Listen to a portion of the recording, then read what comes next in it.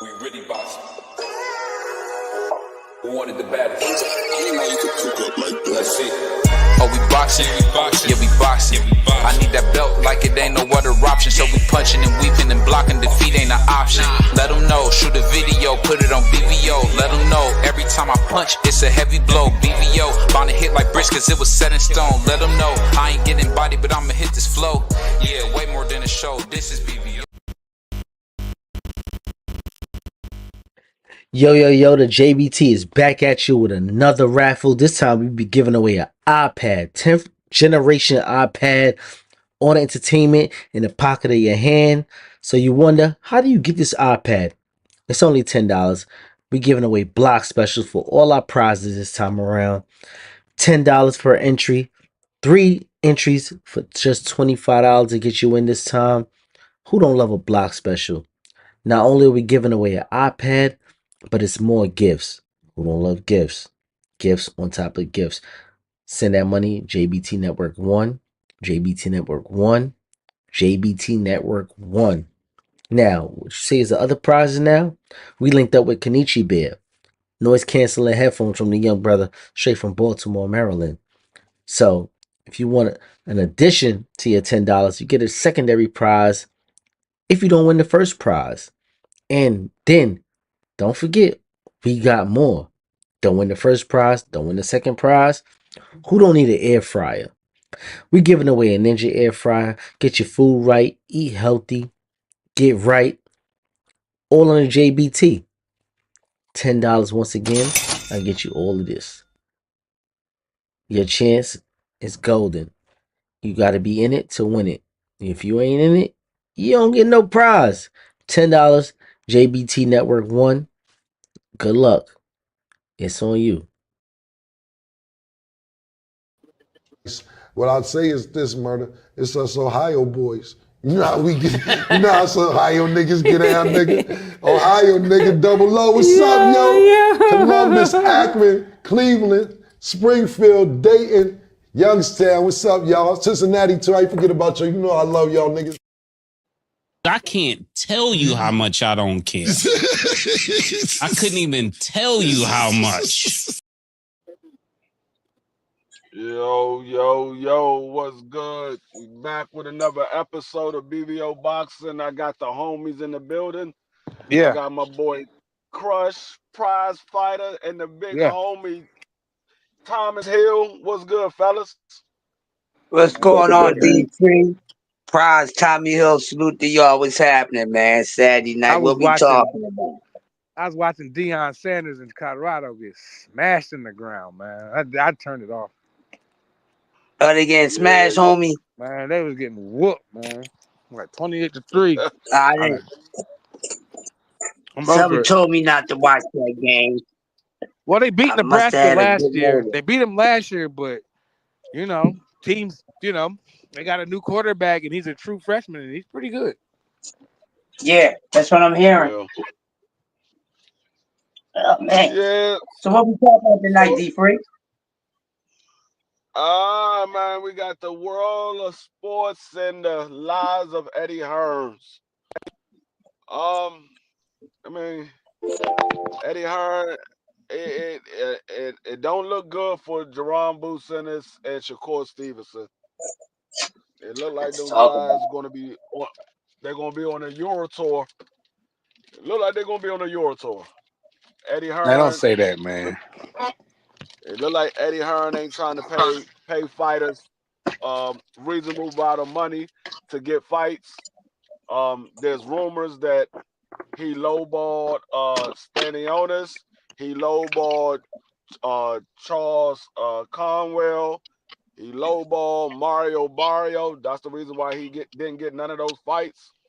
So, I mean, it doesn't look good for Jerron Ennis. Oh, damn. They go to the neighborhood, I guess, D3. Damn, bro. Every time you turn around, there's something going on. What are we talking about? Make sure y'all be checking out the new podcast coming to y'all every Saturday morning. It's a podcast, and it's gonna be off the hook. And the bro, y'all automatic call. If y'all got time, I want to come through. It'll also be on Spotify. So I'm doing something else to spread around some little more this good stuff we be talking about. We can't leave nobody out.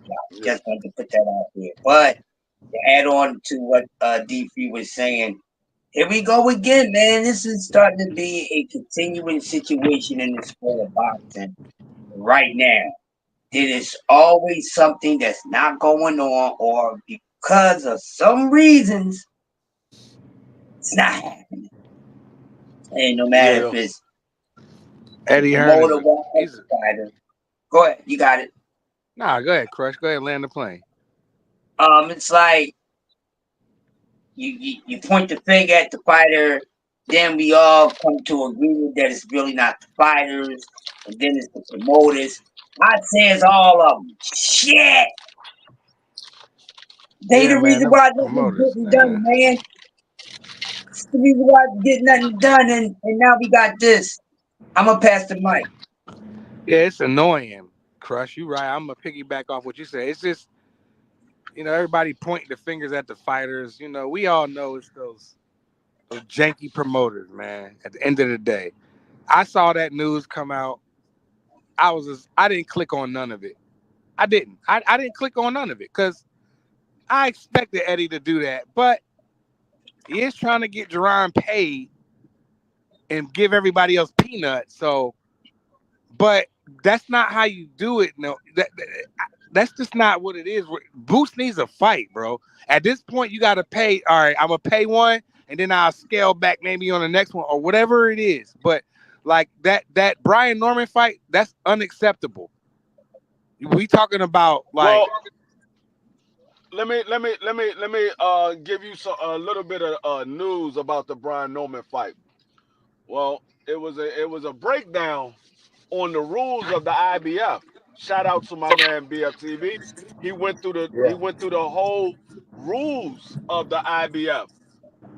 When they called that fight for a purse bid, mm-hmm. Brian Norman Jr.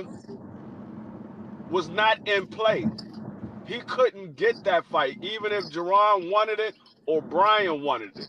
If Jerron would have took that fight, he would have had to drop the IBF, or he would have been stripped of the IBF, I should say.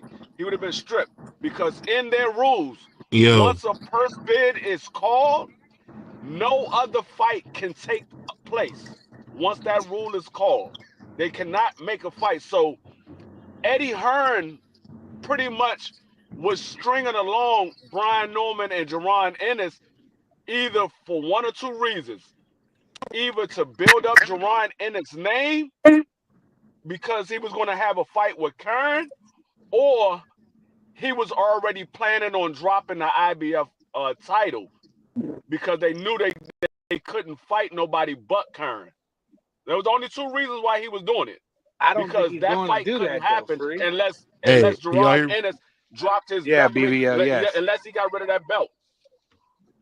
Yeah, BBL. You got a mic check. Hey, shout out to my man Free shouting out cats who won't shout us out. But what it's true. I'll tell you the funny thing about it though. I don't know why Boots signed Eddie Hearn, and it don't make any sense. And it just goes back to show you that Boots never wanted to fight the best. If he wanted to fight the best, he would have signed with Top Rank, or even would have stayed with PBC. So this is just an indictment on Boots, even further, He was where he never knew signed to he PBC. couldn't make the Brian Norman fight. So it's crazy. Can't stay Go ahead. somewhere he was never at. Right. He was never signed Say to what? PBC, my man. Correction. No, he wasn't. He wasn't signed to PBC. He had to deal with I can't remember the guy's name. Showtime. Rest in peace. Steven No, no, I'm Espinoza. not talking about. I'm talking about the guy he was signed to directly. Cameron. I think his name was You talking Cameron. I about can't remember Cameron his last Duncan? name. Cameron Duncan. Cameron Duncan? Yeah, yeah, his That manager. ain't Yeah, had that nothing to do passed. with PBC. Yeah, he that about That's to, that just don't his got nothing to do manager. I with. didn't say he had nothing to do with PBC. What I'm saying is, I hate that. Unfortunately, Cameron passed because I know Cameron was doing a good job of directing Booth's career. I'm saying I was hoping he would sign with Al Heyman and enjoy the Al Heyman team, but he didn't, or Cause he sign with don't Top want so Rank. he But don't want to fight once a year. Eddie Hearn. He felt like Eddie Hearn might have not only get him some, like he said, Jerron made 3.3 and maybe a little bit more in his last fight. and Eddie can probably keep him a little active. So I think he was looking for activity more so than anything. And he does get the money, but Eddie losing that purse bid is bad. I don't see Jerron going out to no damn Germany to beat some man who didn't win but maybe 2 rounds against him. Like, why? That makes no sense. And the money that he will receive makes no sense. So that's just drop the belt and move on. I mean, and if he does what you said, he'll look like a coward because we all know Brian Norman Jr. is the #1 welterweight. And if you say you the best, you got to fight #1 welterweight. It's just that What simple, makes man. him the number one welterweight? Hold up. First of all, you obviously you didn't hear what I said. He would have to drop the belt anyway if he was to fight Brian Norman, because once they called the purse bid, there was no other fight that could be made outside of the fight with Hern. They called the purse bid. Yeah. Hern people stepped on the gas and they said, "Hey, we need this fight to go to a purse bid." They not negotiating with us. They need this fight to go to a purse bid. Once they called it for a purse bid, no other fight can take place. So that was just smoke and mirrors that Eddie Hern was doing. It was just smoke and mirrors. Yeah. Breaking up, BBO. You breaking up, BBO. Breaking up, Shooby BBO. wop, shooby wop. I wanna love you, baby. Shooby doo wop. Computer love. Hold on 1 second, yo. Hold on, what's going on, 1 second. Go ahead. My bad. I'm fixing it. You got that cheap internet, you got that Earthlink internet. I don't think Eddie Hearn would keep him active, because if you look at the other guys that Eddie Hearn got, majority of those guys only fight once, maybe twice a year. They don't fight like that unless they're a bunch of low-level fighters. The guys that got championships or got a name, they only fighting like once, maybe twice a year. So I don't think it has nothing to do with signing with Eddie Hearn to be more active. I think he signed with Eddie Hearn because he was the only one that came with an offer. PBC offered him guys that was at 140 pounds. They didn't offer anybody that was at 47. The guys they was offering was at 140. Where did you find that out at, D Free? How sure are we of that? He just wanted to fight, send him, put him in there with 140 pounders. Are we where did you get that from?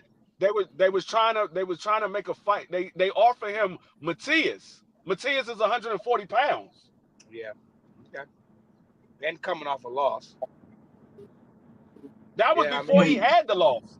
It was before he had the loss. Oh, okay. Yeah, they was offering him. That was before Matias signed with the Jones. Matias was still with PBC at the time, because they couldn't offer Matias when he was with Eddie Hearn. He lost that fight with Eddie Hearn. They was offering him when he was still with PBC. So they was offering guys that was at 140. Top Rank never came to Jerron with an offer.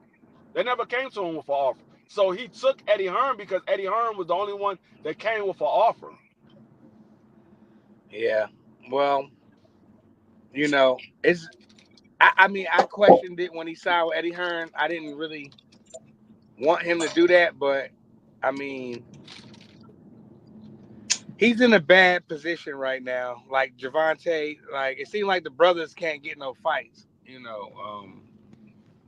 seems like the brothers got to go through all kind of obstacles to get another name in the ring. When you was elite as Jerron Ennis or Gervonta Davis, it's just almost impossible to get other top names in the ring. Yeah, we can hear you now. Is that better? Yeah. Okay. Much better, other than the fact that my man was over there cooking. You came in like that. Nah, it's all right. It's all good. Nah, BBO, you go loud ahead. and clear, BBO. So go on and talk, baby boy. Oh no, go ahead. Get on in there. No, let my man Calvin talk, man. Go ahead, Calvin. My bad. Nah, it's all right. I'm done. I'm BBO is funny, bro. He's funny, dog. Ain't no Calvins over here. How you calling me Calvin and you sitting over there with an Earthlink internet? You got Earthlink. Y'all remember Earthlink or no? Yeah. I remember Earthlink. That's why I was over here dying when you said that. That nigga got this one. He the one only customer they got. Shout out Earthlink.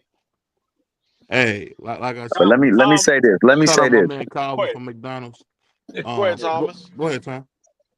Shout out my man Calvin from McDonald's. Go on and finish, bro. I'll wait till you're done. I don't know who No, you no, I talking was just about. shouting. I was just shouting out Prize, man. That's the nickname, Nah, Calvin. I was nah, shouting out Prize. that ain't my nickname. I'm loving it, bro. Like McDonald's, I'm loving it. Let me just let you know that.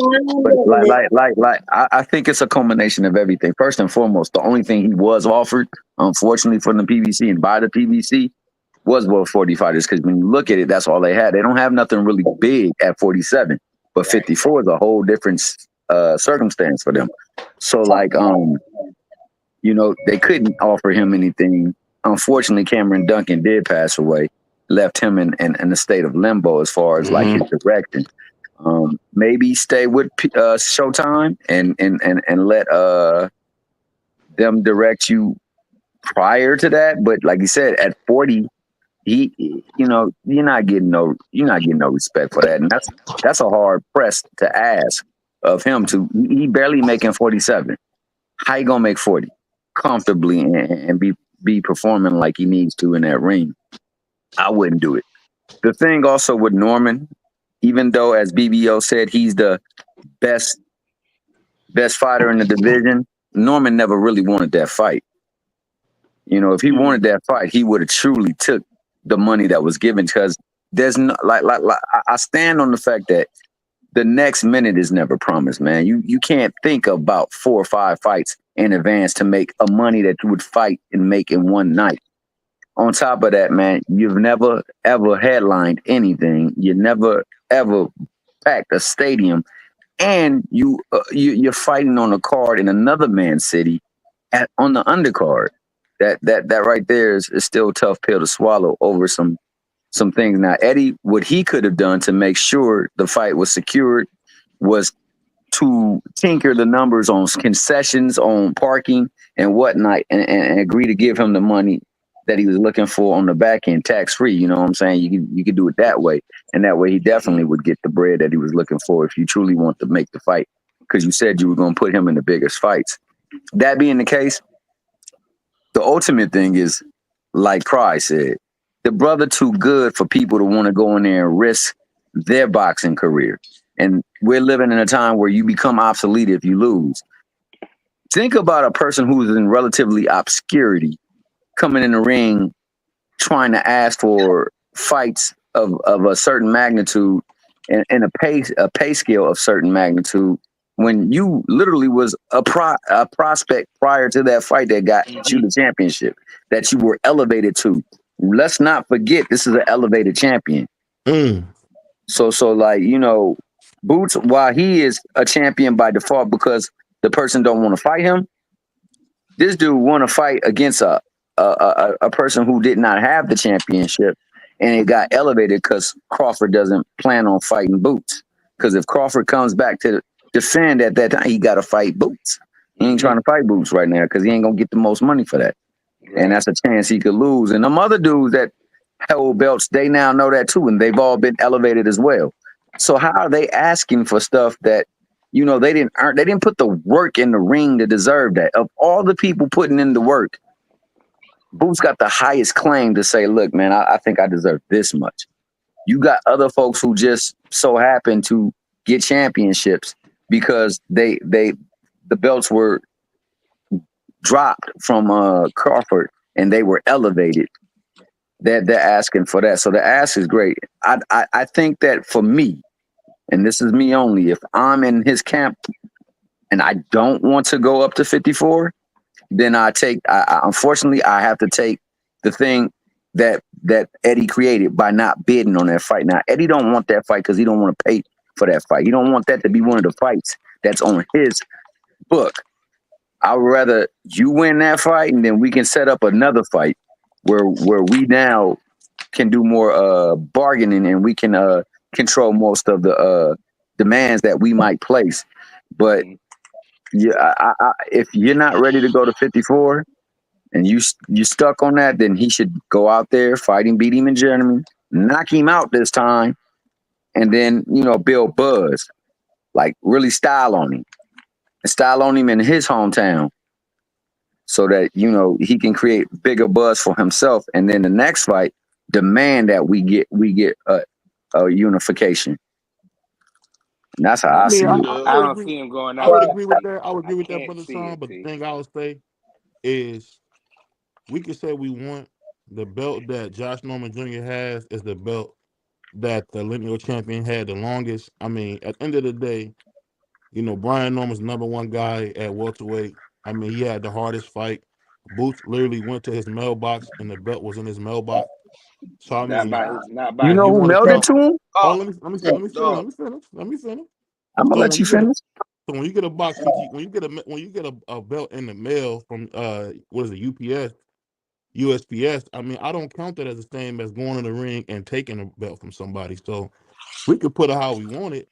I think Jerron Ennis is a great fighter, a great young fighter. I mean, I think he is one of the best Dominican killers I ever seen.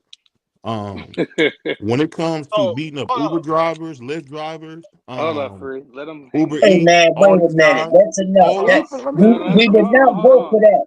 I'm Let not him gonna let finish. you do that to the Let Philly me guy up finish. here, Let me man. finish. Let Let him me finish. finish. I Let don't do No, that him to you you, finish. talking brother Crush. nonsense. Go ahead, finish. Crush, I Cause don't do now that you to done you. started Crush, something. I don't do that to you. Listen, Let him listen, finish. Crush. Let him finish. I don't do So he that to can you. You hang my brother and himself. I love you. But that's what Let I'm him trying to hang tell you. I'm himself. trying to tell you a little truth. The thing is this. The kid is 28, 28, 27 years old, and still has not had a significant fight. I can honestly tell you, Brian Norman, with his one win, has a better win over opponent than anybody that Jerron's ever fought. And that's a fact. You look at who he fought in his No, it's not. career, It's an opinion. That's it's not, That's your crazy. listen, whack listen, it's a behind fact. It's a opinion, fact. bro. It's a fact. But It's I'll an say this. opinion. I'll say this. The thing that's so funny about it, I love how brothers are so quick to discount Brian Norman Jr., who went in the ring and fought for his belt, That's compared cap, to a dude He BBO. didn't fight that for his belt. hold on. That's Compared cap. to a guy who called somebody and said, give me the belt, mail it to me right now, and they mailed it to the kid. And I'll put it like Are you this. done? If Brian, no, I I'm not. I don't do that to you, free. At the end of the day, I say this. I think that Brian Norman Jr., if he fights Boots, stops him. Boots Ennis is a hype job. I keep trying to tell everybody that he's not that hurry guy. up. Wrong guy. Hurry He up, man. gets beat to You hold born. on, Crush.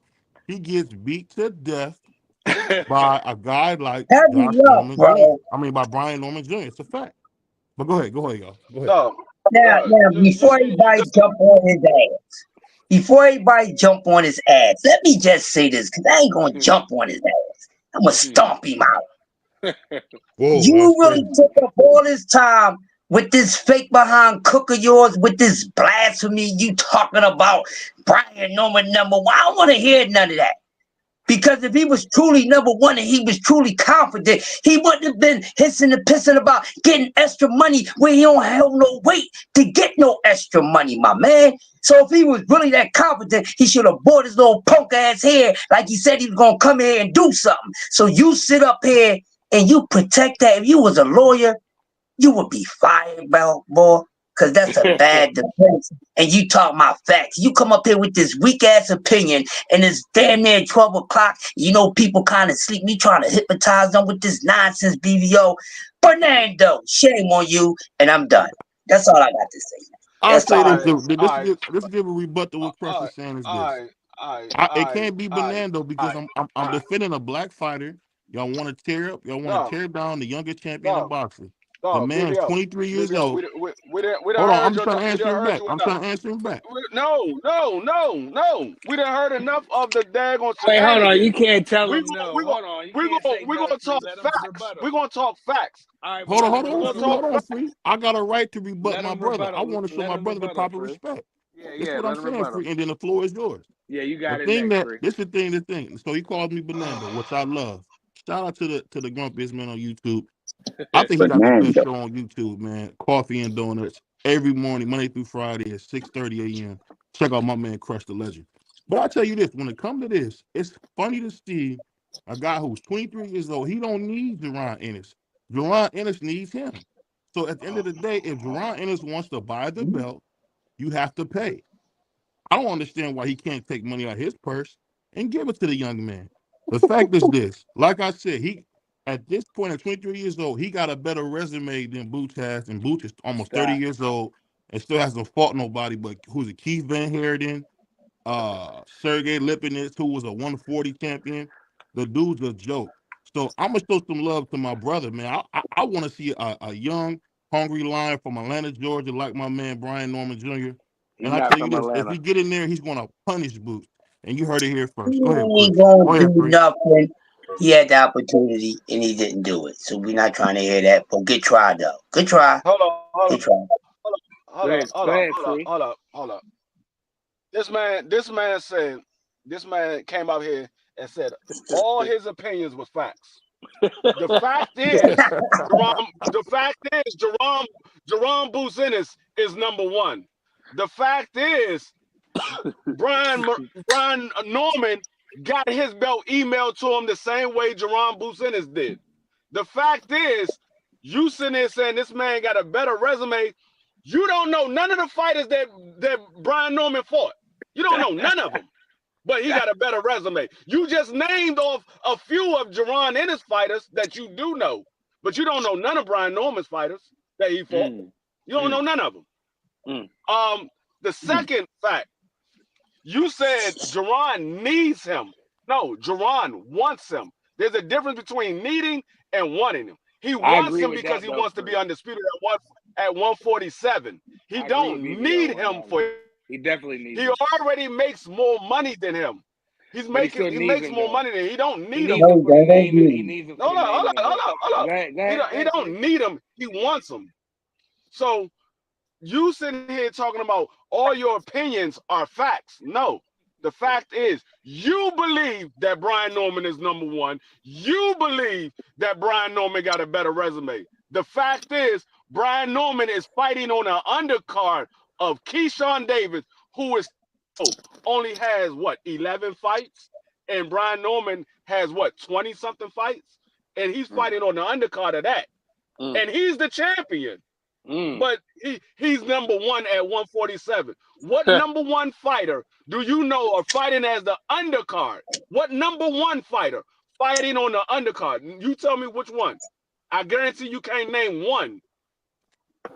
Only thing I'll I name agree with one if you're finished. I'll let me name one jump if in you're there real finished. quick, Are you still BBL. going? Let me jump in there real quick. All I want to say is I do agree with BBO in that one part though.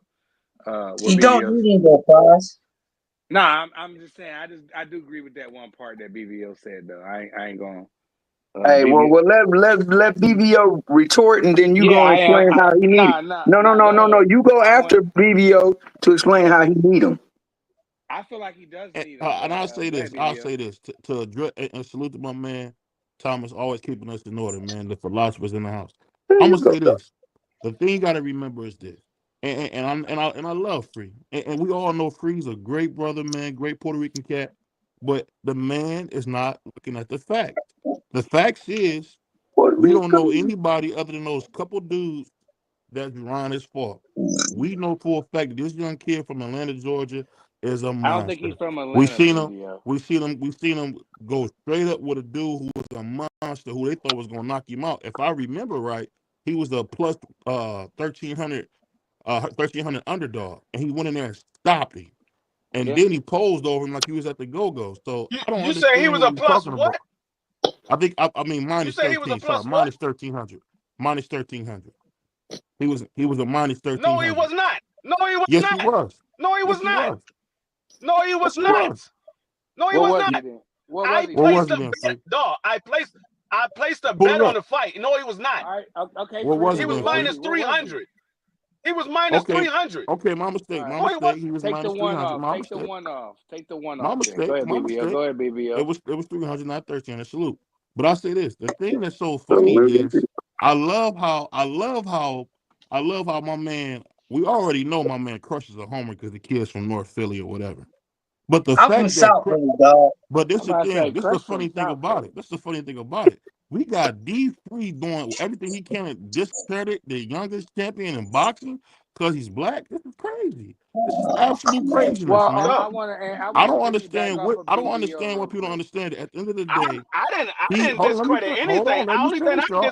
Hold on. Only thing I discredited was your opinion. I didn't interrupt you. Yes, you did. No, I did not. That was Prize. No, I did not. No, I didn't interrupt. I didn't interrupt you. We're not gonna interrupt each other because we got yes, you did. Point. You said let me rebuttal. You let me rebuttal before you go. You interrupt me.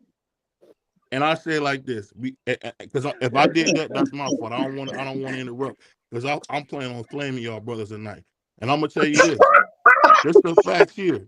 This the What facts you got here. the grill on? I What you flavor some love sausages? I Don't love even how think you y'all want flavor to cut player. down the young, hungry champion from Atlanta, Georgia, That's cat BBO. Brian He's Norman not from Jr. He's a Atlanta, monster. BBO. Stop saying No, he's from he's Atlanta. not He's from not from Atlanta. Atlanta.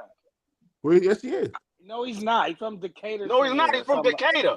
He's from Yeah, That's he's Decatur. like not. nobody knows Decatur. Atlanta's the next Yeah, closest big everybody city. knows Decatur. So If you Your know, if you know your boy anything about Hern know Atlanta, you it know Decatur. doesn't. anything about Georgia, you know about Decatur, bro. No, regardless if Oh, anybody yo, know where hands it in the is or not, air. that's where he's from. Okay, That's well, where he's from. It don't you But matter see if what you you're know I doing. where want You to it's see at or say what not. you're this real doing. quick. If I y'all want want to to say use this. D Freeze Puerto Rican trick to try to get on me, because guess what? I'm handing out L's tonight. I'm Oh, Hey, doing that's what my I'm here best for. I'm crush. here BBO, for that. No, B, you no, I'm doing my best crush impression. no, And I put you like have this. I never put like, handed out an hold on, L. free. You gotta let me get a word in because I'm about to cook you, dog. I'm about to cook you, Josh, dog. Josh, I'm you about to tripping cook you, tonight. dog. Nigga, you can't cook nothing with that chicken in front of you. You You can't can cook say nothing with what you that chicken want. in front You of you. about to cook. You about to You get cooked. You can't about cook to have some anything. Puerto Dog, Rican how Hot many stew. ramen, debates have you baby. won? How many debates have you won? Say it again. He like I How two many put and like four. debates this. have you won? Ain't he 2 and 4? Ain't he? Exactly. 1.4. 1.4. And I lost the close 4. debate to you. But I put like this. We did 1.4 million views of this channel. We growing every day. And I put like this. Shout I out to the lost the growth. close debate to you. I lost the close debate to you, but that's all right. But I'm coming back. The thing you got to remember is this. Close. Brian Norman Jr. is getting hated on by Crush. I get it. Crush is from Philly. I think he's from North Philly. I get why I'm Crush from is hating. South Philly, man. But Stop saying that. South. I'm from the Okay, my city. bad. I thought South Philly. So he's from You Philadelphia. don't know where So nobody from. I get why he's saying what he's saying. At the end of the day, I think it's crazy how this guy Free is going out of his way to talk down on a 23-year-old brother Josh, who's Josh, my working nigga. and just became world champion. I think it's a joke, man. Josh We Chatterton all is my know for a nigga. fact, man, Brian Norman Jr. is that guy at 147. Can't nobody see him No, unless Yep. Tito comes up how there. many But times go you ahead. gonna keep saying the same thing over and over again? No, Hey, you Free, think let me say you this, Free, repeating real what you quick. said before Let is me say gonna this make real it's gonna quick. have a valid point later? You just said that 3 times in a row. All right, Free, hold on. Let me say this. Let me say South this real quick. Philadelphia. I do give BBO. I will agree with BBO on that. Boots Ennis kind of needs Brian Norman's name and a belt. He needs his name and that belt. So You don't. hold on. Let me finish because I've been trying to get in to say just a little bit and get out because y'all be wild. So I feel like he does kind of need his name. So I won't disagree with BBO on that part because he needs his name and his belt. Because if he goes out there and beat him, then we can say, oh, he beat Brian Norman and took his belt. But everything else, BBOs want to smash on everybody. So I'm gonna let BBO get on there. And Oh, Josh hold Shannon up, is hold my up, hold dude. up, hold up, hold up. Josh is He my need dude. he if you wanna say he needs the belt, okay, I give you I feel that. like he needs He the don't need belt. Brian. Listen. If you want to say he needs the belt, okay, I give you that. He don't need Brian Norman's name because Brian Norman doesn't have a name. That's why he's fighting on the No, undercard No, of Keyshawn I Davis. disagree. I disagree with he doesn't have a name. I don't I care feel like what he you got. did. I don't care. I didn't ask for you to I feel agree. like I didn't ask for you to agree. I I'm feel like telling you he what has it somewhat is. of a name. He's The a man title doesn't have holder. a name. The man does not have a name. Yeah, I mean, If you want to say he needs the belt, okay. yeah. But He you needs the said he belt. needs his name He and the needs the belt. belt and the Brian name Norman on it. doesn't have a name. Well, Brian Brian Norman Norman was doesn't a have massive. a name. He Hey, was a D Freak, massive can I ask he you a was a quick question, my massive brother? underdog in his No, last fight. Brian Norman's name is not bigger than David Avenesian. It's not bigger than his. I think Hey, that's His name is cap. not bigger than his. I think D that. Free, let me And play a the couple only bills real reason quick. because he been getting his behind whooped. Hold on, Go Prize ahead, and go D Free, ahead. let me play a couple bills real quick. 1 second, y'all. Yeah. Yo, after Yo, the JBT is back at you with another raffle. This time we be giving away an iPad, 10th generation iPad on entertainment in the pocket of your hand. So you wonder, how do you get this iPad? It's only $10. We giving away block specials for all our prizes this time around. $10 per entry, 3 entries for just $25 to get you in this time. Who don't love a block special? Not only are we giving away an iPad, but it's more gifts. Who don't love gifts? Gifts on top of gifts. Send that money, JBT Network 1, JBT Network 1, JBT Network 1. Now, what you see is the other prizes now? We linked up with Kenichi Bear, noise canceling headphones from the young brother straight from Baltimore, Maryland. So, if you want an addition to your $10, you get a secondary prize if you don't win the first prize. And then, don't forget, we got more. Don't win the first prize, don't win the second prize. Who don't need an air fryer? We giving away a Ninja air fryer. Get your food right, eat healthy, get right. All on the JBT. $10 once again. I get you all of this. Your chance is golden. You got to be in it to win it. If you ain't in it, you don't get no prize. $10, JBT Network 1. Good luck. It's on you. Damn, Yo, run the Oh, other commercial, BVO. Run the other commercial. yeah, run the other commercial. And shout out to the young brother, Kenichi Bear, man. Yeah, I'm trying to get that one up for us now. Give me yeah. 1 second. I'm trying to. And why you trying to get that up and don't think we didn't think of you ninjas. That's why we got the third prize as a ninja air fryer for all you Right. ninjas that's hungry, dog. We gonna make sure we take care Yeah. of you that You way. know what I say, T Hill? I say the fries for people that can't cook. The brothers that can't cook and the look, brothers who wives can't cook. Yeah, Fuck for you that, ninjas who can't cook, Everybody bro. for can't you be D free, man. That's the fact. Everybody can't be D free, man. Cooking well, full because the course brother's meals, man. sophisticated, brother. So we can't be deep free, but what you can be is a ninja fryer though. You can fry some chicken. I do want to tell everybody the air fryer is cool and everybody I got one. I'm pretty sure we all got one, but them headphones, I think I regardless need if to you get win the some. prize or not, I if you need don't them. win the prize, we all should just I'll buy order them. them anyway. We all should just order them Yeah, anyway. Oh yeah, Because yeah. I know I'll make sure. KenishiBear.com.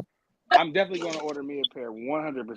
It's already, I just got to just take the time and do it. But I'm definitely going to buy a pair just on the strength. So even if you don't win the headphones, you win. Let's say you do win the iPad. That's cool. I hope you do this. I hope you win the iPad. But the headphones should be a must purchase anyway. That's Yeah, just me. prize for sure. And while you at it, dog, let's shout out the young brother once again, KenichiBear.com. Yes. Go over there and support him. The movement he's got, the brother is doing great things, and that's a It ain't great even product. that much. They ain't even that much. You know what I mean? It's some headphones. You need headphones. You know what I'm no. saying? B3. I ain't saying David Avenesian is a name. I'm saying his Right. name is bigger than Brian Norman. It's No, it's bigger than not Brian B3. Norman. No, it ain't. His Dog, only reason listen, his name is big dog, because he's known dog, for getting his dog. ass I'm gonna Tell tell beat. them Free. Norman was up there, dog. dog. Listen, And listen. The David Avenesian been in two main events. One with Jerome Business and the other one with Bud Crawford. Name one main event that Brian Norman's been in that anybody could say they saw. yeah, None. you're not He's He's wrong. never been in 23, a main free. event. He's 23. And You're that, not wrong, Free. his name his that means David Avenesian got the chance to be seen with Bud Crawford and Jerron Business. They know who those guys are. They know who David Avenesian is as well because They he know got Yeah. who it's beat on. by them. Well, we had a whole segment on this show when Brian Norman won his fight. We all, me, you, and Free BVO Teal, we all got up here and said we praised him for that. We had a whole thing. We was happy for Brian Norman. So we don't want to make it seem like it's a lot of Brian Norman hate going on this channel because some brothers disagree that he should be paid what he was asking for because nobody knows him but us. And that is true. Nobody does. And B3, that's a good debating point. Who got a bigger name of Brian Norman, David Avenesian? Like, so I understand what you're saying with that. But me personally, I think Brian Norman is Yo, like BVO said, he's only 23. The sky's the limit, and I feel like that he should have took the fight because he ain't had nothing to lose. I wanted to see him get that payday. You know what I'm saying? I don't want to see him go in No, there and I'm slip and have a bad night, and now he don't got the belt no more. And no. everybody gonna Let be me like, let me let see, me let me tell Well, y'all. Let me I'll tell y'all. say I'm this gonna real tell y'all. quick. I'll say this I'm real gonna tell. quick, Hold and up. then I'm I'm gonna gonna tell. I'm gonna tell you. I'm gonna tell y'all what y'all know Brian Norman for. Y'all know all right, Brian Norman brother for King. the fight that almost happened with Jerron Ennis and him mm, talking about what he did to Tank Davis and sparring. That's what y'all No, know Brian Norman no, for. I know Brian I'll Norman say this. for Let me say that this real fight he quick. Let me say won, this that real tough quick, fight that Prize. he won. I got your back, Prize. Let me say this. I think, like I said, shout out to Brian Norman Jr. You know, I know everybody want to scream Nah, big BK ups to there. Brian I Norman. mean, Shout out for real. Brian Norman Jr., man, I salute him. He a young champion. I'm not gonna let my brother Free hate on the young black man who just won a belt No, I'm not hating in on the him. I'm ring. just saying what it And is. I'll say this. I'll say this. We got some big stuff coming this week. This Free on Monday, we fire. got Uncle Stitch coming back for a second interview with us, man. Shout out to him and brother Jay. On Tuesday, we got three-time champion Devon the Great Devon the Great Alexander Devin coming Alexander. to hang out with us. And then on top of that, on Wednesday, we got my brother, man, my brother in Christ, man, Brian Norman Sr. coming to give to come talk to us. So we're doing Yeah. some good things, man. And don't think, you know, BVO's unbiased. I'm not saying that. I'm not saying he's number one because Brian Sr. was coming on. I'm saying number one because of what he's done in the ring. And we all know, and I'm from Cleveland. Think about this, I'm from Cleveland. No, And what have I constantly said? I love Abdullah Mason, but I feel like his little brother's better. And I feel like What? Emiliano Vargas stops Abdullah Mason. Like, get out So of here. BVO, no, BVO is Run that gonna other always give it to commercial. you, Run the give it other to you straight. commercial. And Run that's the what other we're gonna do, no, commercial. man. no, You no. crazy. You give us to us straight funny. That's what you give us to us. Straight funny. No, Hey, I don't hate Brian Norman Jr. I'm just No. saying what it is. I'm just saying what it is. there I'm not you putting go. no extra What's sauce on it. No extra sauce on his name or none of that. I'm saying what it is. Nobody knows who Brian Norman Jr. is except D3. for the people on YouTube that talks about him. There's Oh, nobody in the streets you can go to and say, "Do you know who Brian Norman is?" You'll have more people say they know who David Avenesian is hell because no. he fought Bud Not Crawford. in the streets. Not in the Dog, streets. Hell no. dog. No. I'm not letting you do Listen that, what I'm T. I don't saying want to. I before don't you want to listen. listen to what I'm saying before you talk. They said they know David Avenesian for getting beat up by Bud Crawford. That's what they know him for. They don't know Brian Norman at all, is You what said in I'm the saying. streets though. I'm talking about the streets. In the Yes, streets, I'm talking no. about in the streets. People No. that dog, if people that watch Bud Crawford, that likes Bud Crawford, but they not diehard fans, they know who David Avenesian is because he saw him beat him up. You got me They on know who that he one. is. They saw him beat him up.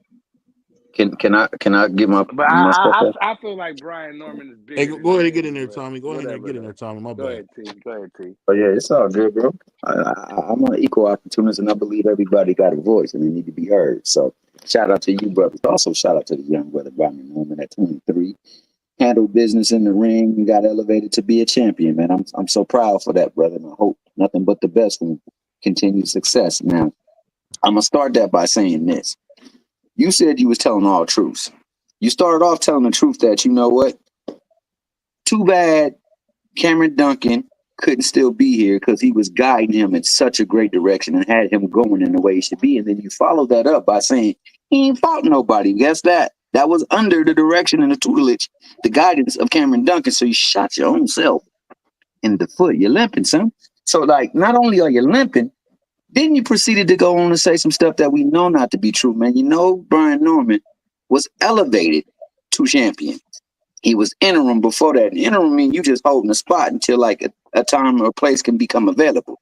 Well, it became available. Then you said you said that Boots was an email champion. Well, the brother don't got no internet connection, so he ain't collecting no mail on the line on the net. However, it was special delivered by my man by UPS Boots.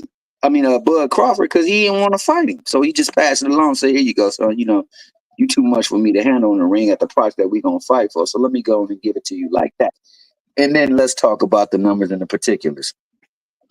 D Free said he turned down a fight to headline and pack out a stadium for a fight that he was already signed to, granted, but it's on the undercard of another budding prospect slash then put himself in a slash contender and Keyshawn Davis, who is fighting in the city of Norfolk, Virginia. Mm-hmm. They got Shout a out pedigree of Norfolk. great fighting there, like as Shout out opposed to Norfolk. Philadelphia. Shout out Norfolk too, and shout out my man Keyshawn Davis doing big things, trying to get his grind to a championship status. Though he's a champion and he's fighting on the undercard, man, that's a step back. Considering that you had a chance to make 1.75 million and fight for a unification bout. It wouldn't have been unified, according to D3.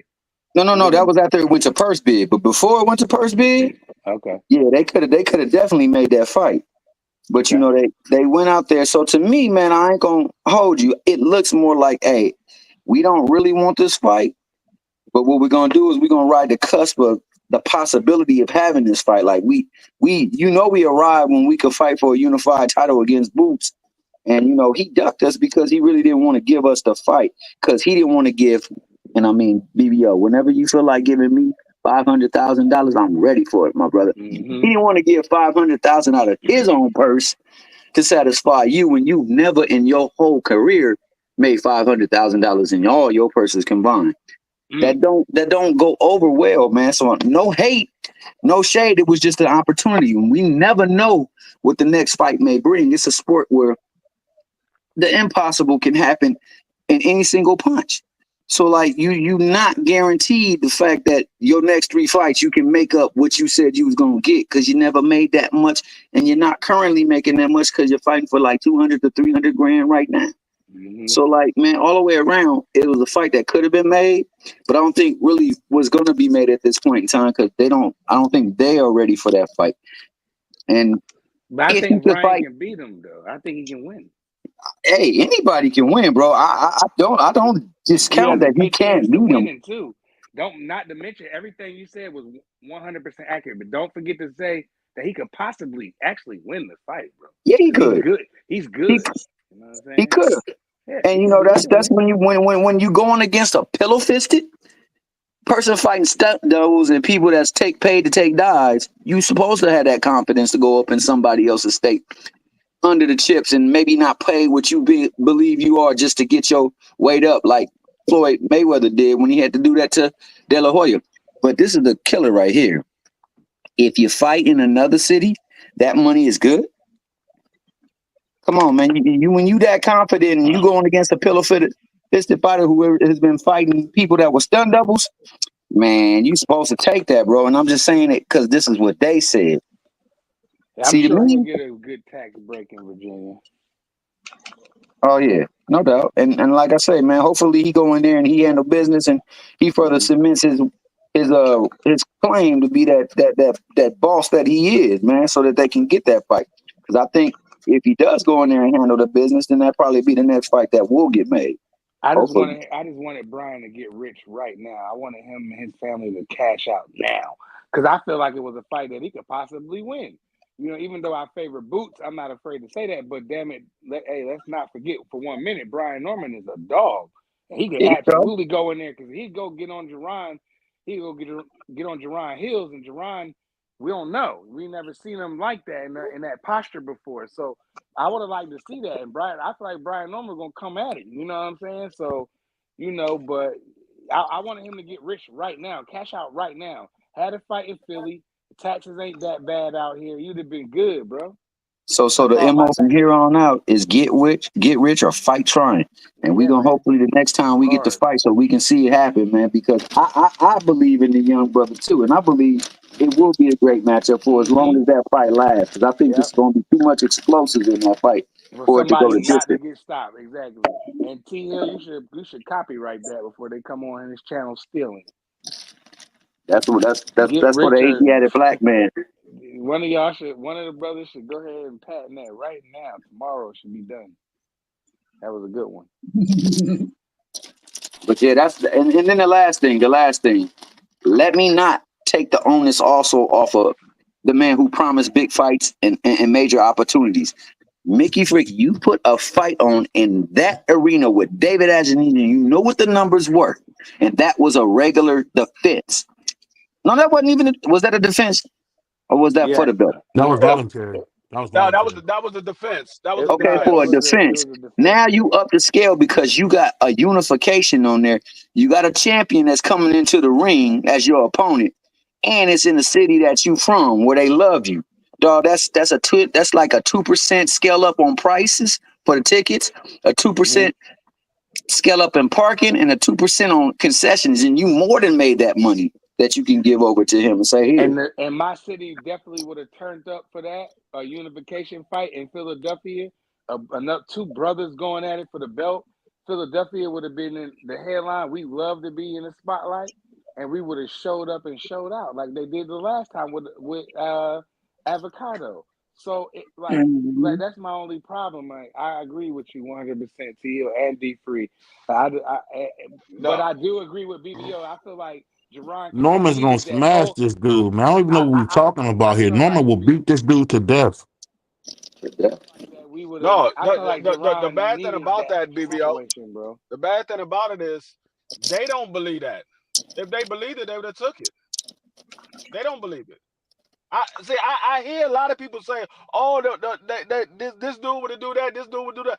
Well, why they don't take the fight? If they believe Yeah, that they would do that, why they take the don't take the fight, fight? man. Y'all got more faith than they do. Y'all got more faith than they do. And they getting good money too, D Free. Like I don't understand what. Like I Yeah, get it, and man. see, I would I have hear just people talk. Eddie, I hear man. I people would have saying just about gave the the boy the taxes. money, man. Y'all think the taxes stop because he took a less fighter? No, they still getting taxed. And not to mention, he's Not fighting in like New Norfolk, York. Virginia. Their taxes is higher than it is in Philly. It's higher than it is in Philly. Let me say That's this real quick. a Commonwealth state. That's a Commonwealth state. The Yeah, taxes is higher. Shout they out to are, my but it's man not D that for the bad win. though. D for the win is from DC as well. You know, he's scared to come up on the panel. You know, I didn't cook him a few Say times it on the ain't so, phone. D Free. But salute to my man D for the one, for the win, man. We know he's scared to come up. He's from DC, he's not from Southwest DC, but he's from DC. So salute to him, man. I know he's No, scared why to you keep death. saying Southwest? Southwest Huh? is not the hardest part of DC. Why you keep saying Southwest? Free, what are you doing? Southwest is BB not the is hardest part of Let me DC. play. Hold on. Let me play this commercial real quick. Maybe we got the right one. It's time for another raffle brought to you by the JBT. Our first item is a new 10th generation iPad with a liquid retina display which shows off beautiful color and has plenty of power for all your handheld computing needs. Great for work, play, or just movies on the go. How much is it to enter, you ask? Just $10. Or you can catch the deal with 3 entries for just $25. It's easy to enter. Just cash app your entries to $JBT Network 1. That's $JBT Network 1. Our second item is a set of Kenichi Bear Bluetooth noise canceling headphones. Great for gaming, movies, or travel. As the second prize in this great raffle, our third item is a Ninja brand air fryer. Great for all your air frying needs. Cooking healthy For all with the you niggas. JBT. So send your entries via Cash App to JBT Network 1. That's JBT Network 1. $10 each or 3 for $25. Put raffle on the comment line and you are entered. Salute to my brother Big Dre on that Big commercial. Big Dre, Big Dre. Salute to Big Dre on the commercial. Sound like you should be on the radio on the Hey, Quiet Storm, man. Yo, But shout out to the JBT. Shout out to TWT. Hey, shout out to the collab, baby. Shout out to my man Kenichi Bear. Shout out to all you niggas who want to cook some food but don't know how. We got you covered. and again, we all can be just like D Free. You know, D Free cooking lasagna, cakes, pies. You know, all that. We can't expect you to be D Free. But I'll say this though. I want to ask everybody a question, and I want a serious answer. Do you guys think Eddie Hearn is the devil? I don't think he a devil. I don't think Eddie Hearn's a devil. I think he's a con artist. I think he's a con artist. Definitely a kind of. Um, Yeah, I would and say again, and that. the reason I say this is salute to my man Michael Garner in the house, man. He said Virginia taxes are lower than Pennsylvania, but it doesn't matter. He didn't want to fight. Next, anyway, we just using this to get Brian's name out there. You Michael know, that's Garner, you my brother, and I love you. That's not true. Brian Norman Jr. #1 welterweight, and at 147. So at the end of the day, Boots didn't want to see him. Boots was scared to see him, and that's what happened. That's why we hear Teofimo Lopez screaming Boots' name and we ain't heard a word. So I mean, let's not talk about just guys around Ennis. He don't want big fights, man. He want to fight nobodies, man. That's what he want. He want to fight Kieran or all these other guys. I mean, it is what it is. But to me, Eddie Hearn, to me, is one of the most evil men in boxing. You say, why you say that, BVO? Me, as an Asiatic black man, I gotta tell the truth. Boo Boo Andre's career ruined by Eddie Hearn. My man from Brooklyn, man, Danny the Miracle Man Jacobs' career ruined by Eddie Hearn. There's no way that Danny Jacobs should have fought Canelo at 160. It should have been at 168. We all know that when Danny Jacobs got to 168, he started stopping stuff again. But they shrunk him down to 160, and then he fought Canelo and lost a close one. So no matter how you want to put it, man, it's been shown that Eddie Hearn is not like Barry Hearn, his father. He's really an evil dude. He lies, he cheats, and how long have we had Leonard Ellerby, who's over there at Javante Davis Productions, tell us that this dude is a liar and an evil guy. So I would say I don't think he's a devil, but I definitely think he's one of the most evil men in boxing history. But I'll let you guys go on that one. Go ahead. Well, I'll say one thing, man. He definitely said he's a slick talker, and he says things that he probably can't often deliver on. Also say that he's got that old ways in him because of his father. So you treat certain people a certain way, and you press for others a little bit more often than you would other people. But that's just speculation my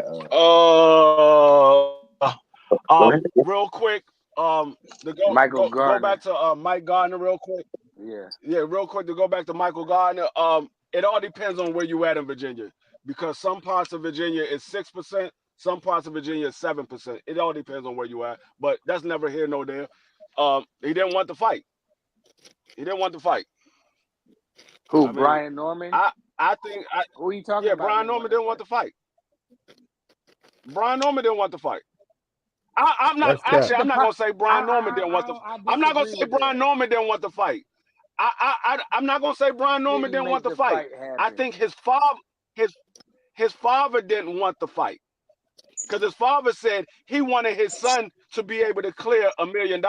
They wanted to. That's what he said. They wanted to be compensated for the fight. They didn't not want to No, fight. it's not they. It's him. He said it. He said he Brian wanted his Norman son Sr. to clear $1 million. He wanted. Wake up, nigga. We gotta get to the money. I'm gonna say that, man. What? You breaking up? I can't hear you. I got muted for some reason, but like I said, Brian Norman Sr. wanted to be compensated. He should have been, and he should have had to fight in Philly. T. Hill said it. Y'all both said it. You too. Everything would have been up. The parking, Philly would have turned up. They would have made money off of the fight. So I blame Eddie Hearn and the BVOs. I don't want to call him the devil, but BVO. I don't want to go that far, but he's definitely I want to say some things, but he's definitely. Eddie Hearn is a problem. He's a cancer, a virus, And now there's rumors coming out of he's lowballing Barrios. Who else y'all said? Free? You said somebody else. Barrios. Who else was it? Conwell at 54. They lowballed him, and now it's a problem. So Eddie Hearn, I don't want to call him the devil BBO, but he's a virus and a cancer, and he must be. He's got to go. He needs to be canceled. Don't get mad at me, nigga. I'm here telling the truth. If somebody else should have told you this. Because Conwell said he would have made double that fighting Virgil Ortiz, and he should have. He should make double fighting Virgil Ortiz, because Virgil Ortiz has a bigger name than Jerron Bucenis. He has a bigger name. So he should make double fighting Virgil Ortiz. I disagree. I never even heard of this guy. I never even heard of Boots Ennis until this fight in Philadelphia, man. No, I don't know why we. I don't care what you heard. BBL, I don't care what you hear, because you never heard nothing when we talking about the subject. You never hear anything. So it's irrelevant whether you heard or not. You never hear anything when we talking about a subject. It's irrelevant whether you heard it or not, because you don't hear nothing. Exactly. My point exactly. He said But D3 to Virgil 7% Ortiz is a is a sales big tax. is a bigger name. Virgil Ortiz is a bigger name because he's attached to Oscar De La Hoya, and he has the Mexican fan base, and he has the state of Dallas. He's a bigger name than Jerron Ennis. Jerron Ennis is a big name as well, but Virgil's a bigger name. Virgil's a He bigger sold name. out. He And he So sold. got Did he I Texas sell more? behind him. Did he sell more tickets in his hometown than Jerron did? Well, he almost he packed out Jerry's he World. never That's fought in pretty. his. That's pretty. That's pretty. I'm talking about as an amateur. He I packed don't out. know if he He fought in packed Jerry out World. Jerry's World as an amateur. So that's pretty Sold impressive. more than I don't think he Jerron ever Ennis. fought in Dallas yet. No, I'm talking as an amateur. I As don't an think he ever amateur, fought. he fought. He I'm about fought to say Amateur. I don't think he ever as an fought in amateur. He Dallas. fought I'm there and talking he packed about it out. BVO. I'm talking about as a professional. Has he? Oh no, I'm he hasn't asking a fought there as a question. professional. No, not as a pro. I'm asking. Has he fought at home and sold out his hometown like Jerron did? That's all I'm asking because I don't No, know. he hasn't fought at home yet. No, he No, he hasn't fought at home. All right, so I'm not going to say no. he's a bigger. I don't I feel like people talk about Virgil Ortiz more than they do Jerron Ennis. Jerron Ennis is a way bigger name than Virgil Ortiz is this thus far to me. I don't think so because I don't think That's nobody really know who Jerron Ennis is, no, man. that's Man, get out of here, no. BBL. But Get you out. what? See, this is what you have to realize when we're talking about Virgil Ortiz. Not only does he has the American fan base that's attached to him, but he also has the Mexican fan base. They're going to show out for Virgil Ortiz because he's Mexican descent. They're going to show Has out he for him. ever So outsold he Jerron has Ennis is my question. no. No, he's gonna have a bigger following because of his nationality. He's gonna have a bigger following. I don't know that to be true. That's just the fact. He barely can get in the It's ring and make you weight ain't and got it. fight. You ain't got Let to alone know it to have be true. fans. I'm just What telling you. has he sold out a bigger No, stadium than Jerron Ennis? no. Ennis sold Will you out let me Wells finish saying Fargo. what I'm saying? Let the Will you brother let me finish, finish saying what man. I'm Go saying? ahead. He didn't sell out Wells Fargo. He sold out the tickets that they had available. He didn't sell it out completely. Question, He because I sold don't out the know. tickets that they had available. Yeah, the whole top was So covered you up, saying man. Wells Fargo? Well, I'm Wells Fargo asking. only hold No, it's 14,000. it's not bigger than Dallas. No, I'm Okay, then. asking. So he didn't Has sell in it out. He any sold out has what they in had I'm available. asking you a question. If you listen to me, like you tell me, just listen. I'm I'm I'm asking you a answering the question. question that you said. Has he ever I'm answering sold it. out? No, you don't have to keep saying it. I'm answering it. I just told you he's never fought his own hometown. He's never fought in his own hometown. We already said that. I do want to talk about something a step aside and what it is and I definitely want to get everybody's opinion on this, man. We just had a young kid go in there and do some really heinous things to other kids.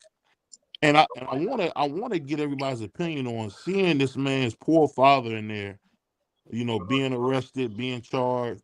Do you guys think it's fair for a parent to be charged and all these for some heinous crimes that their kids committed? What do you guys think about that? Yep, because it starts at home. Depends. It depends on how old That's the kid crazy. is, and it also, I mean, because depending on the age, it can be neglect of you being a parent. So if you're not watching over your child like you're supposed to be, because your child is a minor, then yeah, your kid can be. I mean, the parent can be arrested for it. Because the same way a kid go out here and damage somebody's property, they don't sue the kid, they sue the Right. parents. Right. So they can be arrested for it. Starts at home, like Crush the Legend just said. You know It what? You just just broke bought my your heart, son free. The man is a working, Crush. The rifle. man is working two jobs to take care of his family, and now he's in cuss for something his son did, who's almost grown. He I'm bought just him a wondering. rifle.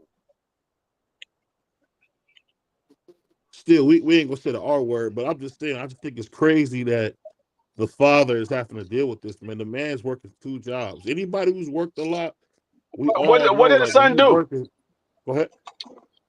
He shot Go up a ahead. What did his school. son do? Shot up a school. School. No, don't say that 14 word, years man. old. Oh, you talking about you? Yeah, don't say that word. He Oh, violated some kids at the My school. bad. Yeah, he violated some kids at the Violated school. a And I think school. all I'm saying is to see his father in there and the man is working two jobs. I don't care what nobody say. I always got love for a man or woman who working their tail off, man. And I think it's the Hold on, suppression that y'all talking about two different scenarios. One is this is the one that No, got the school was hit up, or this is another one.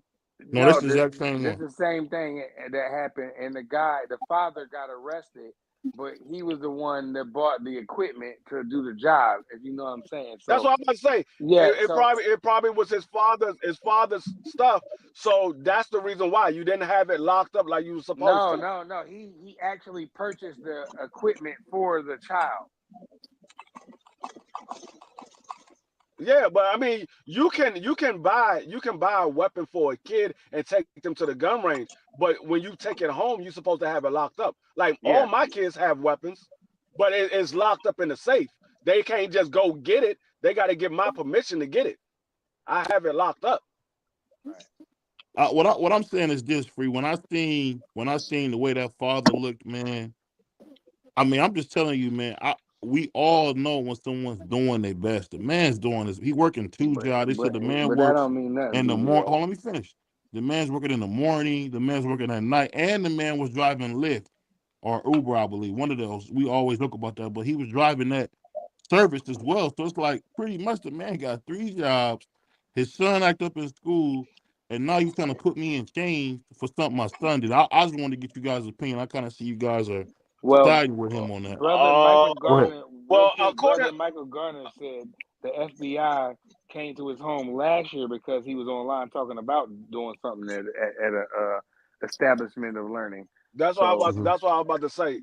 If the FBI came to your home and they came to your home because your son was online talking about hitting up some people, and you went out and purchased a weapon for him, or it's crazy. I don't know when you purchased that weapon for him, but if you had a weapon for him, that weapon should have either been locked up or taken out of that home when you're not there, because Now, you BB, already got word my that bad, Free. your son is trying to do something. You already got word that your son is trying to do something.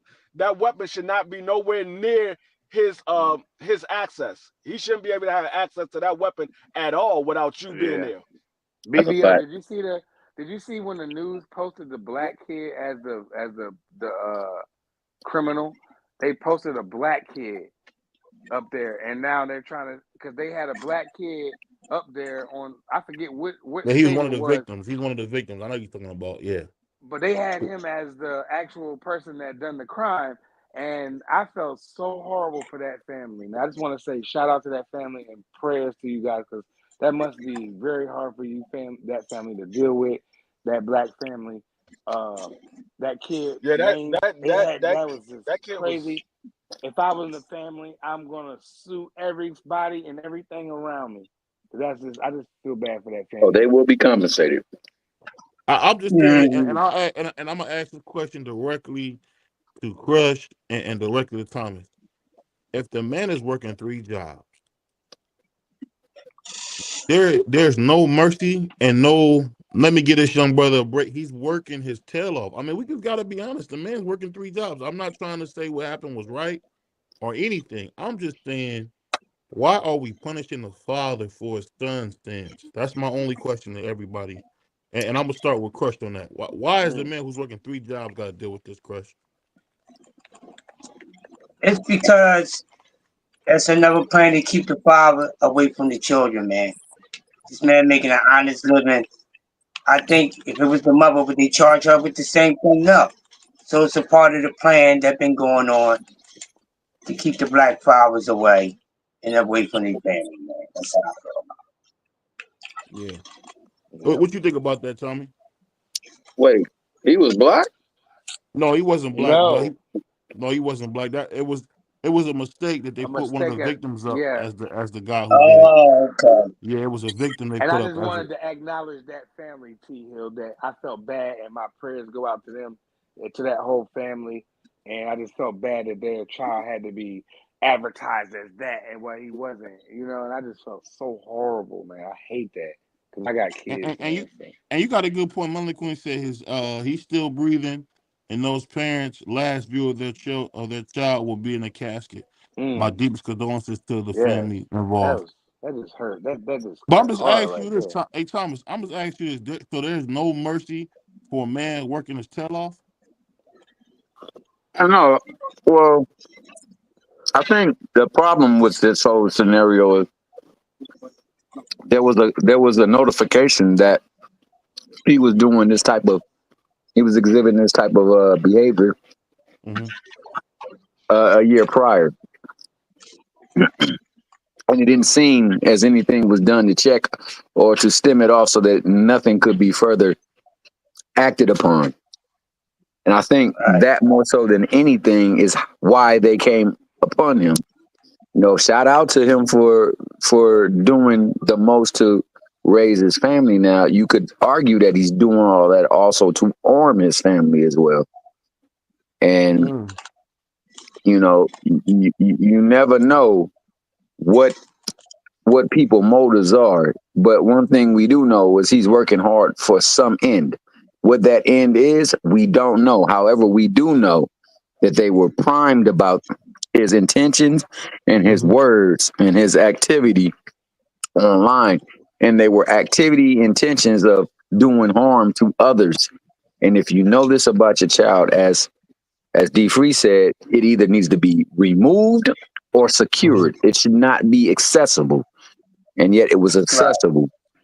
So I think more so than So anything, given the prior history and given the fact that it was still accessible to him and it happened, it was enacted upon, Mm-hmm. they said, hey, yo, we got to hold you responsible. And unfortunately, if he wasn't complicit in this and he had no idea, quote unquote, I feel bad for him, but there was the warning. And that warning is there to help stop or prevent what just happened. Yeah. And you I'm gonna know, you say know. this. I'm gonna say Go this. ahead, sir. Let me say this. When something like that happens and they grab the parent, Mm-hmm. it's not just because it was that child that did it. It's also it's other evidence for them because they gotta prove that it's a reason why we locking him up. They can't just go lock him up. Oh, your child did this. You had this weapon was in your name and your child did this. They gotta prove. They gotta have evidence that it's because of you the reason why your child did this. They gotta be able to prove that. Mm. Because if they can't prove that, it's no point of locking him up. Yeah, you locked him up. He'll be out in a couple of days because you can't prove that it was him. The reason why it happened because of him. So they got to prove that it was because of him. His negligence is the reason why this happened. So they got evidence of the reason why that's the reason why they locked him up. They got evidence of him being negligent. And this is what I'll say to that, Free. And I agree with you. I do agree with you on that. But I'll just say this, man. The major problem is this. It shouldn't be this difficult to take care of a family because any of us who've been blessed to go overseas or leave America, prices are not this high everywhere. The fact that we got, people in our government doing something called price gouging is unbelievable. We've seen some of the highest prices we've seen in our history. And I think it's a shame because I actually seen a guy who's over General Mills and he said, well, for those hurting, guess what? We want to make sure that our products are accessible for them. So he's talking about General Mills cereal. So he thinks that somebody that's working hard every day wants to come home and eat a bowl of cereal. He thinks that their family wants to come home and all eat a bowl of cereal. And just the callous way of saying that. I mean, and I'm a capitalist myself, but I just think that we all got to have a balance. The man's working 3 jobs, man, and I'm always gonna have love for a man or woman that's working their butt off.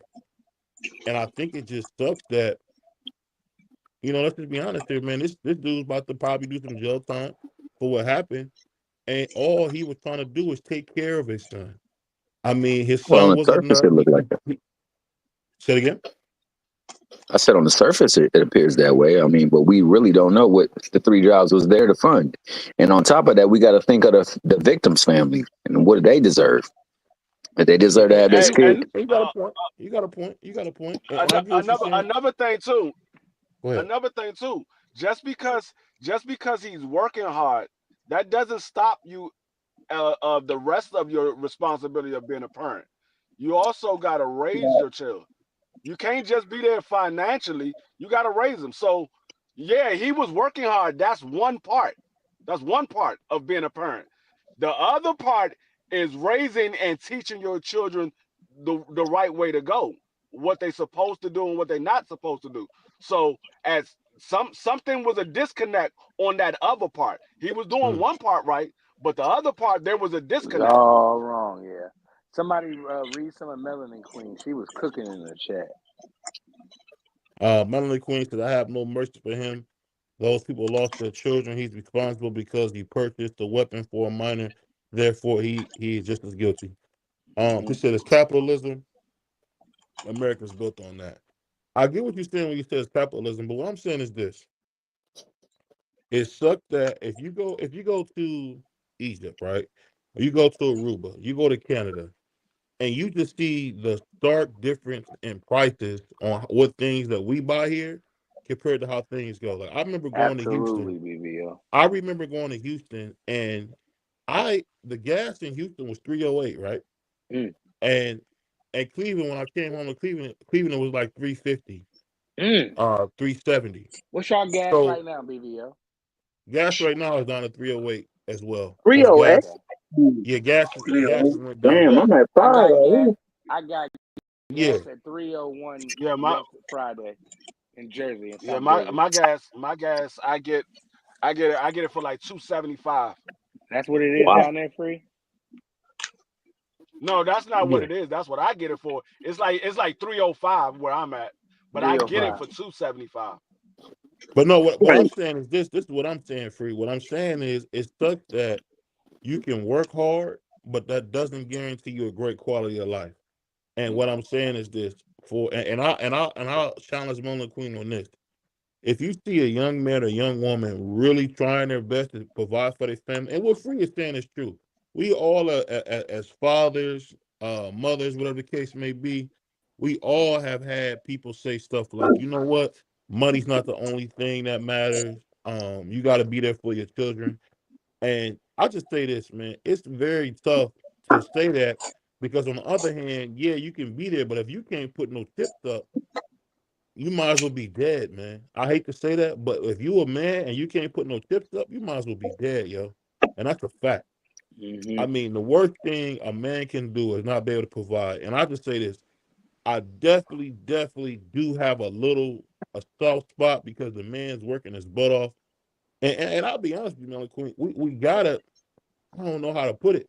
You gotta get a brother a little bit of a break. He's at work. He's at work. Yeah, but there's other things in the firearms and things also. Could he lock him up? Of course he could. Yeah, Could he like have D done Free more? doesn't Of have course he any could. problem stuff like that. D Free, you can't get nothing without going through D Free, and it should have been like that. So if he had easy access to it, then throw them all away. Because D Free, somebody that I know, you can't just go do that. You got to go through security protocol to get to his stuff, his armory. You can't just run up in there and just grab a. You know what I'm saying? You can't do that Yeah. No, at D Freeze estates. You can't. That's not happening. You know what I'm saying? So I'm kind of like I agree with you, BVO. Like that working stuff and that money stuff is real. Cause if I stop doing stuff like and that inflation, like my daughter, 2 pair of shoes and a book bag cost me $320. When I looked at my credit card, when I gave my daughter and I looked at what she did, and she, but I'm just tripping because I didn't. I'm looking at. I gave her the credit card, and I'm just looking at it with a statement. All she did was buy a pair of Air Force Ones, a pair of low cut Air Force Ones, all white, and she bought a pair of Jordan ones. I think she bought a pair of Jordan ones. Was like another 120, and the booking bag was like 79. I was like, damn, book bags. But she going to middle school, so I ain't trip. But I was just thinking like that's not her fault. She because she got the book bag that we all had. What are they? Jan Sports or what was that? What do we have? Those I forget what it was, but it's the Jan same. sport, like you said. Yeah, it's the Yeah, same thing, Jansport, yeah. and they hitting for 79. And it was nothing I can do. She makes straight A's, so what are you gonna do? There's nothing you can do. There's nothing I can do. So I just was like looking at the statement, like, well, I got to go hard at work now. I'm like, which goes back to BBO's point. She You know should what have I'm got that saying? Jan sport. Nigga, you should have went to Five Below. You should have went to Five Yeah. Five Below, Below and got a book bag. man, them book bags are terrible. You need to if you And go my to. daughter I got a did that. Five You Below know, Hey, book bag you with know when you do Jasmine that. and all the princesses on it. hey, I tell you what, But you know what? You're you gonna go need to Five another one. Below and buy a book bag for every day of the school year for that price. Nah, I mean it is what it is. But the book bag is durable. It's kind of like got corduroy. It was like a corduroy. It was a nice book bag that she picked out. It was purple. Yeah, them Jan It's sports is rugged. banging. Yeah, it's rugged. It got a lifetime warranty. But I was just tripping off how I had Jan Sport book bags and they wasn't no $79.99. They wasn't. So that goes But back to like BBO's BBO point. said, That they money really stuff is raising up real. prices. Yeah. And the part of the man has to provide the money because if they don't, the woman gonna throw us away in the trash. I don't care. I don't care. The queens is not gonna have us, the kings, run around and we not providing nothing. You know what I'm saying? My umbrella is crazy. My overhead is crazy, but I'm just blessed in the situation that I'm in, so I can handle my overhead. But it ain't cheap. You know what I'm saying? It costs to be the boss, man. I Melon don't You agree know, with Green you. said it's called you know, accountability. Like D Free said, there's a cause for the arrest. There's history with the family and matters of threatening harm to others.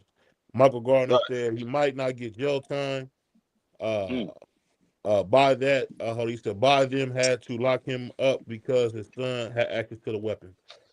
This is what I'm, I'm a, saying, I'm, and I'm gonna let my I'm man free go. I just want to say this free, this small thing. go ahead. I think the sad thing is this: we gotta understand how much pressure is on men to provide for their family. And I'm just trying to tell you, as a man, when you trying your best to provide for your family, it's very tough because you really doing a lot of things you don't want to do. And Mm-hmm. I'll be honest, Yep. it really make your eyes sweat when you think about how hard it is to be a father, to be a husband in some cases, to And be be a black. boyfriend, And be black. and you can't provide. There's nothing worse than when you're a real man and you can't provide because you don't have it. Man, So it's hard I'm being just an saying adult. this. Yeah. What'd you Hold say, on, Kev? It's Crush. hard I'm just being an saying. Hold on, adult. Crush. Yeah. 1 second. Let me finish. I'm just saying this.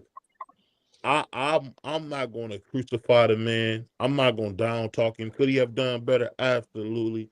Those poor babies are gone. But I'm gonna be honest with you, man. One thing I've learned is that God don't make no mistake, and whatever's going to happen is going to happen. God's in control. That's just my opinion. You don't have to agree with that. That's just BBO's opinion. But I say this.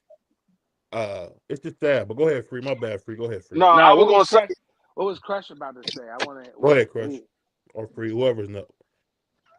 Listen, man, I hear you cooking and everything. But with me, it's all about adult. I don't care if you're a man or a woman because we're not going to sit here and act like it's fathers that's the only deadbeat. It's a whole lot of deadbeat mothers out here. They don't Uh advertise that. huh. I see them on an everyday basis.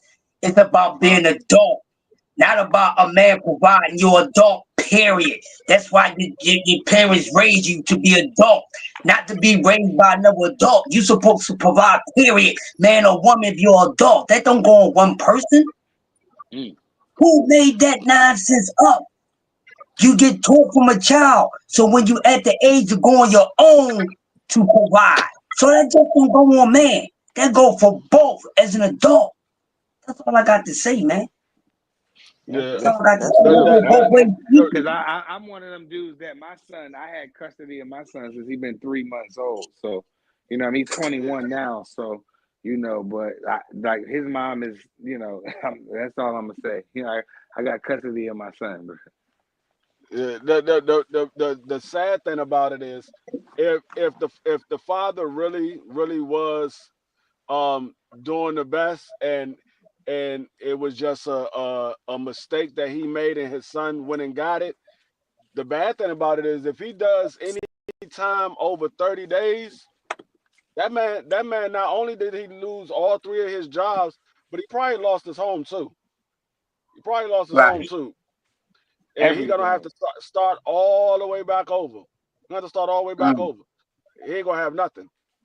That's the bad thing about if the father really didn't do nothing wrong, if he really didn't do nothing wrong and it was a mistake that he made, and it caused him having to go to jail because and it cost three people their lives because it was two students and two teachers, so Yeah. it's caused four people their lives. It was a bad mistake, but it was a mistake. It wasn't something that was done deliberately, and that's the thing. I hope that it was just a mistake, because if it was a mistake, then he's not going to get no serious time, and he's gonna get back out. He's gonna come back home, probably a couple of months or so once he actually get his time in court. But like I said, if he does any time over 30 days, he lost everything. Unfortunately, yeah, that's the ramifications of it. And like you said, he could have nothing to do with it, but it's going to cost him, and it's going to be public perception too. Like, yo, you allowed your kid to do this. Michael That's what they're Garner, no, going to say. I didn't get pulled over. I am the police. He said D3 got pulled over. Yeah, speaking about that, since you made it public, bro, don't you get gas for free, dog? Don't they got like a station gas pump, dog, that you can go to and fill up the Oh yeah, vehicles? The yeah. cruiser. You can for your unmarked vehicle. You can't do it for your personal vehicles. Hey, I ain't gonna lie, man. When I was driving the school buses, bro, we used to go fill up at a station where the police station was, man. And one cop popped his code up in there. Don't think I didn't come back the next time and I mean, try. you Shout out got to you got him. you got people that do that, but if you get caught, there's a punishment that's going to be Yeah, yeah, no doubt. When I held was close to back your in North paycheck. Carolina, when I was 16, I was a bandit with getting gas. I'll just say that. And I always got gas. I got so much gas that I changed the game in the city, in my city back in North Carolina. That's all I'm gonna say. I made it so mad. I made the news. I was addicted to doing it because it was so easy down in North Carolina doing it. You know what I'm saying? And I didn't need no codes. I didn't need anywhere I went to. I was getting some gas. So I want to say I played the game and And shout out changed. to Grandpa for I that. changed, And let me say I this, changed man. the game. Boy. I was getting them boys. And I'll say this, man. It's a new radio show. This is one of the hardest working men. My man Crush got a radio show called What We Talking About. He got his own What we podcast, talking Coffee and Donuts, every about? Monday through Friday from 6:30 to 7:30. So I mean, that boy Crush is working, man. That brother Crush is working. So I Yeah, just I want to thought send I a saw shout out. Crush went. I saw Crush went live earlier, and Yeah, Crush. we. I was trying to hit the chat like, yo, you mute. I didn't know if you was running a test, but you was Yeah, live, I was and I. running the test. Yeah, I was Oh, running okay, the test. okay. I figured that after like a little bit, and then when I text the chat and I ain't getting no response, I was like, he probably running trying to see, trying to see something. But you still got Yeah, I some was likes. running You the still test. got some likes and views off of it though. Yeah, I did. I was like, Yeah, wow, because yeah, I was running the test. yeah, I meant to yeah, put yeah. in the test like I'm running the test. But I was yeah, glad. man, I The appreciate the most love, though. important thing though, Crush. The most important thing is because it was at a random time too. I didn't know it was about to happen, and I got the notification came through. The notification came through. That's important that happened because notifications be Yeah, BSing on YouTube. Certain channels, man, they not gonna notify you. Man, you better know when them boys is coming on if you like them. You know what I'm saying? Hey, Pause. hey, especially, we gonna go with that thing with the notification coming through, and we gonna run it back to the situation that we was talking about. That notification came through a year ago, and I think more so than anything, that's the reason why they got him in that situation right now. Because a year ago they said there was something going on, and you need to check Yeah. this out, and you need to handle this, and it wasn't handled. And you go by Blicky. Come on, man. He needed. I'm with Queen on that. And BBO, I don't disagree with you with the man need to work and all that stuff, and he's trying to do this and do that. But I know, like my son, he had problems, but not like them kind of problems, like extra problems, like normal problems. And if I know my son is doing and saying stuff like that, I'm not finna go run out and buy no strap for him. That's crazy. Hey, yo, can I say this? Shout out to the boxing scholar. I ain't been looking at the chat. Shout out to Puro, Josh Sanders, my man D for the win. My man B3. Always the Queen's in the building.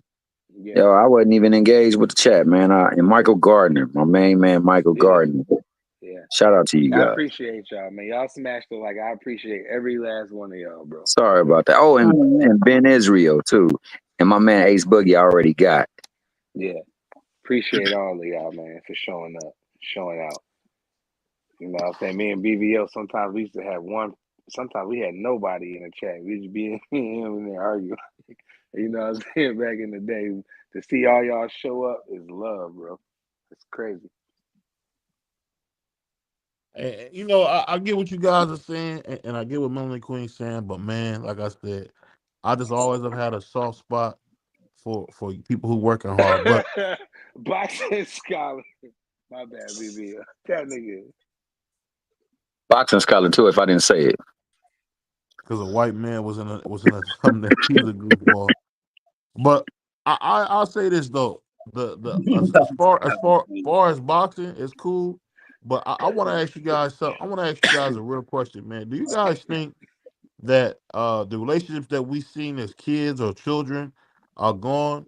Now we got young men trying to be women. We got young women trying to be men. Do you guys think that I'm we not just in touching a that. we just in a scary place where you really don't have Well, any people don't have any idea what they should be doing in life? What you guys think?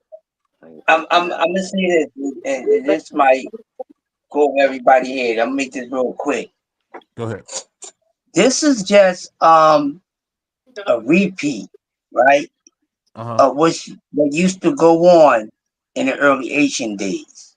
When you look at the times around Troy, Alexander the Great, and all that, Caesar, they was into that. You ever heard of the movie Caligula? I'm pretty sure if y'all haven't, check it Yeah. out. Caligula, Caliqua, I think. Caligula. It tells a story, and when you see the movie, you understand what you're seeing now is just history repeating itself, but just in times where Spin the we can block. see it. Exactly. We might have heard about it. We follow history and read books, but this is what we actually seeing, man. So it's crazy. It's beyond crazy. I don't I'm have a not even word to gonna touch describe it. it, to I be don't honest want to with touch you. it. I'm gonna pass it off to D3 because I start going off about it. BBO knows how I feel, so I'm just gonna not touch this subject. I'm gonna let this one Well, go. I look at it. I look at it like this. I look at it like this. It's it ties into what we were just talking about.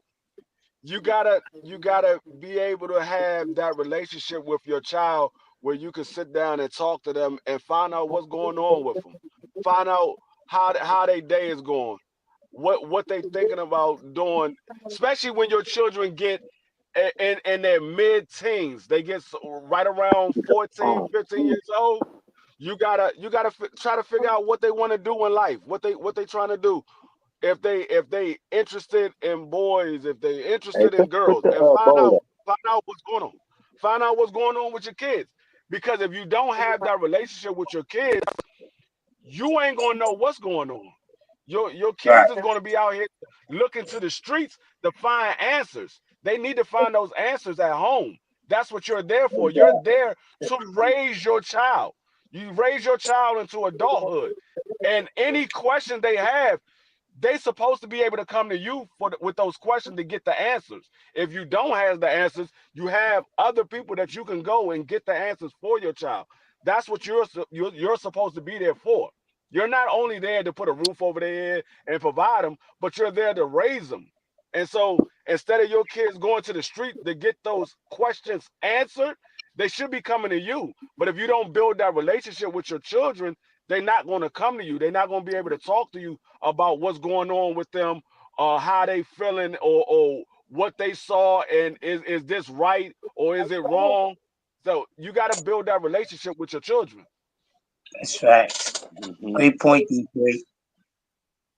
D Good Free was point. on fire. He was on fire this season. And I'll say too, free and I don't want to get you guys' opinion on this. When you say being a parent, what would you say to those parents who say, you know what, hey, I didn't have the best parents. I'm kind of learning on the fly. What would you say to somebody like that? I'll start with my man. I salute them, man, because I had You my say parents. if a child said what? If you got a young parent who got their first child and they say, hey, D Free, I hear what you're saying, but I don't really know. I don't really have the tools. I didn't really have parents. How do I go about raising a child the right way? What would be some advice you would give? I would say, Hey, do you have any older folks in your family or older folks that you are friends with? If not, then I can give you some pointers. I can let you speak with my mother's who's a former daycare provider who had four of her own kids. I let you speak to my grandmother who had five of her own kids. She got 14 siblings. I would direct them into people that I know that can give them the right pointers on how to raise their kid. They still gonna have to do it the way they want to do it, because what works for me or what works for somebody else might not work for them. But we can give them pointers of what they should be looking for and what they should be trying to raise their kid to do. Is hey, different things that you can do. Everybody don't raise their kid the same way, but they all raise their kids. Some people raise their kids good, some people raise their kids bad, but they all raise their kids. Facts. hey, I'm a definitely second that, bro. Like, there is no exact science to parenting. You know, like what works for certain people may not work for others, man, because of the way that they are wired and the way that the children are wired too. So, you know, it's all for a baseline, man, because it gives you a guideline of some potential things that actually were helpful and beneficial in somebody else's upbringing of children. So yeah, I definitely hear D free on that. Yeah, D Free is on fire right now. We always on fire, man. We Hmm. always, And, we and I'll say always and I'll on. say this and I'll say this, free, because you made some good points. I think the hardest thing in the world is when you say you need help and you don't know the resources to go to. And I think a lot of times people are going through a lot of different things, whether we know the outright battles or even the hidden battles. And I'm saying, you know what, it's very important that we help people with our skills and to understand, because you know what, people be having bad days and they take themselves out the game. And I just think Yeah, it's so unfortunate. I just think it's so unfortunate. You hear about they got something called lonely man syndrome. For the first time in our history of the world, you got a lot of young men taking their own lives, man, because they feel like they don't have nothing to live for. So I'm just saying, you know what, yeah. we really gotta get the information out there, because there's a lot of people out there struggling, man. There really is. Another thing that you would tell somebody who don't know how to raise a kid, they have parenting classes. Have them take a parenting class. Like I said, they still gonna have to wing it themselves, but the parenting classes can show you how to change diapers, how to feed your baby, how to know the different signs of when your baby got built up gas or stuff like that. It's different things that you got to look for, because we're not gonna tell you what's right and what's wrong, because what's right and wrong for me might not be right and wrong for you. Like I tell my kids when they was growing up, when an adult speak to you is yes ma'am, yes sir. So my uncle, he told his kids that they had to call everybody by their last name, whether it was a cousin that was close to their age, but they was an adult. They still had to call him Mister whatever whatever. Like I had a cousin that's literally 3 years younger than me, but because I was 18 and he was 15, he was calling me Mr. Freeman. I'm like, dog, you ain't got to call me Mr. I'm your cousin. And no, that's what my father told me to That's do. crazy. Yeah, that's a And that's what I'm saying. So everybody raised their kids differently, but there's signs that you can look for. And if you can go to parenting classes, you can read books, you can talk to some older people that got kids. Find out. I know everybody know people that got kids, and you find out what they do when they first had babies, and The you take education bits is and out pieces. there. Yeah, you take bits and pieces and fit it into your style of parenting. Bars. and you know what's so funny about that? There are some people you'll run into who you'll have respect for because I grew up with the yes ma'am, no ma'am thing, and my grandma, put a handle on that. You call somebody by their first name, put a handle on that. So I had like Yeah. a lot of older cousins, and you have to call them uncle and aunt instead of cousin or whatever. But I think a lot of that was just stuff that people did to keep each other safe because it's some books I've been reading. And I'll tell you what, man, the way they would do blacks, man, back in the day. I'm telling you, this book I'm reading now called The Delectable Negro. I'm gonna do a podcast on it because I don't know if you guys are familiar with the Nat Turner slave rebellion. They skinned this man and they ate him. Tell me how crazy that is. They skinned the man and ate him. It's Salute to my crazy. brother Big Dre in the house. So I mean, Going it on, was Big Dre? it was some it was some Drizzy. it was some pretty diabolical things going on, but it is what it is, man. The fact that they would eat us, man, is crazy. He said, I would say, don't be their friend, be their parent, but make sure you keep so they though they can come to you for guidance. I'll put it like this: that's a good thing and a bad thing because to this day, I don't think me and my father as close as we could be because he made it so clear when I was young that we wasn't friends. So I don't probably call him enough. I probably don't talk to him enough. But salute to my dad, man, because he's a good brother, man. But he just always put that space in between me and him that we're not friends, we're not cool, all that all the time. So, Yeah, Yeah. right. Like, salute to Big well, BBO, my man. my my father told me that too. He said, "I'm not your friend. I'm your father. We can Yeah, have fun together, but I'm not your friend." And yeah, Right. and, and it wasn't so that I I looked at him differently. It was I gotta have that respect for him that I can I differently than I have respect for people in the street because yeah, everybody is an adult, but that's my father. So I can laugh and joke with people in the street a certain way, but I couldn't laugh and joke with my father the same way I did with people. Like me and my father, we was the best of friends. It was very seldom you see my father and you didn't see me. I was always with my father, but Mm-hmm. it was that respect that let him know. I mean, let me know he's my father. Yeah, we had laugh and joke, but you got to know when the joking I ain't time your is over. boy. He Mm-hmm. he'll We give me ain't a look, boys. and all that laughing stops It immediately. tighten All he up had to do quick, was give me then a look. free. A look. That laugh will stop immediately. Shout out to all the black fathers that gotta just only give a look. My son is 6'7". I'm a good 5'9" with Timberlands on. So but and I didn't really got at my son even when he was bigger than me because you know, but he always gave me that respect, like that's my dad. You know what I mean? He never tried to bite back. You know what I'm saying? And if he did, I still would have trashed him, and he know that. But he understands the assignment that my dad is cool. I used to let him have parties at the crib, bring the girls over, just get lit. I can see everything on my cameras. So I used to let my son get lit.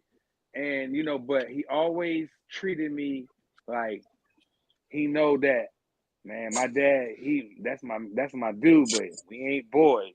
'Cause he will, what I'm saying, he will flare up real quick. You know what I'm saying? So that's a good point. I never had that problem with my son.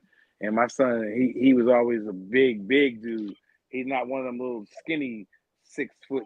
My son got weight on Like him. You know what I'm like my saying? my So father my father is. I mean, I'm a split image of my father. I showed BBO the pictures and everything. I'm a split image of my father, and I act exactly like he did. Like my father was a comedian. Like all day long, he's cracking jokes. But soon as me, my brother, or my sisters messed up, No, we already know when Dad come in the house, somebody getting a beating. It might be all of us because it's very seldom was it one of us. It's usually all of us getting a beating. One get a beating, we all get a beating. My father never asked who did it. He just said, "Y'all go in the room. Come in Y'all there go in the room. Y'all swinging. already know what Come in time there it is." swinging. My mama used to come in We there already know what time it swinging, is. He ain't swinging asking on me and who my did it. sister. None of that. My mother would ask who did it. My father ain't asking no question. He's like, "Y'all go in the room. Y'all already know what's about to happen. Go in the room." I'm like, see, He tied I him ain't up. even had nothing to You know do with what I this. mean? I was at football practice. I ain't got nothing Right. to do with this.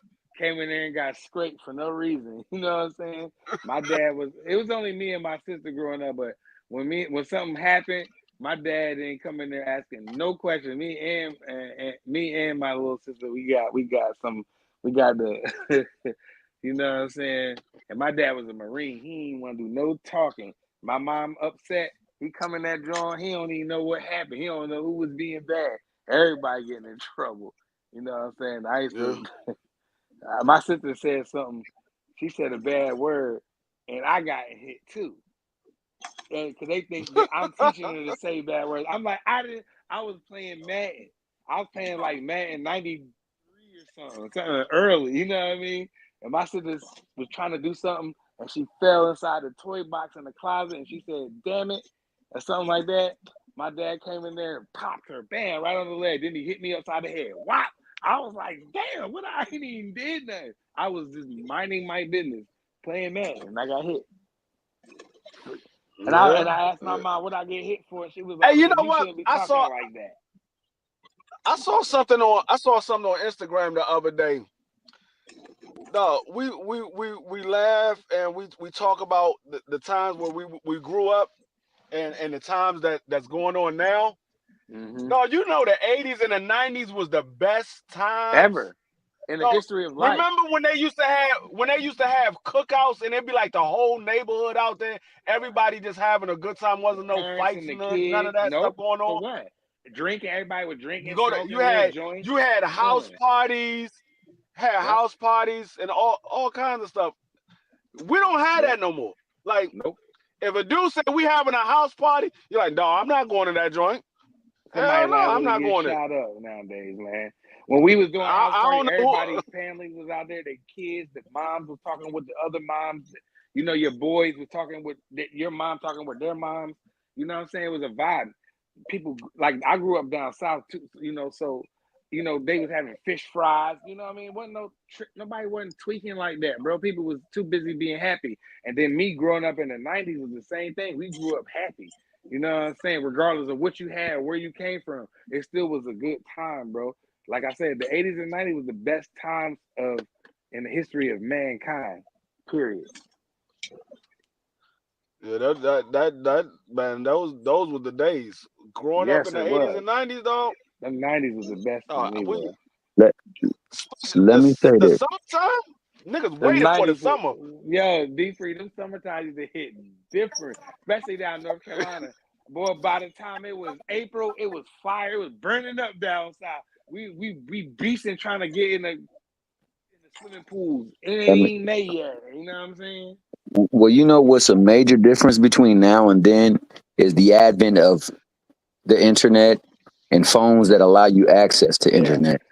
You know, they get exposed to so much stuff nowadays. Mm-hmm. They get to see so many things, and so many things become desensitized to them. It almost becomes like Yeah. it's real life video games. That's cap, No, Scholar. That's cap. Scholar said the I was 80s looking at and my 90s was gang. And what did he say? Hold on, I didn't read that right. 80s and 90s was gang infested and drug infested. What you mean? 80s? Nah, these new niggas is uh junkies. These niggas no, dropping dead left and no, right. what you gotta realize, it's always been drugs infested. It Yo, ain't shout out just to happened in Smoke. the '80s and '90s. It's always Yeah, been infested. Shout right. out to my brother. Always. That's Get the Smoke. it's it's worse than what it right now is Shout worse out, than it Smoke. has ever been. Shout out What's Smoke. going on, It's Smoke? worse than it's worse than it ever been with the drugs. The drugs are out of control right now. It's being promoted. You know, you got certain platforms. I don't want to give them the shine right now, but you letting them break up pills and snort it right on the live, and then you go ahead and run the video. to expose it to other young black. But I'm speaking for the blacks. You'll run that, and then they're influenced by the next generation coming up. And the drugs are at an all-time bad. The young rappers are dropping dead like flies. We just had one recently. You know what I mean? And I'm not surprised. He looked like a good guy, had all his teeth. He didn't look like he could do anything. But these young boys are addicted, and that drug that start. I don't know if BBO wants us to say the name, but the drug that start with an F is a bad deal, bad thing, bad.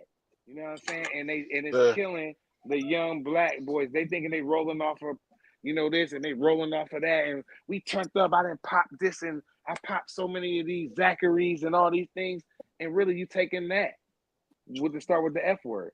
And then really, it's just a matter of time before you get one that's souped up, and you're gonna have foam coming out your mouth, and they're gonna have to pick you up, and you cooked. I was riding past my park in my neighborhood. It was absolutely nobody out there, and it was a nice day. And I'm like, dog, Yeah, crack if this pandemic was was back in the crazy. 80s and 90s, this joint would have been Epidemic. jam packed. I remember when you was going to have a cookout at the park, and you had to get out there at 6 o'clock in the morning so you can have an area because it was going to be jam packed.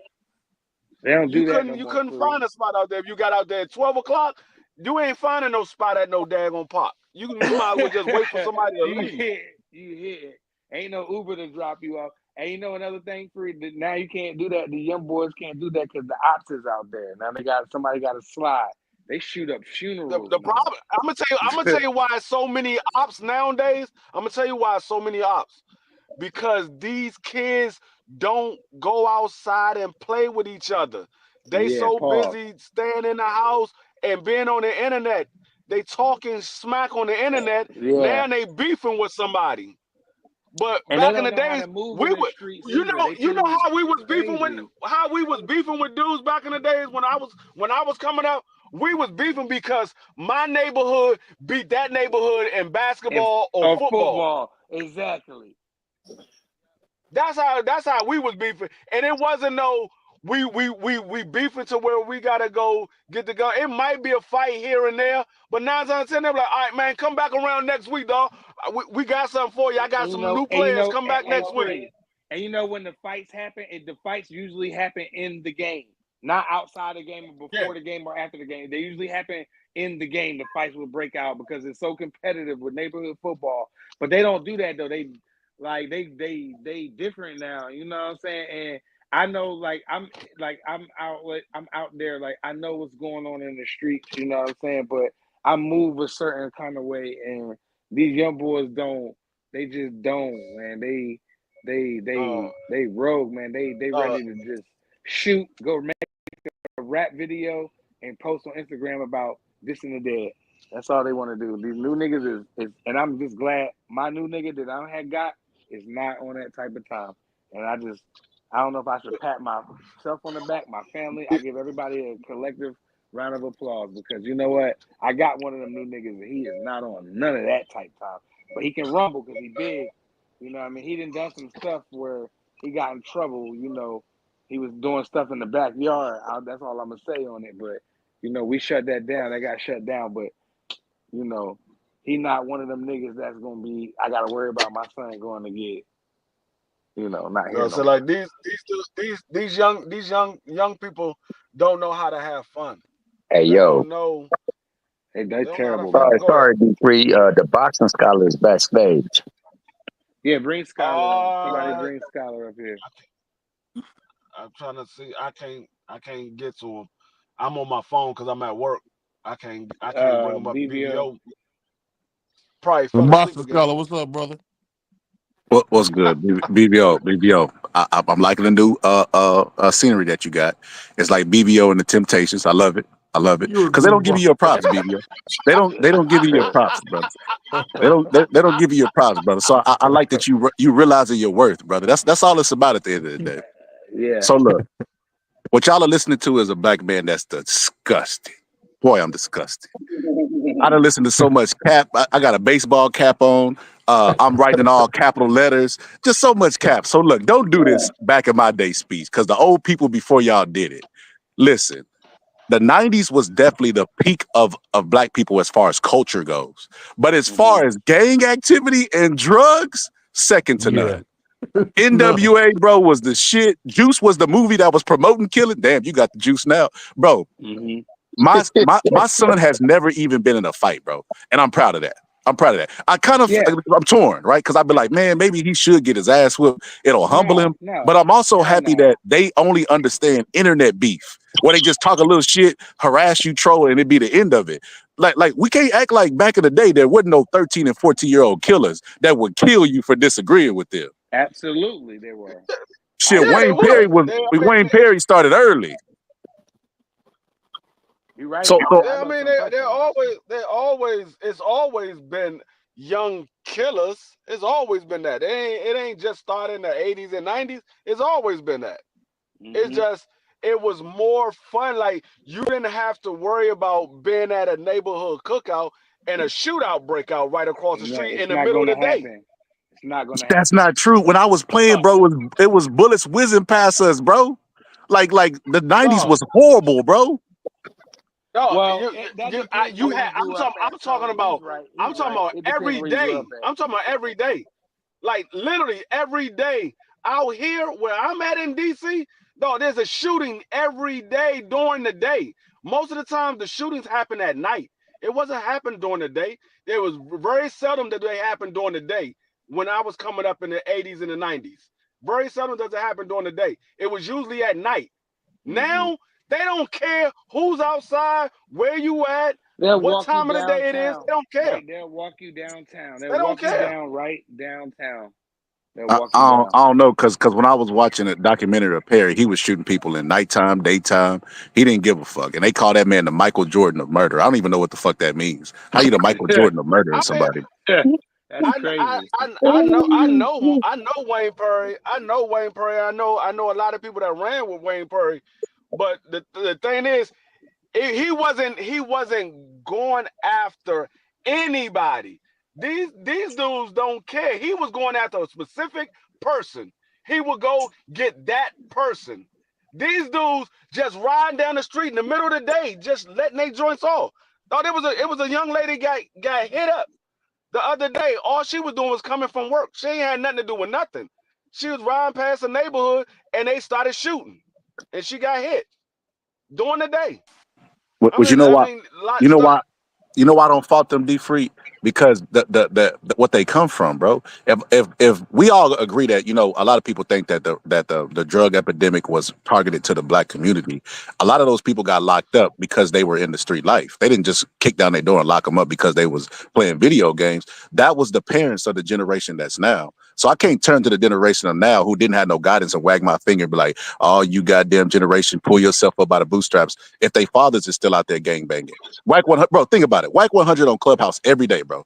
Every day talking about the streets. Yeah, and then Future came and I slapped him. And then I chased him down the terminal. And they're like, oh, go on, Whack. Tell us more. Like, bro, the thing about a gangster is they don't have anything other than them killing. That's their only skill, right? And everybody wants to be recognized for their skills and their talents. The part of the generation now with the smoking on tuckers and all that shit, they came from the Whack 100s and the foolish people. So I ain't gonna look to the youth and say shame on y'all. I'm gonna look to the people that was supposed to be raising them, that chose to sell drugs during the Reagan crack epidemic and got removed from their families. I ain't gonna put the onus on no 21, 22-year-old. They not the leaders of our community. A lot of these youngins out here, they got their parents at home. Either it's their mother and father, or it's just the mother, or it's just the father. They got their parents at home. They just ain't raising them. They just into it. Yep, they into it. The parents are into it. They ain't raising them. Hey, but by default, these kids ain't out here living by themselves. They ain't out here living on the streets. They ain't got their own house. They got parents at home. They just ain't raising them. These new niggas is crazy because they parents is being their friends. It goes back to what me and D Free said. Our dads was cool. I was cool as a dad, but we wasn't boys. These new niggas and these new moms and these new young grandmoms are friends with their moms and the grandmoms are friends with the moms and friends with the kids and the grandma. Everybody friends, and that's why these little niggas is crazy. Everybody friends. Go ahead, go ahead, Thomas. Go ahead. They all friends. No, I was just saying by default, what pretty much me, Free, and the rest of the folks were saying about the parents holding onus to the decision making and the actions of the children rang true. He just said right now he don't put the fault on the kids, not even 21-year-old kids. He put it on the parents because the parents wasn't there to instill the discipline. So like when you got the chance to correct something before it happens, you have to take that chance, especially when it becomes something that can be so catastrophic and life threatening. I'm gonna tell you the main reason why. I'm gonna tell you the main reason. Let me say this real quick, Free. Go Speaking ahead, of go Whack ahead, go ahead. 100, Tupac's been dead 20-something years, right? And you got a guy, Whack 100, who's probably about 55, so that's a double nickel. He's 55 years old. He's on there with kids half his age, talking about street business. And salute to my brother William Old School. I think it's laughable that a guy that old want to talk about street business, because at the end of the day, man, when you get to 55 and up, I mean, you a loser if you're doing that, bro. You a loser. I mean, look at Jay Prince. Jay Prince used to have so much goodwill and love, but something happened. Jay Prince wanted to get in front of the cameras and talk tough at 60. And he looks like a buffoon now. And I'll tell you this, man. The worst thing you can do is be the old nigga in the club looking like a chaperone. That's the worst thing you do. But what's going on, Big Dre? You ain't said a word, man. You ain't hear Big Dre? I thought Big Dre was in. He must be swimming. Big Dre. As soon as you mentioned Jay Prince, that he logged out the pound. He said, "Let me get up out of here." BBO trip. Get up out of here. And I'm not saying the dog out Lil J, but man, Lil J was the dude that put on one of my favorite people in the world, Master P. Go ahead. No, I'm gonna tell you this. The main reason why these kids are so buck wild nowadays is because of the goddamn CPS and no beating the goddamn kids. No, when they stop getting these kids ass whoopings, that's when these kids started running buck wild. Because when we were coming up, every kid got an ass. I'm from the era where the neighbors could whoop that tail. when I was in school.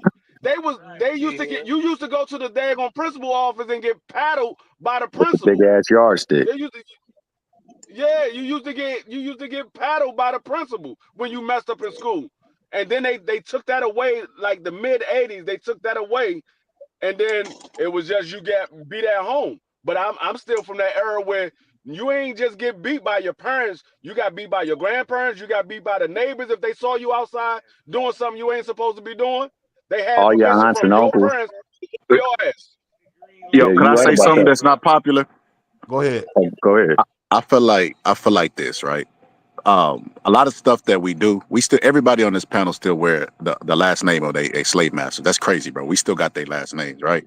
So they passed a lot of stuff into us. They taught us what being a man was, Christianity was, and they also taught us something that we don't even really think about, and that's ass whoopings, right? We think we could beat the shit out of anything, right? If you see a little boy switching, what they always say, "Oh, he just need his ass whooped." You beat that gay out of him, I had a cousin who was gay, and we all knew it, bro. They beat the shit out of him from ages 1 through 7. Bro, that still could not change him partying with Diddy. Whoopings don't solve everything. Now, I will say this. I do believe in popping, popping a kid. Like I got a little child, I'll be popping him or whatever. But I try to handle shit without doing that. Like I know like ain't timeout and all that shit is white stuff. But I try to kind of implement that because look, most parents know, bro, that shit ain't a good feeling when you got to whoop your kid's ass, bro. You kind of like dread doing this shit because you love them. You know what I mean? And then you whooping their ass, you gotta see them cry and all this other stuff. So that's hard. So I try to make that the last solution. That's my Uno wild card. If I whoop ass, it definitely he did something. That he know, like, hey man, you got to get your ass whooped. Is it the draw forward one though? I'm not talking about kid for every little thing they did wrong. No, I ain't talking about that. I'm talking about your kid fuck up and it deserves an ass whooping. He need to get an ass whooping. But when they stop doing that, that's what messed everything up. Yeah, that's what messed everything up. Because now these kids go out here. No, But I'm gonna tell you what deserve. I'm gonna tell you what deserve an ass whooping every single time I see it. I don't care who child it is. I don't care who likes it, who don't like it. What deserves an ass whooping when I see these little kids yelling back at their parents because their parents told them to do something. Dog, I be wanting to whoop the shit out of that damn kid. I be but wanting to whoop their ass my D damn self. D, this is why I say that I don't agree with that type of thinking. I have a problem with somebody else wanting to whoop my kid, or like you can correct them. You can correct them, but beating them, that's supposed to be the Or responsibility of the parent. I didn't Like say like I didn't say I was gonna do it. I said I be wanting to whoop their But I'm ass. saying, but you glorifying a time where the neighbors could come out with a switch, and be like, hey, come here, let me just whoop your ass just because, and the parents wouldn't even question it. That's crazy, bro. Bro, we can't act like everybody has good intentions towards kids, bro. Like if somebody could whoop my kid and abuse them in that way, they could abuse them in other ways. So I No, don't see, like subscribe to that type of. when I say neighbors, when I say neighbors whooping your ass, dog, these wasn't neighbors that like my parents didn't know who they was and nothing like. These was real close friends to the family. Like They was the these people was that cook neighbors at that the was at the cookout. house every. Yeah, they was like at the house every day. It was like almost family. Like you Can, spend the night at these neighbors' house. These ain't can no y'all just hear me? random neighbors. Yeah, we can hear I'll you say now, that Dre. I'll share a Can story. I'll y'all share can a y'all funny hear story. me? Hello, can Well, y'all hold Go hear ahead, me? on, Dre. I can BBO. hear you. Let What you let say, let Dre? Pride go. Can y'all hear me? Yes, Yeah, we can brother, hear we can you. hear you. Yeah, we Yeah, can you hear you, good. Okay, Trey. okay. I just wanted to jump in here because I was trying to jump in early and I don't know what was going on, but um, The jumping you wasn't guys jumping. talking about neighbors whipping kids. Now, Okay, we had. I'm from DC, and from my that neighborhood Topic had a City. couple of neighborhood dads. Okay, Hmm. and um, there were um 5 or 6 of the neighbors that would whoop your ass and take you home and present you to your parents where you got another ass whooping because you did something to Yep, embarrass the family. Okay? yep. This ain't something that was done willy-nilly. This was a corrective action. And I will say that today I am a better person for it. Because Pop Wills beat the shit out of me a couple of times. And Mr. Manuel beat the shit out of me a couple of times, took me home where I got another ass whooping. Okay? I have had to beat my oldest son, who is 35 now, one time. One time. I can stand here or sit here and say that my children as a whole have never been locked up. But I was that active parent. Hmm. I was that dad that was in the school all the time. Um, it's funny because when I took my kids, my oldest started elementary school, and I would take my kids to school. I would count the number of dads there. There were 5 of them when my oldest son started pre-kindergarten. I can name all 5 of them, and I'm friends with 4 of them right now.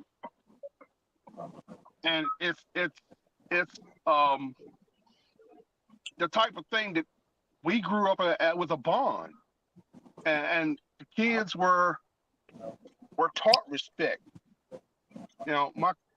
My kids' teachers always said the same thing. Like my oldest son, um, Mr. Pitts, Stephen is a wonderful child. He is so respectful. I just can't get him to write shit down. But all through school, they might not have been the best kids, but they showed respect and they knew right from wrong, and that came from home.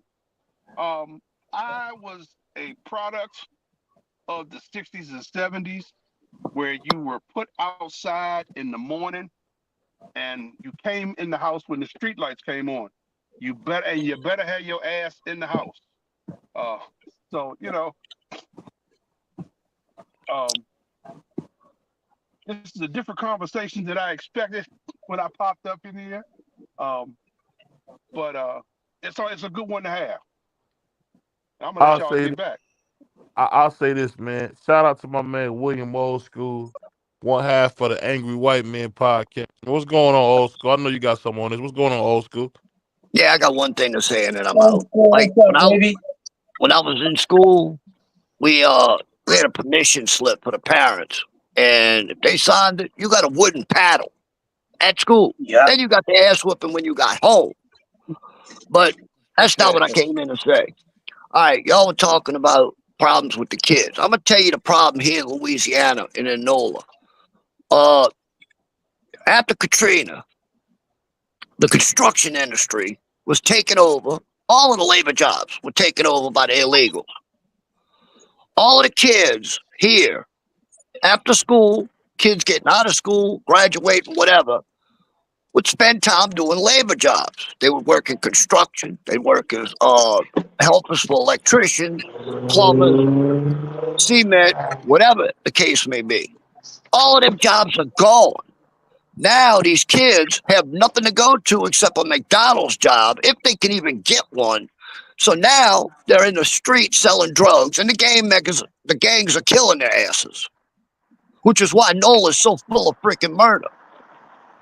We got mega problems because these kids ain't got shit to do to earn money. They're gonna earn money one way or another, and now you got a bunch of freaking.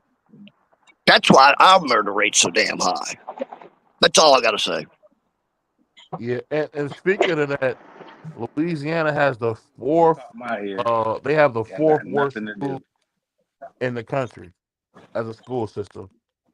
They have one of the lowest literacy rates per capita in the country. So Louisiana's going through a lot. But I'll say this, man. I'll tell you guys a crazy story. So a guy had some stuff in his house that me and my cousin felt like we should have had. So we climbed on the roof. Back in the day, they said these were houses that was connected, like the roofs were connected. So we got on top of the roof and we went in the man's house. And the man kind of told us in a very kind way with the weapon, hey, what are you guys doing in here? And me being smart as a kid, I started crying right away. And he ended up letting us go. I said, I don't know how I got in here. I don't know. I made a mistake. And I started crying right then. I was about maybe 10, 11 years old. But to be honest with you, now, if somebody's seeing two 10-year-old kids at 5'11", 6 foot, they probably would have fired on us. And that's because people don't even view kids the same way they once did. So, I mean, it's sad, man. Me It's being sad. a smart kid like I am, I started crying right away. Yo, why your stories always end like that though, bro? I'm gonna be real with you. You done said a couple of suspect stories, bro. What you mean?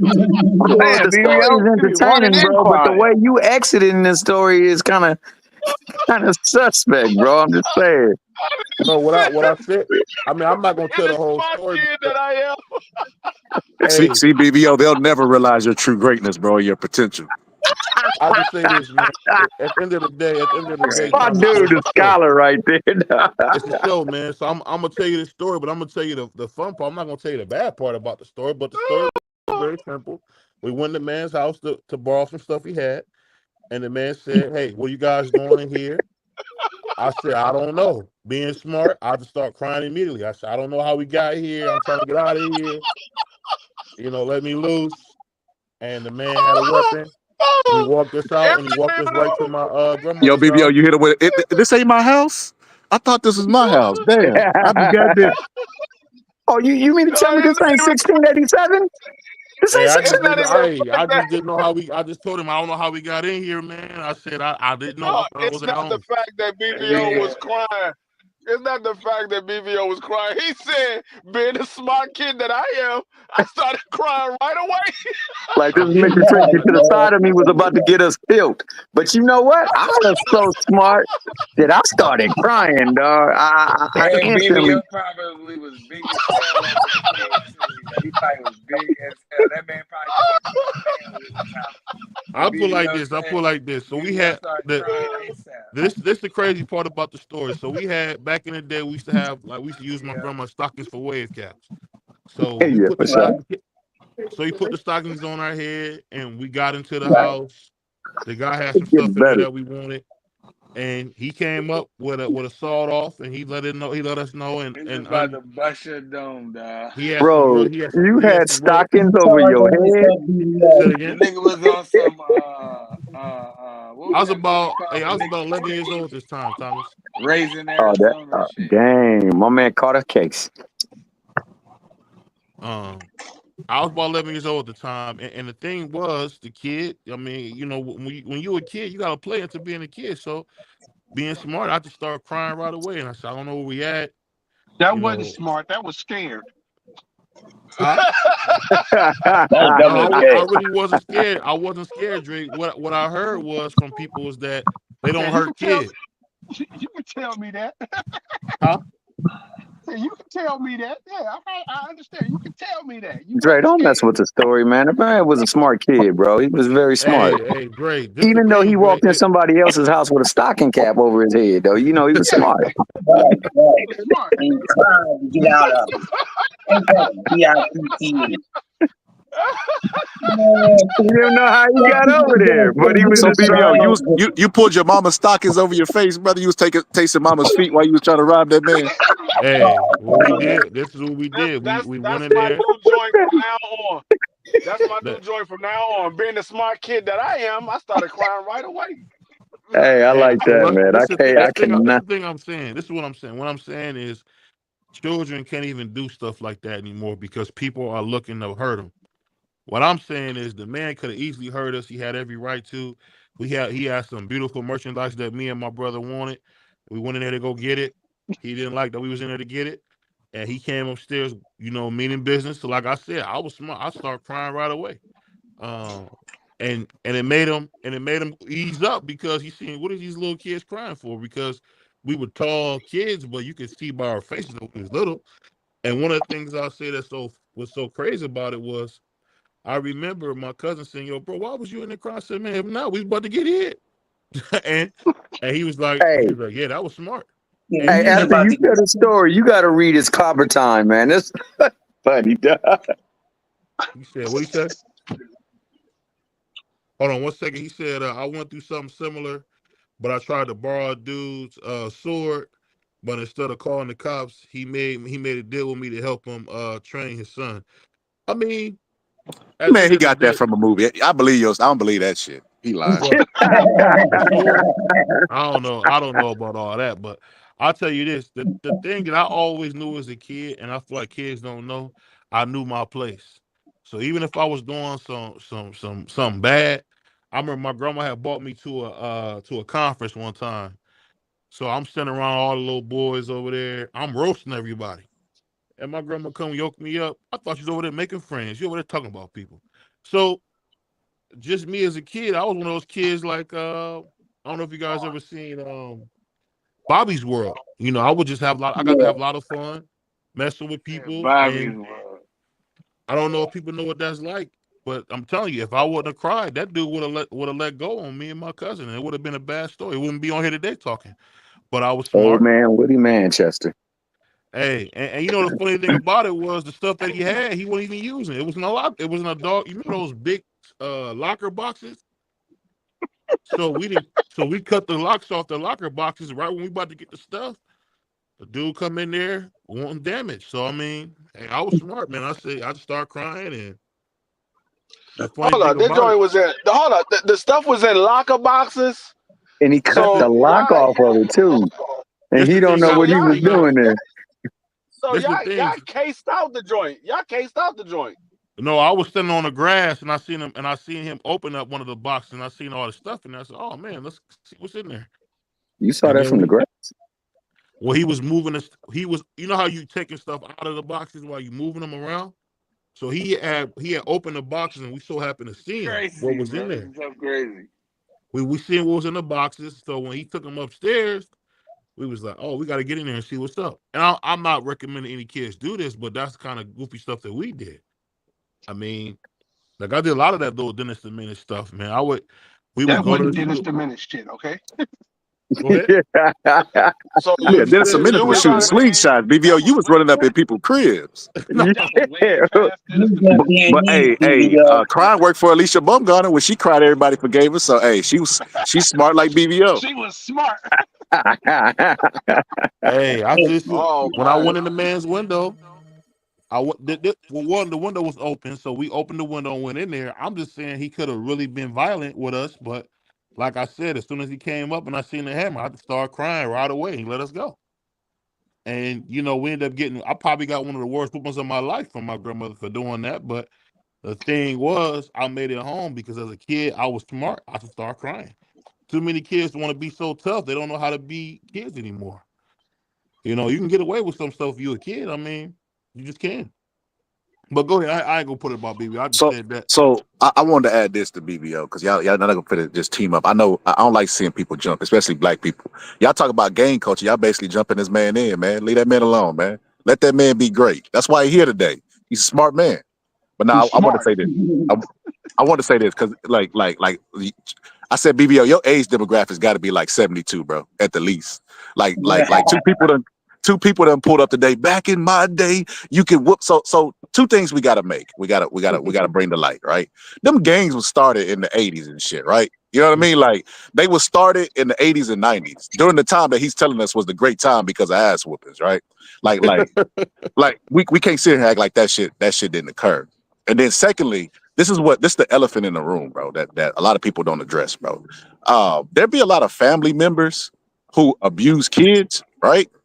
And they're scared to say something about it because that's somebody who they're close with. I could only imagine a neighbor with the permission to whoop their ass, bro. There was a lot of stuff going on back then that we're not privy to, right? Like my grandma got married at 13. Today that would be frowned upon. That'd be disgusting, right? So I don't understand this glory time that everybody's talking about. Everything always looks better in hindsight, right? Hindsight's 2020. But if you actually go to the times like that we're talking about the 80s, as far as music, second to none. 80s and 90s at the peak, right? But as far as the actual people there, it was a lot of stuff that was being swept up under the rug that with uncles, with cousins, Oh neighbors. yeah, So talking. And that's the that's elephant in the a lot of room. that stuff is being a lot of that stuff being swept under the rug now.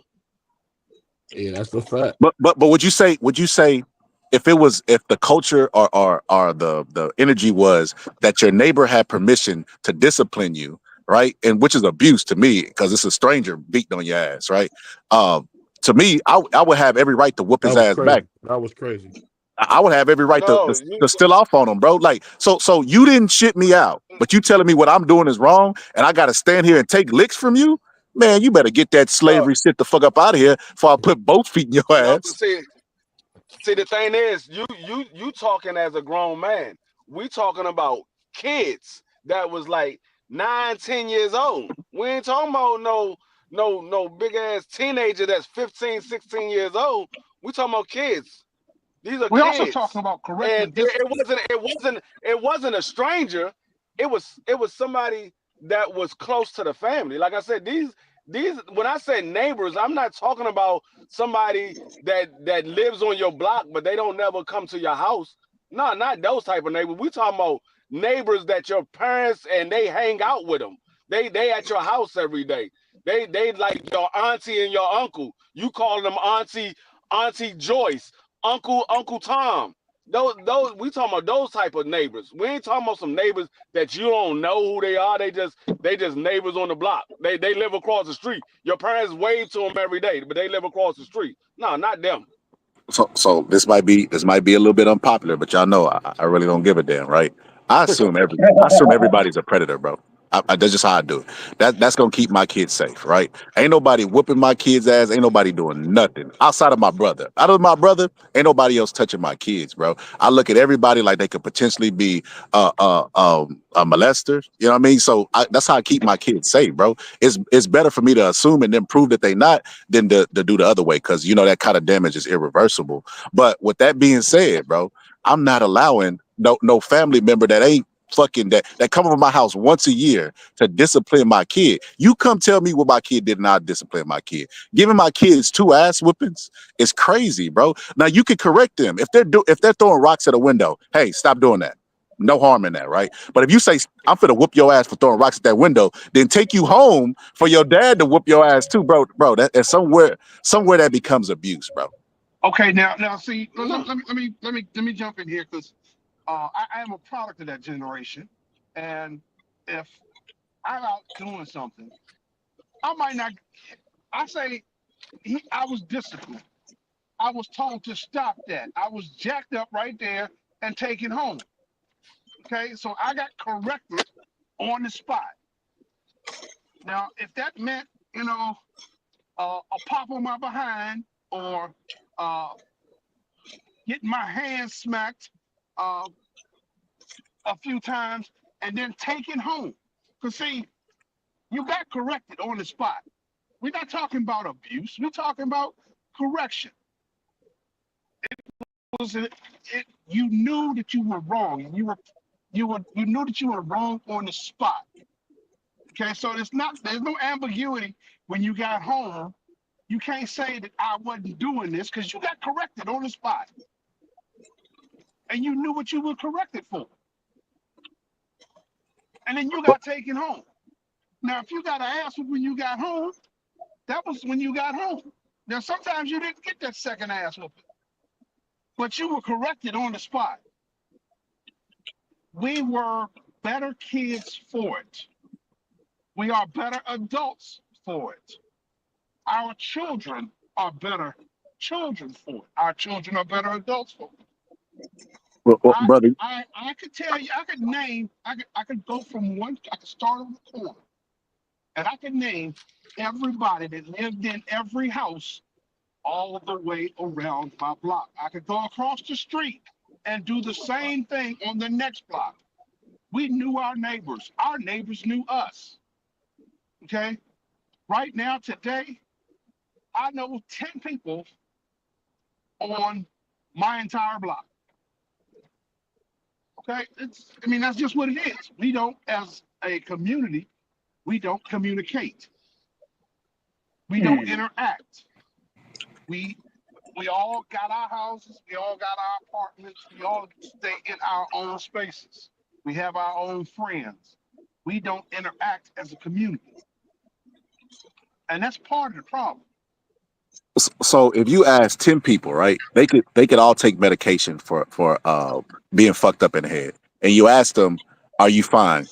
10 of those people are going to say okay. Asking somebody was their generation the greatest is kind of like you can answer the question right after you ask it without them even answering it, right? Nobody thinks that they're fucked up. But I will ask you, what has ass whoopings done for us? That was passed down by the white man. Make no mistake about it. The white man beat us for every little thing, to where the point where the slaves got scared, right? And they would beat their children so they wouldn't go out and do stuff to get beaten for white people. But like explain how that's helped black people, ass whoopings. We started all those gangs. We sold all those drugs in the 90s. We did everything. We even have information to this day, right? Where we can get on the phone and Google everything that's been done to black people, all the plans that white people have, the blueprints, right? The architectures of the blueprints, and we still go out and do shit, right? So and we still whoop ass to this day. Black people still say, "Oh, that girl just need an ass whooping. She need an ass whoop." So we still whooping ass to this day. What has it done for us besides make us aggressive towards other black people, fear our parents to where we can't tell them shit? If anything, I think it's done more harm to black people than help them. Well, not in my family, it didn't. This may be unpopular, but ass whoopings are in the Bible. Okay, ass whoopings are in the Bible. Slavery was too, though. Yes, sir. And I'm not forgiving it or making light of it, but as I didn't have to beat my children. I didn't have to. I got my daughter, my youngest daughter, in the car with me right now. I didn't have to beat my children.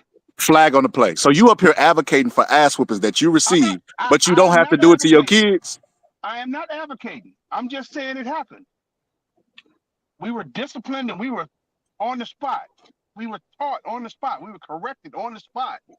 Yo, brother, I guarantee you this. Because I could tell you a good parent. that you ain't got to whoop your kids, but they far exceeded you as far as education, where they were at the age that you was education wise or family wise. They probably millennials ain't even having kids right now, right? They saving their money. They doing the stuff that the generation before which they did without ass whoopings. So I'm gonna pose the question to you again. What's the benefit of having ass whoopings in the community? What has it done for us? Because the kids that are doing good, they don't even get ass whoopings. They ain't even been in the street fight. Well, it's the community has changed, and and now I'm gonna tell you right now, if it's up to me, yes, I'm gonna whoop my children's ass because it's better for me to whoop my children's ass than the police to whip my children's ass. I'm gonna correct them. That's me because see because the way I ran my household, um, I didn't have to do it. There were corrections made on the spot, and we did it, and we got over it. But you see, now that you whip your child, they call the fucking police and child protective services. You should have your ass standing in front of a judge. And I'm gonna tell you, if I ever had to whip my child and ended up in front of a judge, my words to the judge are, it's better for me to whip that ass now than for them to get out here and do something stupid and get killed or get beat up by the police with a stick with a metal rod in it. The corrections happened at home so that they didn't have to happen out in the street. Okay? I'm not advocating for ass whoopings. I'm just saying the corrections happened.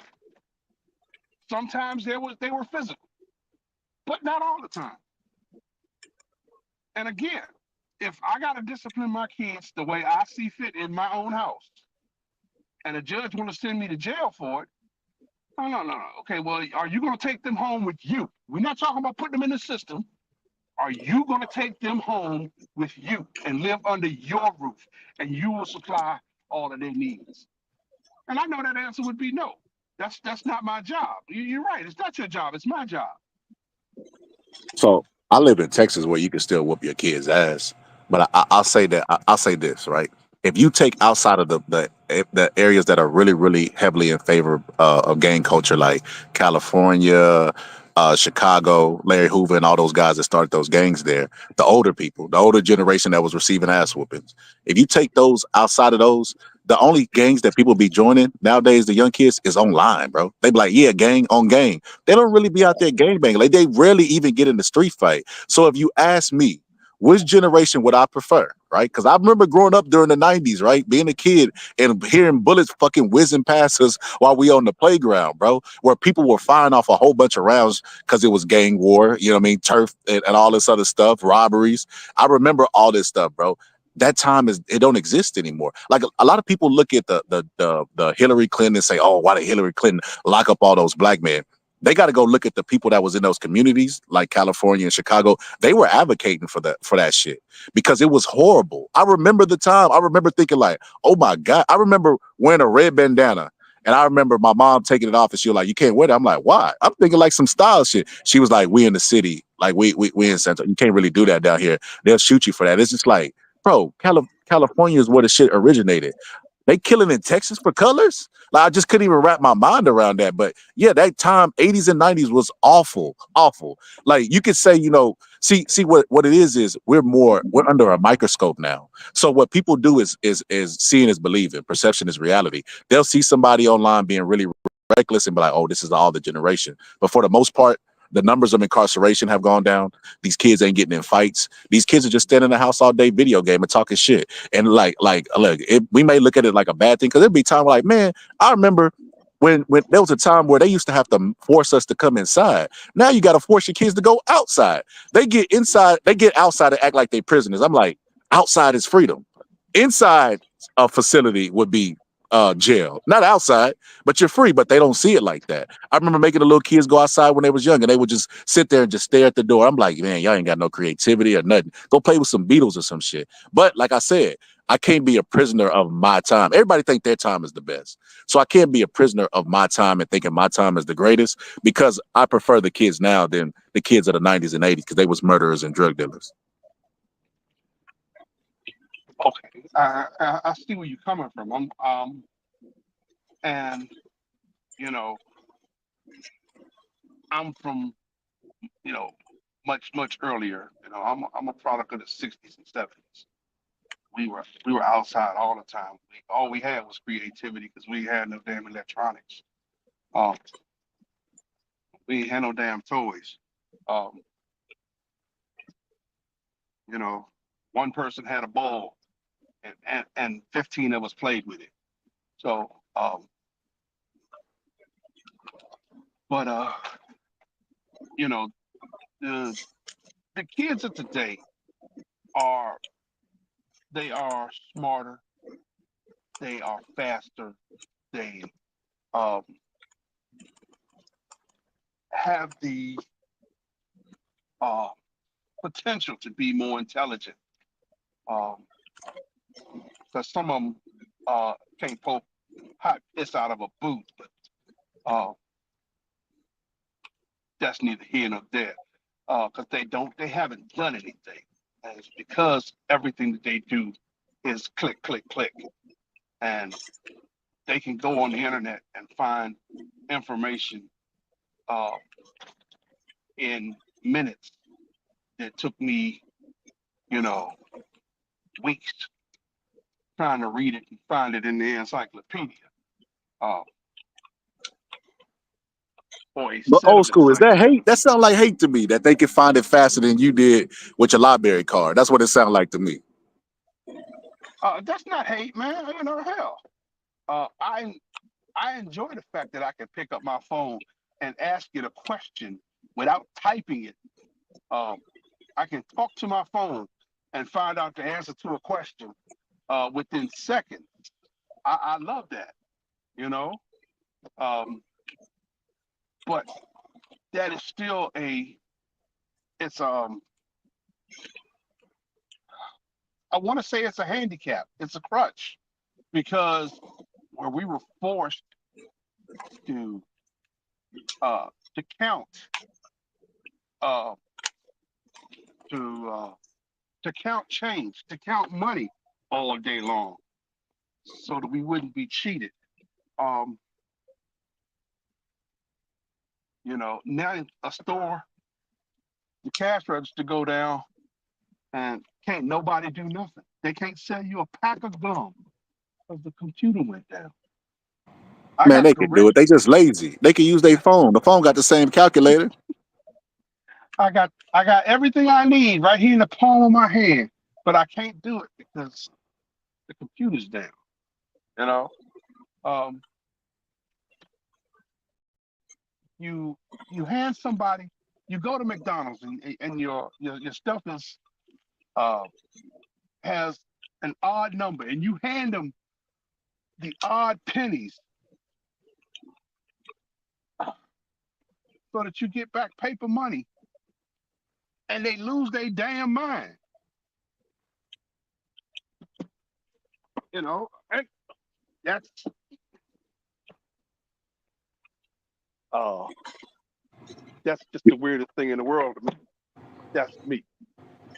I So, say this. I say this. Uh, you had a lot more Michael Jacksons back in the day because Joe Jackson did whoop his ass.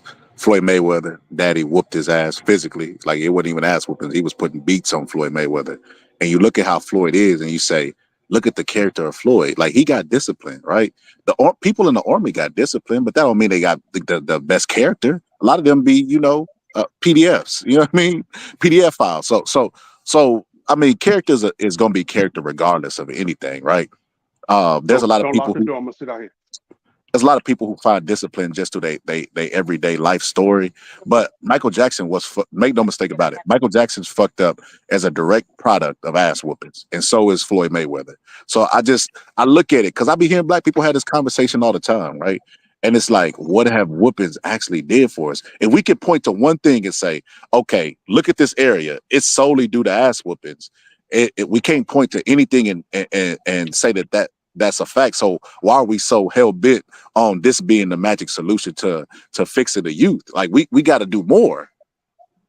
Oh, definitely got to do more. I mean, because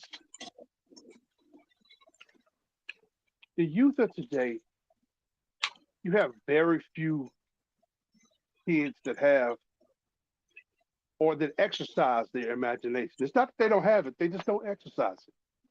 You know, you have kids that can do things with computers that, I mean, I work for computers, and and I can I can find my way and work my way through a whole bunch of different programs. But put me in front of a spreadsheet and I'm fucking lost. Uh, and my daughter can create spreadsheets and do graphics and all kinds of shit. Um, but the uh, being able to bring that creativity out of her is like pulling teeth.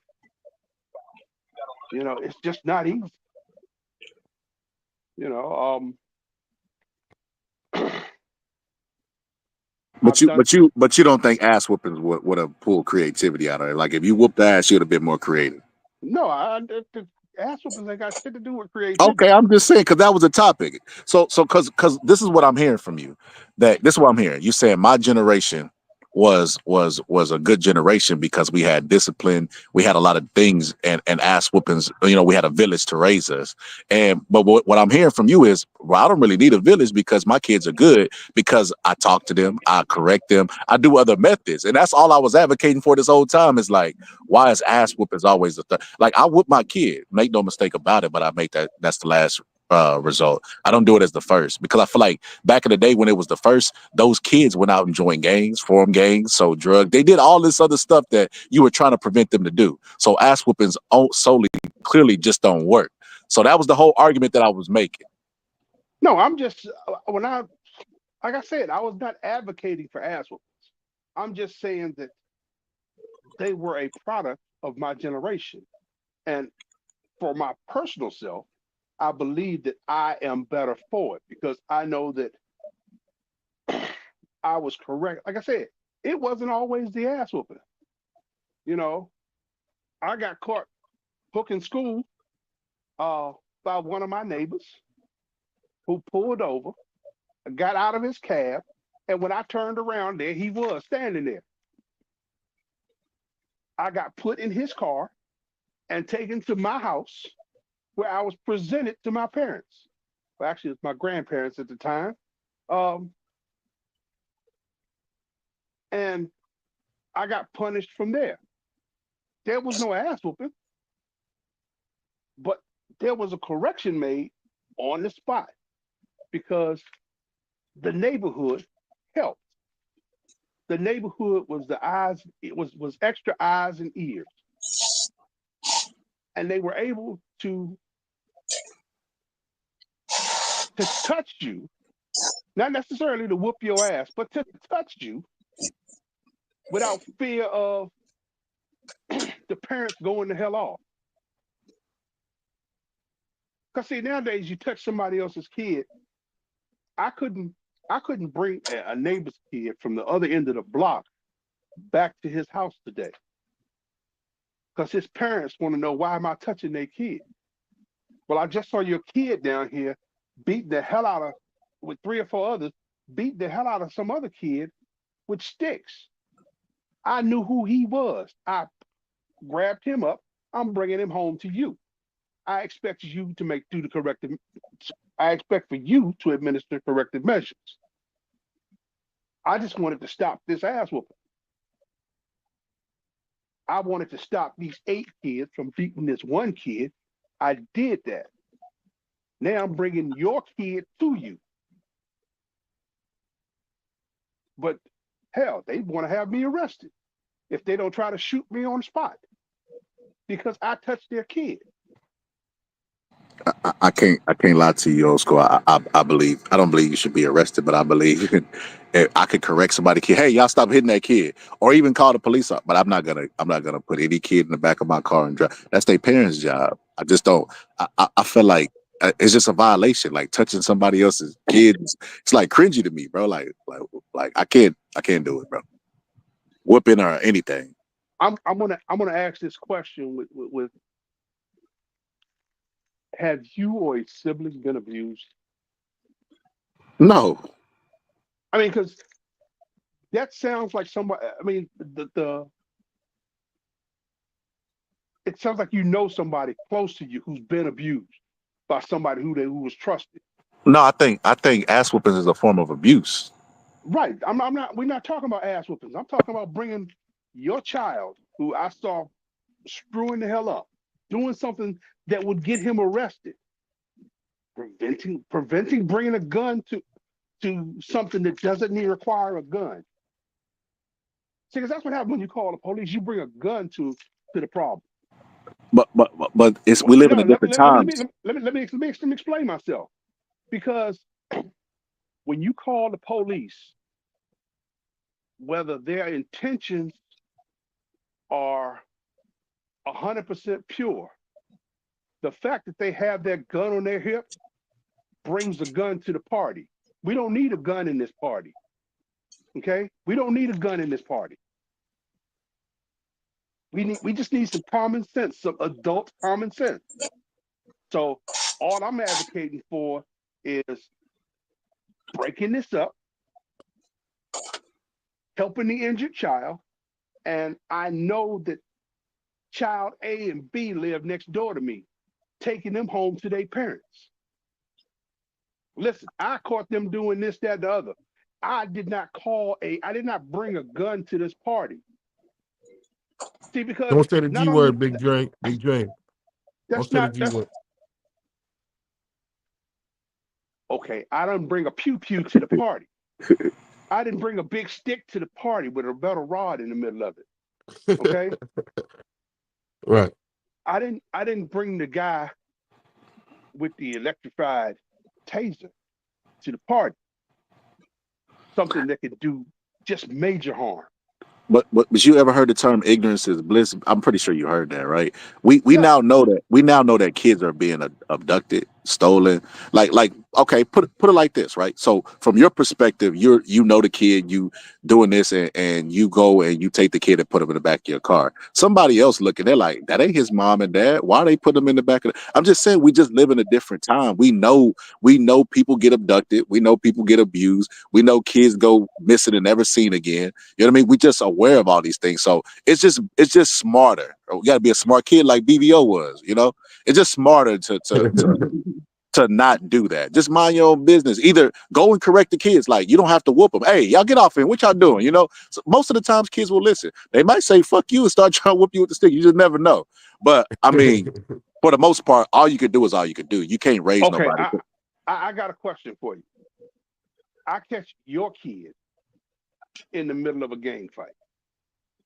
You my neighbor. You live 3 doors down from me, 5 doors down from me. We know each other. We speak. We not friends, but we speak. We cordial to each other. We know who each other are. I know your kids. You know mine. I see your kid down at the end of the block fucking up. Can I walk him? Can I grab him by his collar and bring him home to you? Nah, You don't want me to do that. nah. I'd rather you What, just what, what, correct what, it what, and what alert would me. you Alert me of the what would you correction. rather me to do? Would you rather me to attempt to correct him verbally, That which didn't work. That didn't work. Oh, well, then text me. Let daddy handle it. Text me, and I'll come get my own kid. And I'll straighten everything out. I think the thing, Big Dre, the thing you gotta understand is Boston scholars from a different time. And I know what you're talking about. The world that you're talking about, it makes a lot of sense. You're talking about people who were real good friends with your parents, and we ain't talking about no beat down. We talking about No. popping their head. Or we talking about, oh, I'm gonna tell your mom and your daddy what you did. So I get what you're saying. I just, of course, you gotta remember. I'm not talking about a beat down. I'm talking No, no, about I know you're not. I know you're not. But you grabbing him gotta by his remember. collar and walking him down the block. You gotta remember that. You gotta remember that. Boxing Scholar's like the black Jim Rome man. He looking for a reaction, so he wants you to flip the table over and attack him so he can get some good footage. So you gotta remember who you're talking to, too, man. That's Jim Rome over there talking. That's what he does, man. He wants you to be like, "Oh, call me Chris again."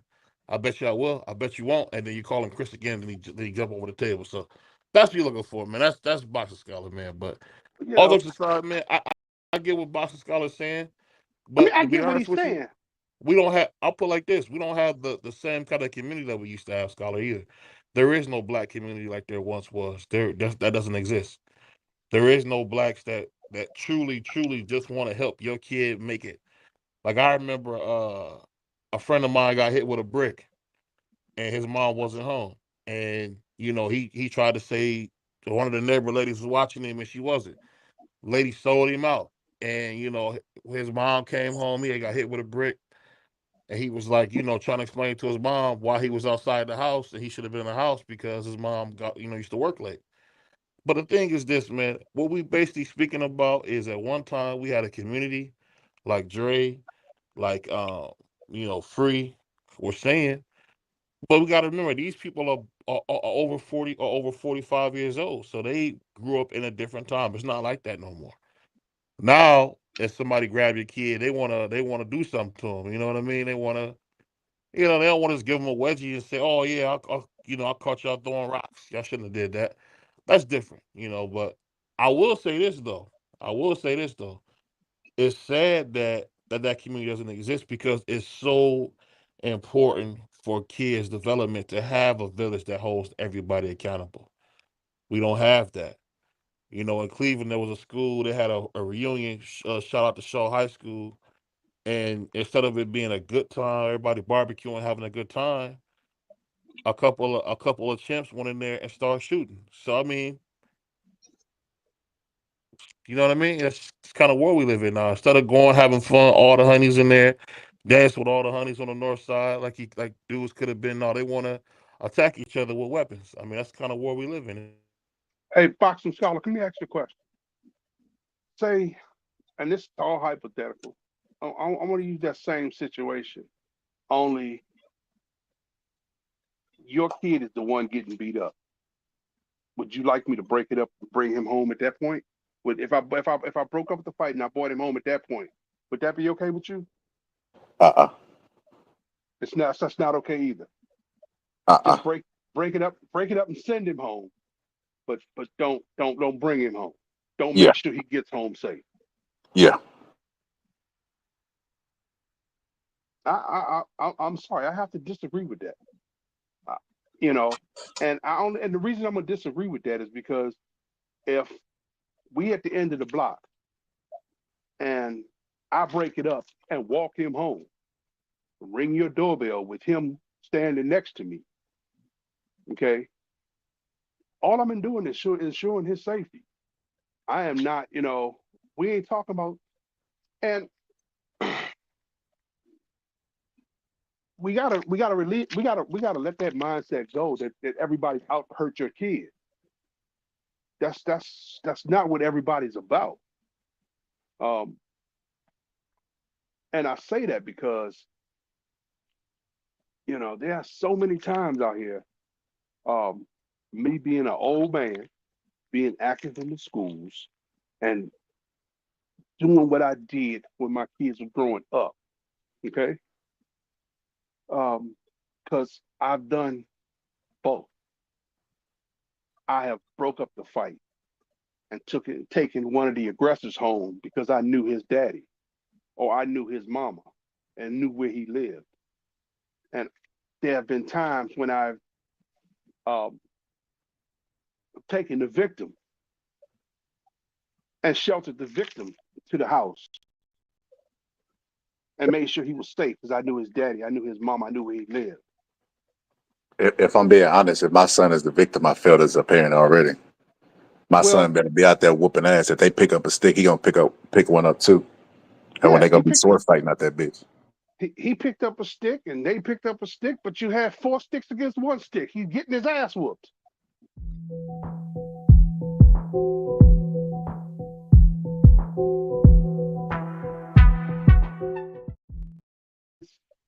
It happened. What was that? Seen it happen. What was that? What was that drop? I don't know. That wasn't me. I'm sorry. BBL just played some random elevator music. That's crazy. Hey, hey, let me. Can I? I'm gonna say this. I'm gonna shout out to the Melanin Queen, who's out there at 2 o'clock in the damn morning, who's been the the moderator for every show that we ever do on the JBT. Um, Melanin Queen, I just want to let you know that we love you and we appreciate what you do. I just happened to see her comment in the chat. It just was at 2 o'clock in the morning. I'll say this. I don't know. Shout out to I believe Melanin Queen. I believe in autonomy. I believe people should be free to do whatever they want to do, meaning as far as a parent. And me correcting somebody's kid is not really my style because that might not be how they raising their kid. Like now, I will if I see them jumping on them, I'll get out the car. Like, hey, what y'all doing? Most times that will deter the kids because they don't want to get in trouble. Like most, but that's all. A bully, bullies are people that have been bullied before, right? That's a whole nother different trauma, right? But I'll say this: if we talk about, parents being able to discipline somebody else's kids, I'm 100% against that. If we're talking about somebody bringing my kid home, like we have cell phones, why not just text me or text the mom, hey, I think your kid is over here getting beat up. I told them to stop. I sent them home. There's nothing wrong with that. Like they have a phone as well. Like I make sure they have devices where they can communicate with me. So if you broke up the fight, they should be able to call me themselves. So I don't see the need for somebody else to put somebody else's kid in the back of their car and drive to their home with them. Like it's something cringy about that. It cringe. It's cringeworthy to me. I took the car out of it. I said from the end of the block, man. I walked them home. Oh yeah, if you walk them home, I wouldn't have a problem. I probably wouldn't have a problem. If it's happening in the neighborhood, yeah, I saw you had a problem with that vehicle. Okay, I saw it. I wanted to eliminate that problem. It was a block away, 2 blocks away. Walked home. Oh yeah, I probably wouldn't have a problem with that. But like it's we live in like I said, we live in a weird time because we're aware of stuff. You know what I mean? Everybody's so social and connected nowadays. It's just like, they're like that's somebody else's kid, and it's like the best you can do is the best you can do. So hey, y'all stop whooping them to try to break it up or whatever, then go on about your day because at the end of the day, man, that's somebody else's kid, bro. You can't raise somebody else's kid for them. Like we tried that shit already, right? We tried the neighborhood raising the kids, right? That they wouldn't allow to date. Like we all know the history that they wouldn't allow to date the daddies to be in the home if they was accepting benefits, right? So the daddy was removed from the home. We had the women and the village trying to raise the kids, and it turned out with a generation of kids that sold drugs and joined gangs. So like clearly that didn't work out. So this village mindset is like to me, it doesn't work because we can't even agree on boxing picks, and it's only a 50-50 chance, right?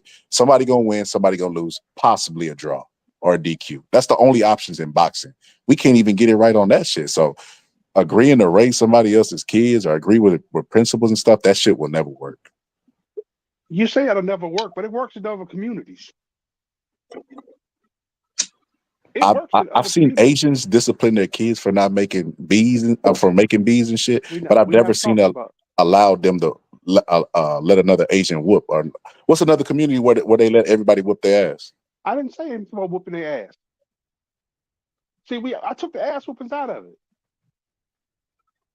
But you're talking about just correction. I don't disagree with correction. Any kid, there's no kid that's above correction. The parents can't be there 24 hours a day. You could tell them, don't do that. That's what teachers do, right? So we all agree that teachers should have that power. So especially if they're doing something wrong, but I've seen parents go off because they've went above and extra, like grabbed the kid or did something, and the parent go off on them because they're like, hey, that's my job. Let me be the mama. You be the teacher. Yes, and as the teacher, Caught these two kids fighting. I grabbed one by the collar and grabbed the other by the collar. I separated them. Now I'm the bad person because I touched your child.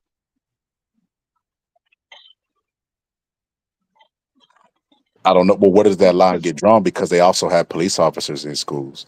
I seen a police again, officer we don't. before I don't. slam a kid. Again, police officers get in there and they do even worse, and the police do even worse. Like I said, as two kids fighting on the playground, I'm there. I tell them to stop fighting. They don't listen. I go over. I grab one by the back of the collar. I grab the other by the back of the collar, and I separate them because I am over 6 feet tall, and between my arms, they can't touch each other. I'm strong enough to separate them. Okay. But I'm the bad guy because I pulled two kids apart. I touched your child. That's that's where I have the problem. Because see, when I walk them into the principal's office and sit them down in the two separate chairs on opposite sides of the room, and their parents are called, you know, little Bobby's parents, his mama come up there and want to cuss me out because I put my hand on her child. Irregardless of whether he was getting his ass whooped or he was whooping ass, I put my hand on her child. I'm wrong. I'm the bad guy. She want to call the police on me.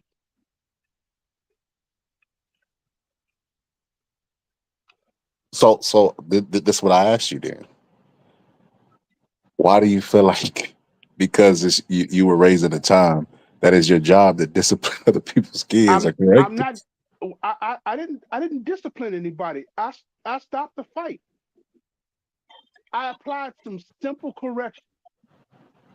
You are not allowed to do this.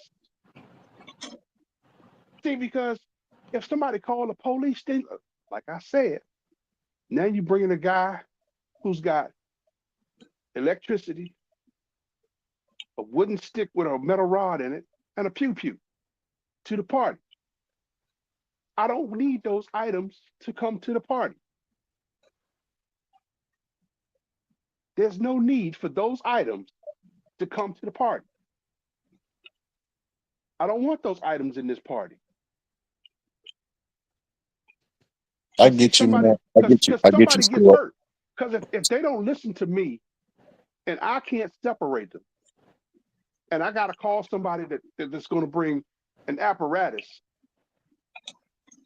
you know, to come to the party to separate them, everybody failed. We failed that child because now we got things involved that don't need to be there.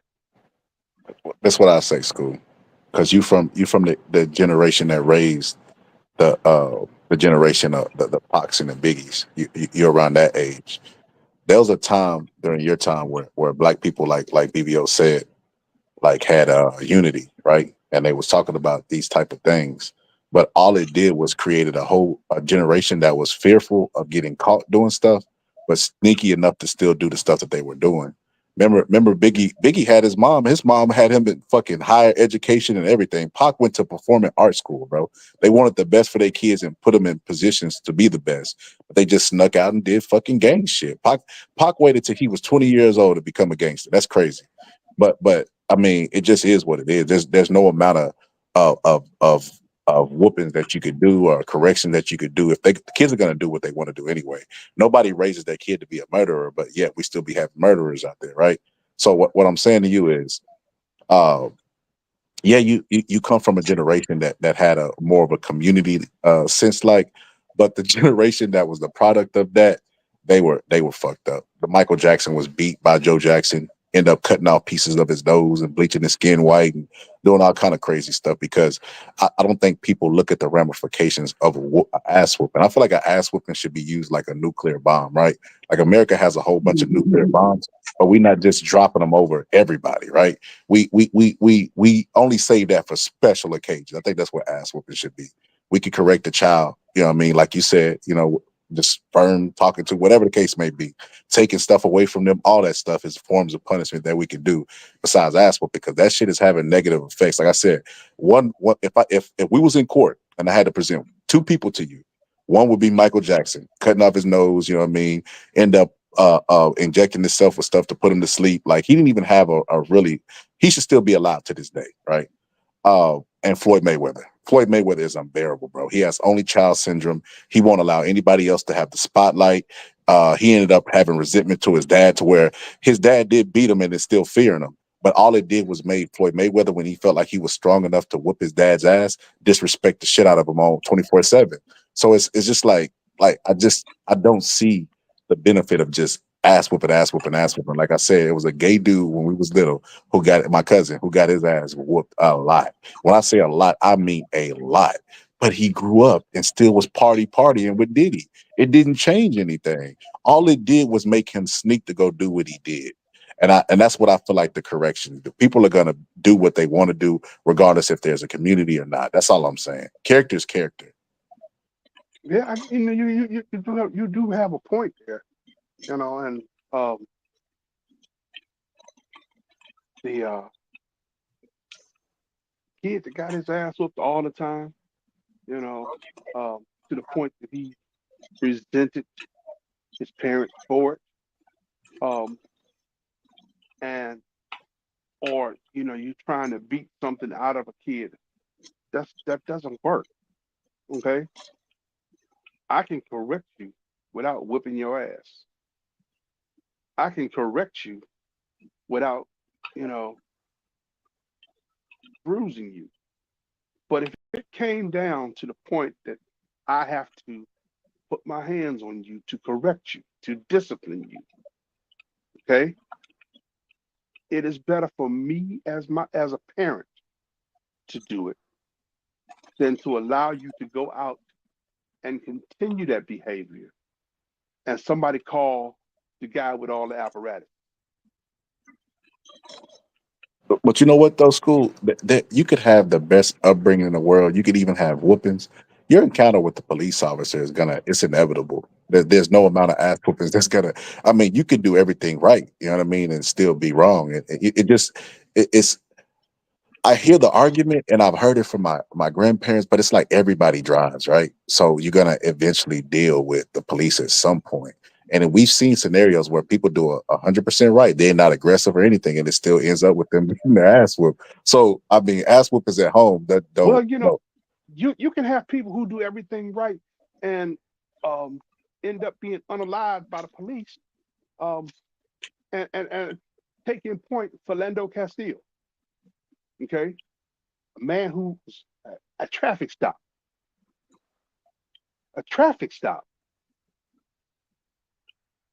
who did everything right. Officer asking for his driver's license, etc. He says, "Officer, I want to inform you that I have a concealed carry permit." The officer can't make up his mind whether he want him to let him get a concealed carry permit or put his hands on the steering wheel and start giving conflicting orders. And next thing you know, pew pew pew pew pew 9 times with the man's baby in the back seat and his wife in the front seat, sending it live onto the internet. He did everything he was supposed to do, and he's not with us today. But that's what I'm All saying. You all could over a traffic stop. he That could have I he could mean, have had the greatest parents in the world. He could have came from a product of two parents. So I mean, justifying, discipline or ass whoopings because we don't want the police to do it, it's null and void, because you never know who they're going to run into anyway. And there's no amount of, everybody gives, well, I ain't gonna say everybody, most parents give their kids to talk about situations like that, to tell them like, hey man, you could be pulled over. Like I mean, you got to make sure you do this. You got to we got to give them instructions on how not to get shot. Only guilty of being black, right? But uh, that has nothing to do with discipline. That's all I'm saying. yeah. Well, I had to have that talk with both my sons, because, like me, we are all over 6 feet tall. We are all over 300 pounds. We are huge black men, you know, and there's nothing like walking into a room and watching people um, show fear because you walked into the room, or you're walking down the street and have someone cross the street um, because you're walking down the street. Oh, I love it. I love it. I'm like Paul Mooney. I'll chase him. I don't want that thought in my head. I don't want that. You know, you step into an elevator, um, and find that certain people have pressed themselves against the corner, have moved their purses to behind their back, just because I stepped into the elevator. So I gotta ask you this, cool. This is off the topic, but we didn't have nobody there that was your age. I was talking to people that was maybe like 40s. So what I told him is this, because I watched, I don't know, I'm pretty sure everybody's alerted to this dude, but it's a dude named Hezekiah News on the internet. He dropped some dope documentaries from like the 60s and 70s. You know what I mean? Like really, really good documentaries about the black home, middle class blacks, et cetera, et cetera. And what I told him was this: I said, the black people that was out there selling the drugs, they inherited houses because Big Mama was getting married and she was passing down houses. They told me I was lying, and I'm like, I know that I'm not lying because I have a family of that age group who inherited houses and sold them. They told me that that was a complete fallacy, that they was not out there buying homes during that time. Is that true or is it false? Well, let me put it to you this way. Uh, my grandfather and grandmother bought their first house in 1934 at 1739 D Street Southeast. A few years later, they moved from that house to one that was slightly larger at 1508 Potomac Avenue. They paid $10,000 for that house in 1946. Um, that house remained in my family until my grandmother passed, when she um, turned it over to her son-in-law, who in turn sold it. It could have been in my family today, but they sold it. Um, I have a few friends who have inherited houses um, from their parents um, that would be $1 million homes right now. Well, that are $1 million homes right now, but they sold them in the 90s and the early 2000s because mama died, they got a house. And rather than staying in that house or fixing it up and using it as a rental property to build generational wealth, they sold it for the quick dollar. Um, so yeah, people were buying houses in the 30s, the 40s, the 50s, and the 60s. And when they passed away, their children got them. Now, my parents, um, my mom and dad bought a house in 1964, but my mama sold the house in 1970 um, after my father passed. We went back to live with my grandmother. My dad died in the living room. It was too much for my mom. So, yeah, I go past that house on a regular basis. I don't say on a regular basis. I go past that house every once in a while. 760 Upson Street, Southeast. Man.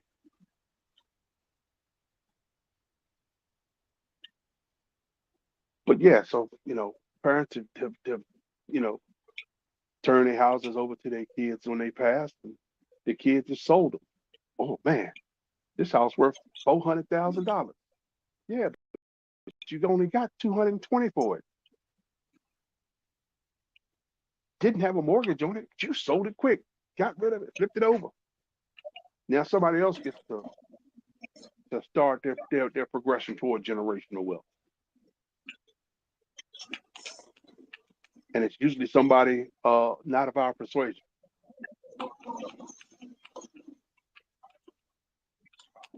Man, oh man, goddamn BBO, man, I wish I had him on the show that day. So for several reasons, right? Number one, what people try to do is they try to be conveniently old, right?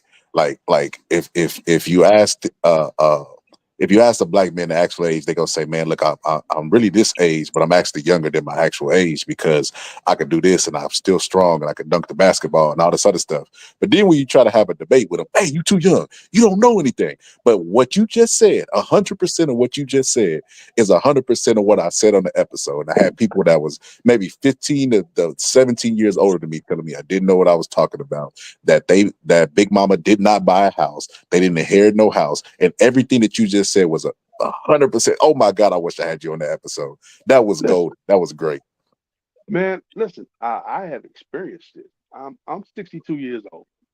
Um, my grandmother was born in 1909. My grandfather was born in 1905. My grandmother's grandmother was born a slave and lived to be a slave. My grandmother's mother was my grandmother's aunt was born into slavery and freed at the age of 3.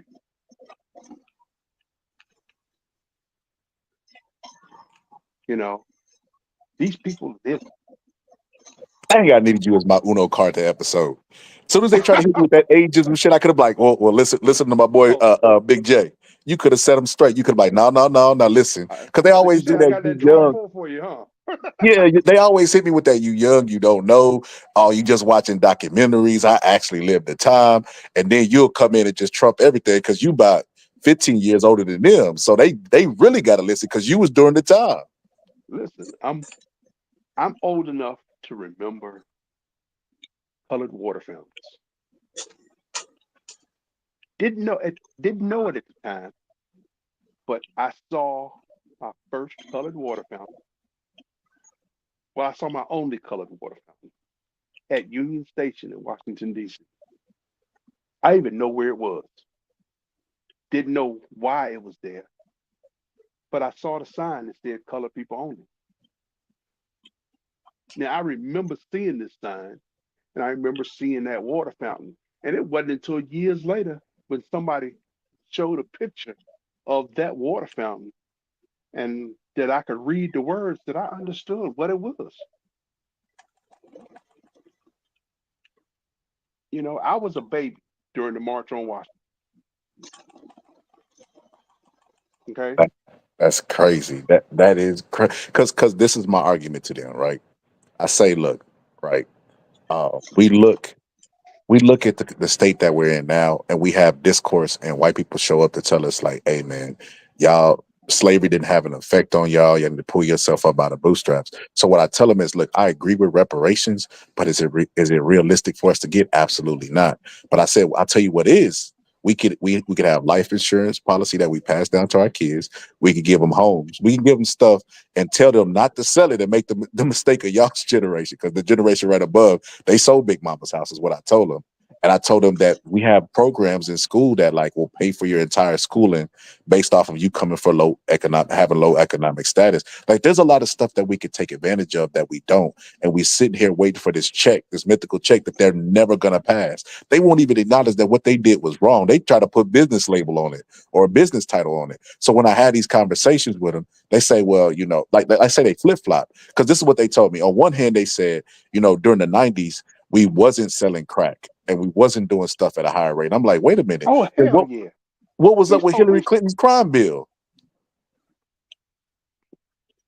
what the hell you think we did? How you think in the 90s there were so many crack thousandaires? See, they didn't sell enough crack to become millionaires. Well, uh, I'm gonna mention his name. Rayful Edmonds did, but um, he just got out of jail. Um, but thousandaires who going out buying nice cars, Mercedes Benz, BMW, paying cash for them, um, and they out here doing what they were doing, and they wasn't doing nothing but killing their community.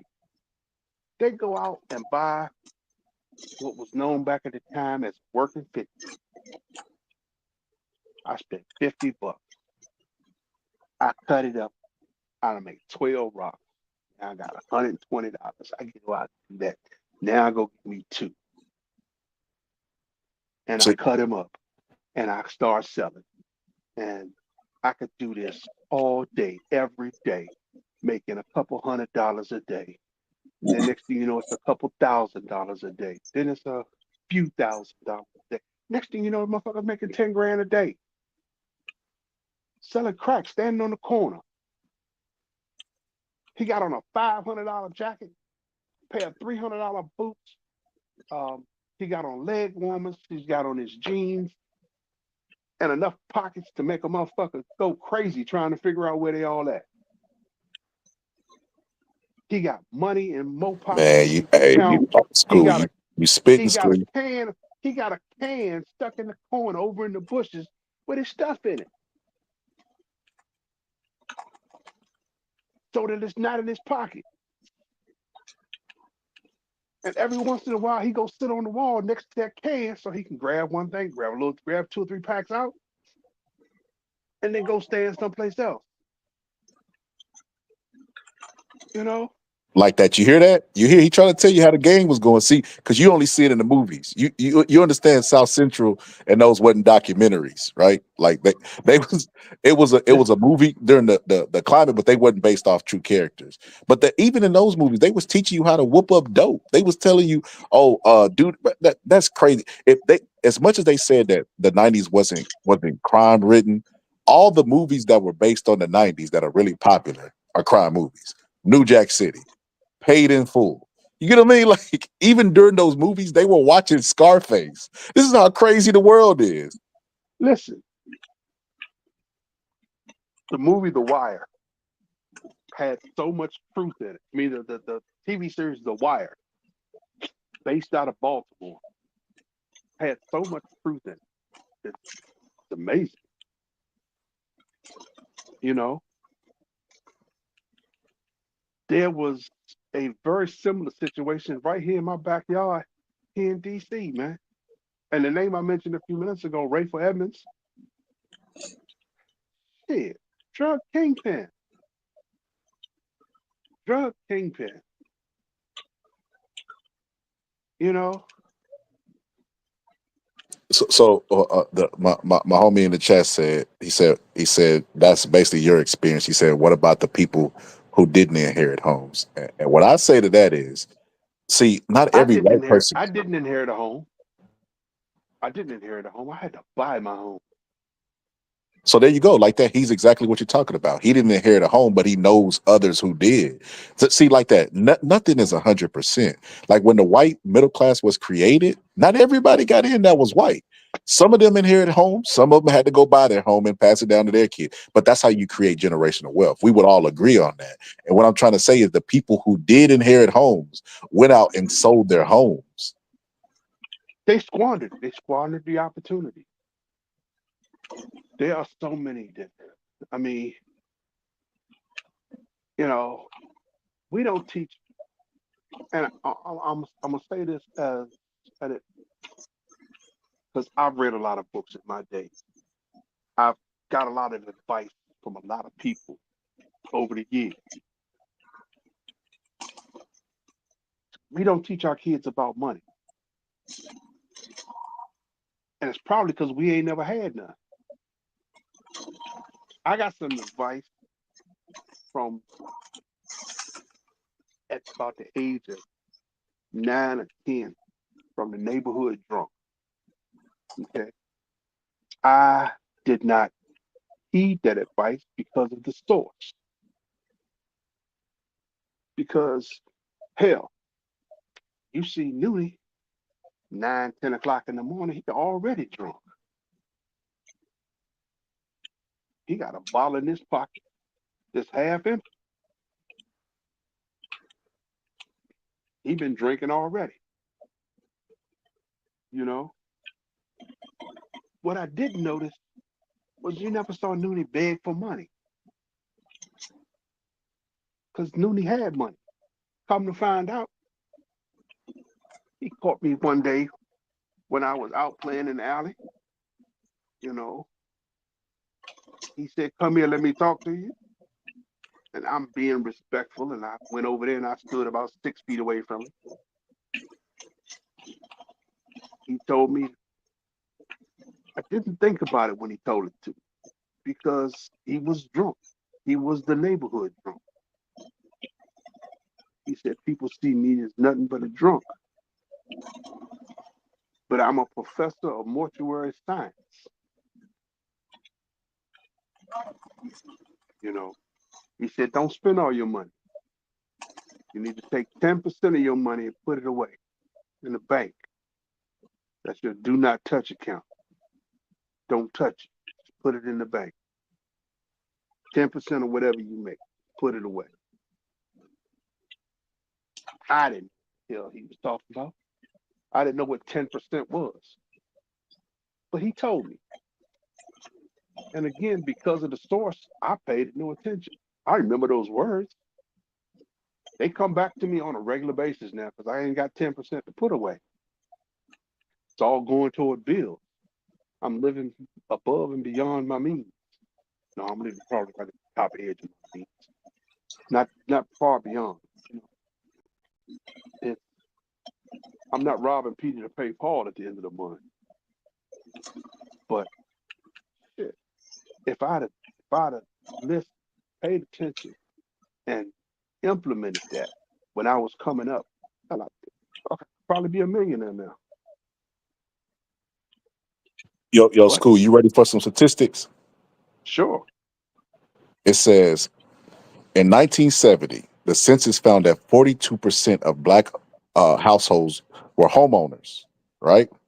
In 2017, the number is 41. That's crazy. That's crazy. So it's safe to assume like that because like that was Which asked means of we us. made no progress in what, 40 years?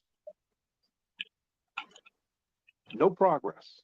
That's and We've wouldn't gone that back a prove step. wouldn't that prove what you said that they had the homes but they sold them Yeah. because we We went still back a buying homes. percentage. That's crazy. Yeah.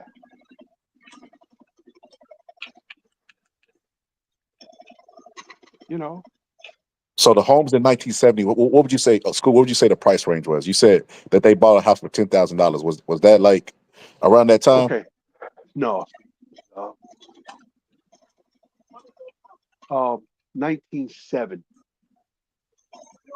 house was probably, I'll put it, the house that I live in now in 1990 was about 100 grand.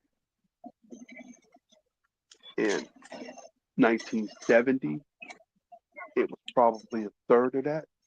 So somewhere around, no, it's probably around 40% of that, maybe 50% of that. So somewhere between 40 and $50,000. Of So course, now, so I mean, housing prices are all over the place depending upon where you are, because uh,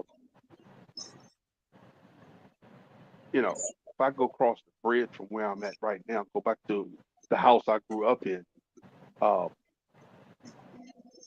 the housing market over there is that's $1 million house, you want to hear the crazy part about it? and that house was built in 1946,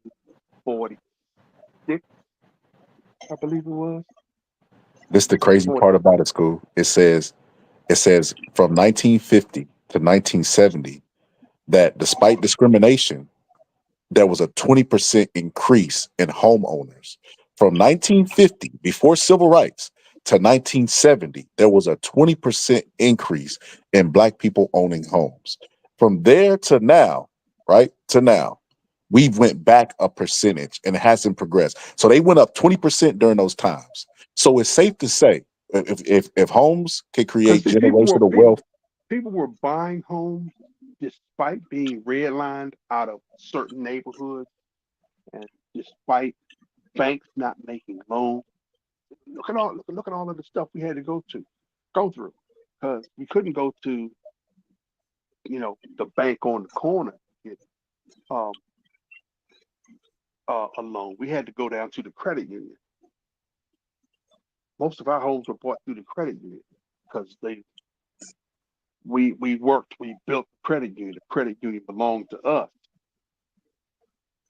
We didn't have actual banks. We had credit unions,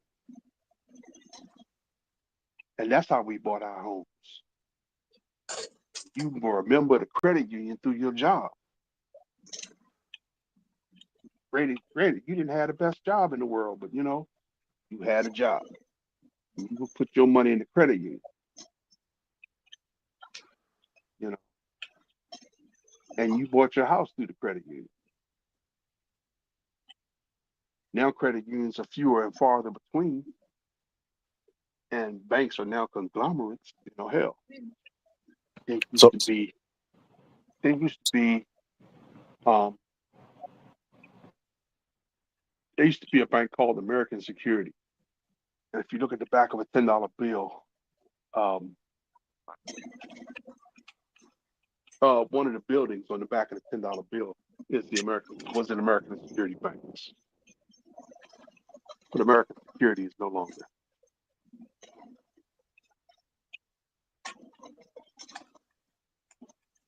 that's man, I'm glad I had this conversation, man. I'm Man, I'm glad glad I that yeah. I'm glad I Great had this cook, man. conversation. Y'all cooking. Cooking, man. Y'all cooking. Appreciate it. Hey, shout out to Crush, man. I be trolling Crush. Hey, That's hey, crush. if y'all listen, if y'all ever see me in the chat, just know I'll be a complete idiot in the chat. I say the first wackiest shit just to keep the conversation strolling in the chat. A That's lot of not shit I don't bad. mean. If I ever say anything, man, y'all have the right to check me on in the chat. I'm just letting y'all know I'm a completely different person in the chat, man. I do that shit on purpose. I talk about the white man being supreme. I do a bunch of stuff. I'll be a bunch of different characters in the chat. I'm just letting y'all know I'm wacky as shit in the chat. I'm more serious on the panel than I am in the chat. Oh well, I'm a Oh, totally yeah, I different fuck with person you, Kyle, man. You my guy. in the chat because I'm liable to be a troll in the chat, especially if there's some Haney fans around. Oh, it's fun, man. It's fun. It's It's, fun, it's a man. lot It's of fun. fun, man. It's a lot Hell, of fun. what got me started is uh being on different panels and jumping up on a different live is frequent flyer, and I'm quite sure everybody knows that name. Uh, Oh, yeah, yeah, yeah. Frequent. Yeah, it's cool guy, man. yeah, he cool. He a Haney fan. He carried Crazy. It's crazy. he carried more water for Devin Haney than BVO carried for T.O. And that's Yeah, saying that something. is true. That's Shout saying out to something. my man. Shout out to a frequent flyer, man. Yes, he Shout is out to something frequent else. flyer. Oh, because Yeah. we got into it in the chat one day, and he carrying the water for Devin Haney. I was, Devin Haney's a good boxer, but he's not a fighter, and there's a difference, you know. Yeah. And then he wanted to talk, and then he talk about how Tank was ducking him. Like Tank not ducking him every, every time Devin got a fight coming up, he calling Tank's name. Every time Tank got a fight coming up, he calling Tank's name. But if Tank, as soon as Tank finished fighting, you know, and he's free, you ain't hear nothing. Didn't call Tank's name when he was free, but as soon as he got a fight lined up, it's all Tank, Tank, Tank. But I've got into it with a few people. I'm like I said, I'm old school. I have a lot of opinions, and I am not afraid to be wrong because hell, I don't care. Um, it's my opinion. My opinions are like assholes. Everybody got one. Most of them stink. Everybody got. But yeah, in the chat, man, I can be the class clown. Nothing wrong with it, man. And Crush, you got a good show in the mornings, man. I listen to you in the mornings. Thanks, I appreciate it, man. Just trying to improve on it, man. I appreciate that, though. What are you? Appreciate that. Where are you at in the mornings? That you got all these interruptions, man. I'll be at work, so around 7 o'clock it get kind of busy. So that's why my original time was to do it at 6 because I can get a whole hour in before it get busy. My last hour, it be bugging me out. Oh man, because you get interrupted like 100 times. I be ready to cuss their ass and let's see what I'm doing. Yeah, dumb shit. Shit they don't even need me for, man. You know. But it's all good, man. It's all good. Like I said, you can come up with some good stuff in the mornings. Thanks, man. Appreciate it. I'm working on a intro for your show. All right, cool. And I'm working on doing a channel lineup voiceover. So that'd be dope. Appreciate it. But you are Coffee and Donuts with Crush the Legend. Right, yeah. 6:30. Yeah. Who else in the chat? Thomas Hill still in here? Let me see what we still got in here in the chat. I wish like that would pull up, man. He's a youngster, man, and think he knows everything. I wish he could pull up and hear this because listen when he so is him younger than me, then is me right over him, and then it's the people that's 40 and 50. We ain't never had nobody in y'all age group to be able to be like, no. Well, let me tell y'all from my perspective about what was happening during that time. Because most of the time we have conversations about Black people, we talking about a time that we didn't live. We got to live vicariously through documentaries, books, Malcolm X, you know what I mean? Like we wasn't really during the time. Now we have people that's during a first person experience is always the best. Yeah. People talk about racism. We lived in the 60s. And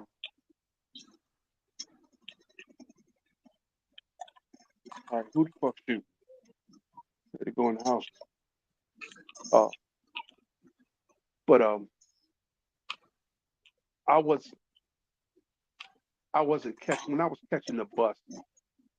It was at the later end of the civil rights movement. So I was born in '62. So, Civil Rights Act was signed in '64, and so, but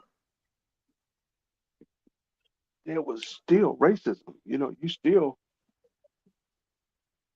It was, of course, a habit for Black people to get on and go straight to the back of the bus. It was, I remember, riding the bus a few times with my mother, and we got on the bus, paid a little fare. We went straight to the back of the bus, and I always,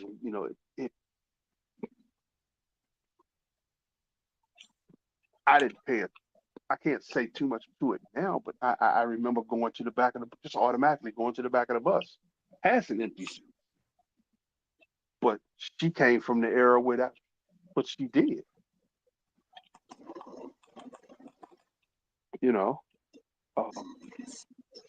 Whereas my generation, was able to sit in front of the bus because of people like Rosa Parks, to know that she lived in my generation.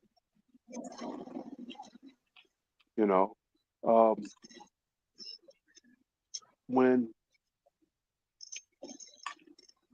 it's kind of funny, my youngest daughter, who is 33 this year, next month. Ooh, damn. I feel like an old man and shit. So, but my youngest daughter, when she was in high school, uh, when Barack Obama was elected president. So in 2008, she was still in high school, and they were asked to write a paper. What does the election of Barack Obama mean to me? And she came home and started writing her paper. And shit, it inspired me to write a paper. I wrote a paper and emailed it to the teacher too. That's You know, right. it was because it was, you know, to to know that I was born in a time where we had to ride at the back of the bus, where um, um, I lived through the riots of the D.C. riots in 1968,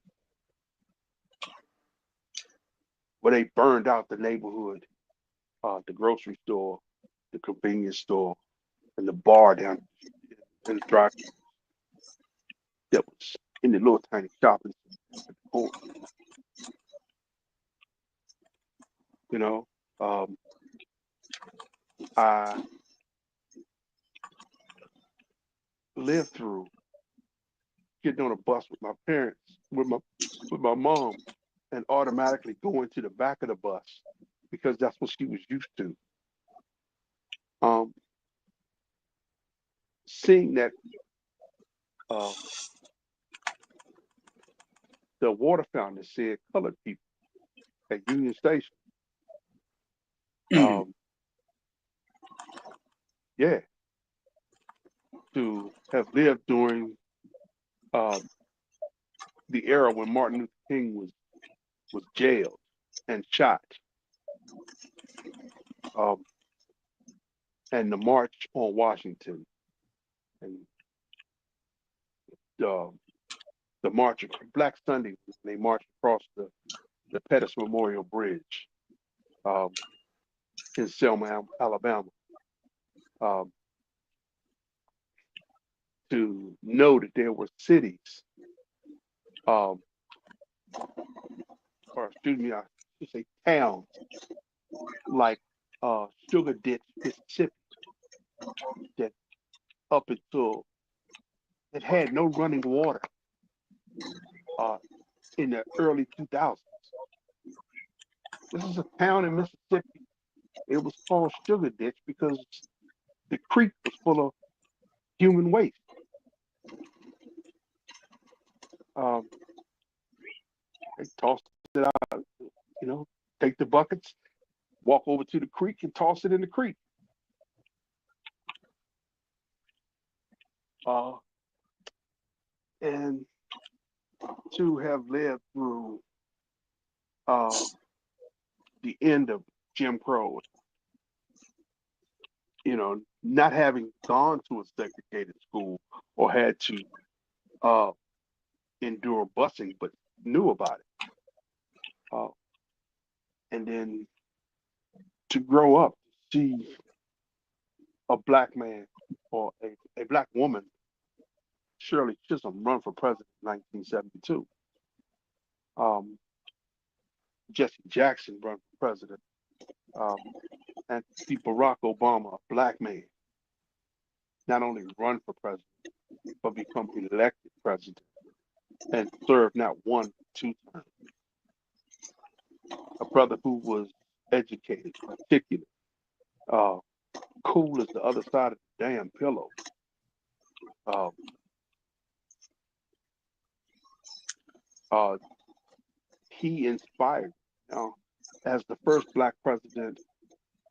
Uh, he was not able to do for the black community almost anything that the black community wanted him to do, because the first one will never get a chance to do that. They won't allow it.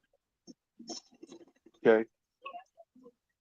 But the next black president may be able to do something for the black community. You know, hell, I was a proud fucking papa the night that he won his first election.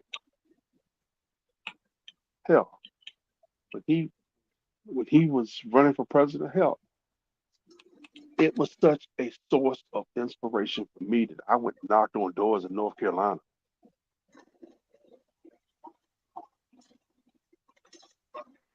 You know, but damn, I'm really feeling like an old man sitting on my porch rocking. Because I am sitting on my porch and I'm rocking. So let me ask y'all this: as y'all older gentlemen, how y'all feel about black people being on code when it comes to boxing? To be in what when it comes to boxing?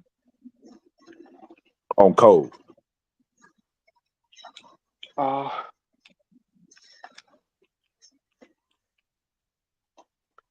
Boxing is a sport, man. You know, I want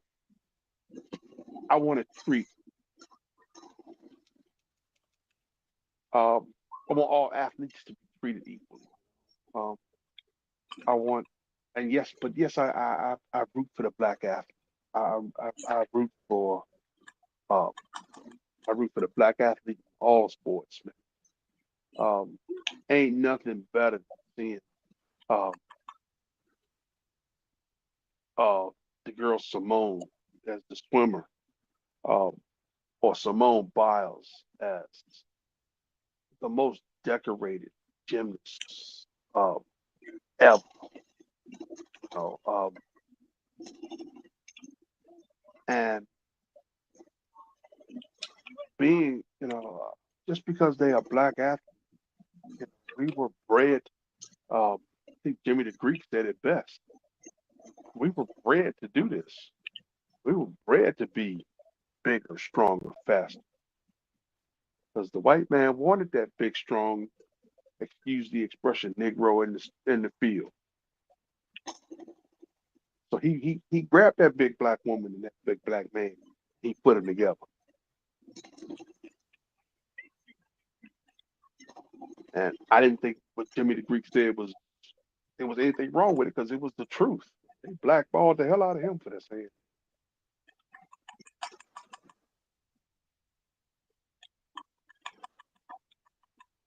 Yo, Crush, I wasn't even aware you had a channel, bro. I'm gonna have to go sub to you, man. I'm a sub to you. I'm a sub to the gentleman as well. I gotta get ready for my show because Freeze come out at night, man. It's already about that time. I'm gonna go ahead and start getting ready for my show, man. Oh, What I'm we gonna do. come right over there, man. Drop the link, man, and I'll come right over there, man. Sub to your channel, bro. I'll come right over there and check you out. I'm still up, man, so I'm cool. I All right, bro. appreciate it, bro. Yep, no Oh, problem. you got a late night channel, Boxing Scholar? Yeah, I put it in the chat. Hold on, because That's dope. I'm over and check you out, bro. Yeah, Crush is on BVO's channel at 6:30 in the morning. yeah, I be seeing Crush. I ain't gonna lie to you. I be sleep, man. I be sleep like a motherfucker because I stay up late night. I stay up late night. I can't sleep. I got insomnia. So I be up, you know what I mean? We be cooking. We talk about politics. I will say this. Oh, I didn't. I try to have the conversations that I think people think we shouldn't have, because I feel like I feel like we should be able to have these conversations, bro. Like, why? Nobody ever be like, man, I met this girl and she was bad to the motherfucker, but you know what? She was a Democrat. You know what I mean? Nobody really thinks in these terms. So why can't we have these type of conversations? So I try to have difficult conversations. You know what I mean? Because like most of the people on my panel, I know. You know what I mean? So I won't hold it against them if they have a difference of opinion. There's been a couple times where people try to pay me to do the gauntlet and kick people off. I'm like, nah, bro, we don't do that over here, bro. I let them talk, bro, because at the end of the day, they brothers, man. Like we all know each other, bro. Like, why would I kick them off for having a difference of opinion? Now I might think their opinion is stupid or crazy, and I won't bite my tongue on telling them that. But at the end of the day, I respect them. I respect people to agree to disagree. You know what I mean? We all here to just I tell them they don't realize a lot of this stuff is just an escape for us, bro. We working, we tired. You know what I mean? This is the boys being boys. This the Lions den. This the back of the house where we used to have the football set up and the big screen and all this other stuff. It's what we doing here. You know what I mean? So a lot of people is just to decompress. You know what I mean? So I get that, man. I get that. I get some people look forward to coming and saying their opinion. So I try to have respect for everybody, but I disagree a lot. We get a little passionate over there in shit. I ain't gonna lie. Some days I'll be like, man, what the hell is he talking about? But at the end of the day, it's all love, man. Oh well, hey, it's when we're talking boxing, that's one of the reasons I listen to Just Do every day because everybody can have an opinion, and Just will tell you that you know, uh, he ain't gonna tell nobody that they wrong. He gonna let you cook. We can have a difference of opinion because all we want to do is build. You know, and he try to give everybody they just do. Um, and they try to, they don't kick nobody out the chat um, for being stupid. Um, when you start calling people names, we try to tell you, hey, don't do that. Uh, but to kick somebody out just because you got a wrench and you can kick somebody out for 24 hours, that ain't a reason to do it, man. Just because something that you tell people, listen, we don't do that here. We we all try to be truthful and honest and respectful. Now, well, we're gonna ask you to be respectful. When you get to the point where you can't be respectful, yeah, we will bounce you. I got no problem doing that. Um, So I ain't gonna lie. The only people that get bounced is the people that spam me with Trump 2024. You're like, bro, you can put Trump is great, Trump is whatever, but articulate yourself. This spamming Trump 2024 is annoying. I just block them right away. But bro, I'm gonna have to go. I'm gonna have to go in and remind everybody up because they've been blocking people that I've been wondering. I'm like, man, maybe that person ain't been on YouTube in a long time. They've been getting blocked by my minds, bro. I'm gonna have to take everybody rest. But yeah, man, I really enjoy this. This shit is like. I like being around people that have difference of opinion than me because it sharpens me, iron sharp as iron. And then like I told BBO, bro, like BBO got a good channel over here, man. BBO, he definitely on his way to the top, man. He well, definitely if you keep on BVO is he basically sponsors like four different people because like he D Free, um, and I don't see him in this on the panel either. Um, D Free runs his channel some evenings. BVO runs his channel some evenings. Uh, Crush do it in the morning. Um, but they all do it under the BVO TV, banner.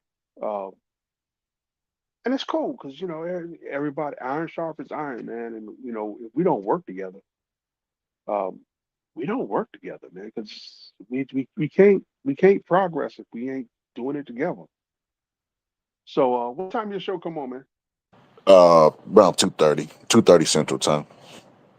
2:30 Central. So you be on in about Yeah, 30 I minutes. got to start editing my clips. My lazy ass wait till the last second, just like just like in school, bro. I get it. Well, I just do it right before the show. So yeah, I got to go ahead and start editing these clips because Okay, well, you're like you notice when I say today, there's not a popular opinion because I give my opinion a lot. It's not popular. Like when we talk about Kamala, we talk about Barack Obama, we talk about a bunch of stuff. Because what I realized today is it's a lot of misinformation out there. You know how people say keep open mind? That used to be good back in the day. But now with so much information, if you don't filter your brain, you're gonna get a bunch of stuff dumped in it that ain't supposed to be there, like some conspiracies of I seen somebody the other day had a conspiracy about Martin, the TV show Martin, about how Martin was really a crazy person. Gina existed in his fantasy, and Pam was really the person that he wanted. And I just face palm like, brother, that was a fictional show. The director knew what he wanted to write Martin as. There's no hidden conspiracy behind it. How do you come up with a conspiracy for a fictional character? That is insane. But that's just the world we live in today.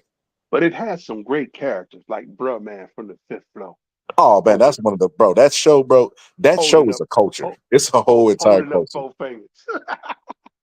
And Tommy, my man Tommy, man, Tommy was cool. That whole show was a culture, bro. Yes, it was. That was good. You know. All right, so I'm gonna hit this link you dropped and go over subscribe to your channel. And if I'm still awake in 30 minutes, I'll pop in and join you guys. Hopefully, my homeboy BVO pull up. BVO, you pull it up over there? I'll pull up over there. Man, he ain't gonna pull up. You know why? Because we talking politics. BBL stay away from that type of stuff. Oh, there you go, man. I don't mind talking politics.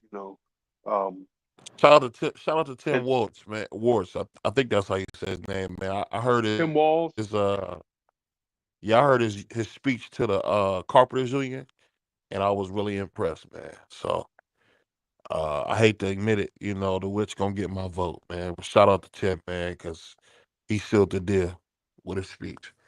Yo, You, anytime a you white know guy his opens his family is a mouth, he bunch of got my vote. Republicans, right? You said what? You know his family is a bunch of Republicans, right? Oh, Tim's family is? Tim's family is a bunch of Republicans, man. It's about I could 12 of them. imagine Got that. they took a picture in Trump 2024 T-shirts. But Trump was a Yeah, Democrat the whenever thing he I'll wasn't say, running for president. the thing I'll say He with Trump that absolutely really was, got me is and he he's donated a continuously lot of he money to. continuously surrounds himself with white supremacists, man, and I'm kind of fed up with and that whole thing. So and yes men. he won't get my vote. He won't get my vote. Listen, I'm sorry. There's no way that I could, in good conscience, vote for uh, a man that says some of the things he says or has said. Some of the thoughts that he's think, and some of the lies that he's told about the people he hang with. You know, Yeah, Man, he I just talked you about. know what it is, man. He. I think Trump is really in a fantasy world. Just like Scholar was talking about that Martin thing, where I heard some goofballs talking about and it's a horror story. Like, shut up, you nerd. Like, just enjoy it for what it is. You know what I mean? It's a good show. Marty Marr had a lot of fun. Hey, you know, Pam had a crazy hammer on her. So did Gina. It is what it is, man. It ain't no big deal. I mean, that's how you know dudes is like women and men these days are such cornballs, man. You can't even enjoy it for what it is. It's a good show. If you ever hung out with your friends in your early 20s, you're gonna be at the house when you broke, like Martin was, and that's what it was. You know what I mean? That's what it's like dating with friends. You know what I mean? It's just I don't know what people been that people ain't caught up in Facebook and Instagram. They forget how to live their lives, man. So come on. We all had a I was friend talking like to Tommy a who. buddy.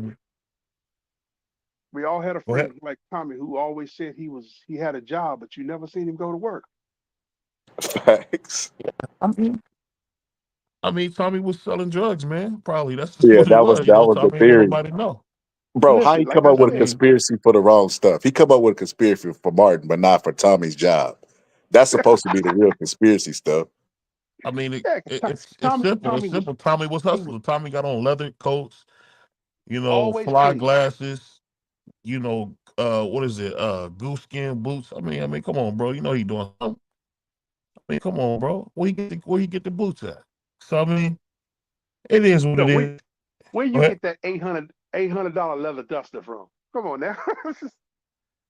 Come on, It- man. it- That leather jacket and that leather coat he had on was a mid calf duster, and it was like $800 at least, and and that's it the was brother probably that's butter six something. four. That's the brother that's 6'4", 6'3", 6'4" with a duster on.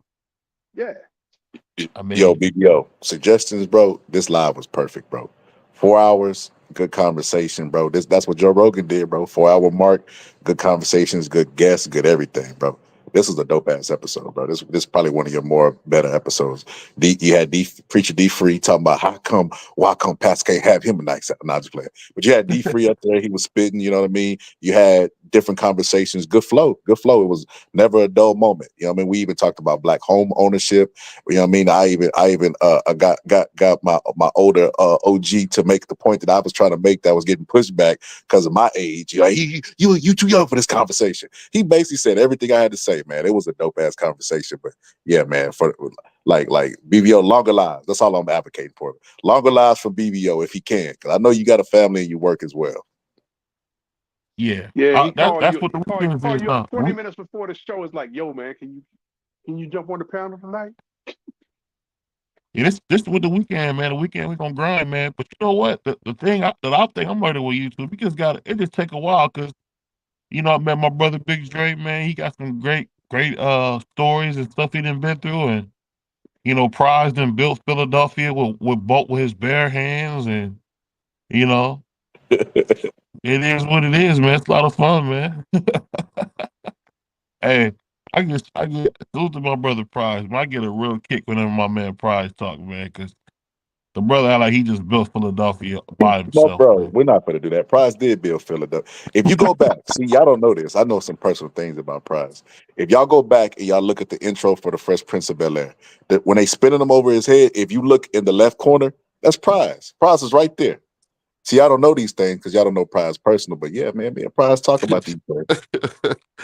Hey, Prize is funny, man. The thing that made me laugh was with Prize, we had hopped on a show, and my man had on a Celine T-shirt. And I thought to myself, like,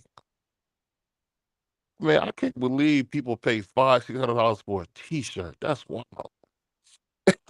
That's wild, bro. Yeah, that is crazy. That's That's crazy. crazy, man. They all made by the same Chinese kids in the factory for 10 cents a day.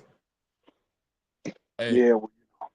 I used to want to like try different stuff, but I ain't gonna lie, I'm gonna keep dressing like Carlton. I'm gonna keep wearing my polo, man. I don't need no Da Vinci or none of that goofy stuff. I'm gonna keep wearing polo, man. Maybe a little Lacoste. That's it. All right. Listen, I'm gonna jump off. It's been real. It's been fun. It's actually almost been real fun. So but Scholar, I'm gonna see if I can't jump back on your channel. What time you Uh starting this, Scout? I was planning on coming on around 2:30, but it might be more like 2:45 because I yeah, gotta edit the clips. I ain't started editing my clips yet, bro. because he won't Hey, jump out of this one. well, All Yeah, right, I'm out. I see you over there, man. I see you I, over there, man. having too much Appreciate fun over here, you. BBO. I'm neglecting my own homework, man. Because you already know Trump finna get this work, bro. You know Trump finna get this work today, man. Like the man is old, feeble, and it's crazy, bro. If this was an 80-year-old in an Amazon warehouse, they would be either trying to convince him to retire or showing him the door, bro. But they They want would him have to showed run him the. that They he want him wouldn't to be get. the Hey, leader of the free world. That is it. That is crazy. Speaking of that, before we got here, let me announce this. We got Sister Rand and my man Brother Jay on Monday. We got Devon, the great Alexander on Tuesday. We got Brian Norman Sr. on Wednesday. So big shows coming up, man. Check us out, BBO Boxing, one of the only black YouTubers out there, man. Support us, man. There's not a lot of African American YouTubers out there, but we one of them. Check us out. We go. oh, did you play the commercial? Y'all did. It's time for another raffle brought to you by the JBT. Our first item is a new 10th generation iPad with a liquid retina display which shows off beautiful color and has plenty of power for all your handheld computing needs. Great for work, play, or just movies on the go. How much is it to enter, you ask? Just $10. Or you can catch the deal with 3 entries for just $25. It's easy to enter. Just cash app your entries to $JBT Network 1. That's $JBT Network 1. Our second item is a set of Kenichi Bear Bluetooth noise canceling headphones. Great for gaming, movies, or travel. As the second prize in this great raffle. Our third item is a Ninja brand air fryer. Great for all your air frying needs. Cooking healthy with the JBT. So send your entries via Cash App to JBT Network 1. That's JBT Network 1. $10 each or 3 for $25. Put raffle on the comment line and you are entered.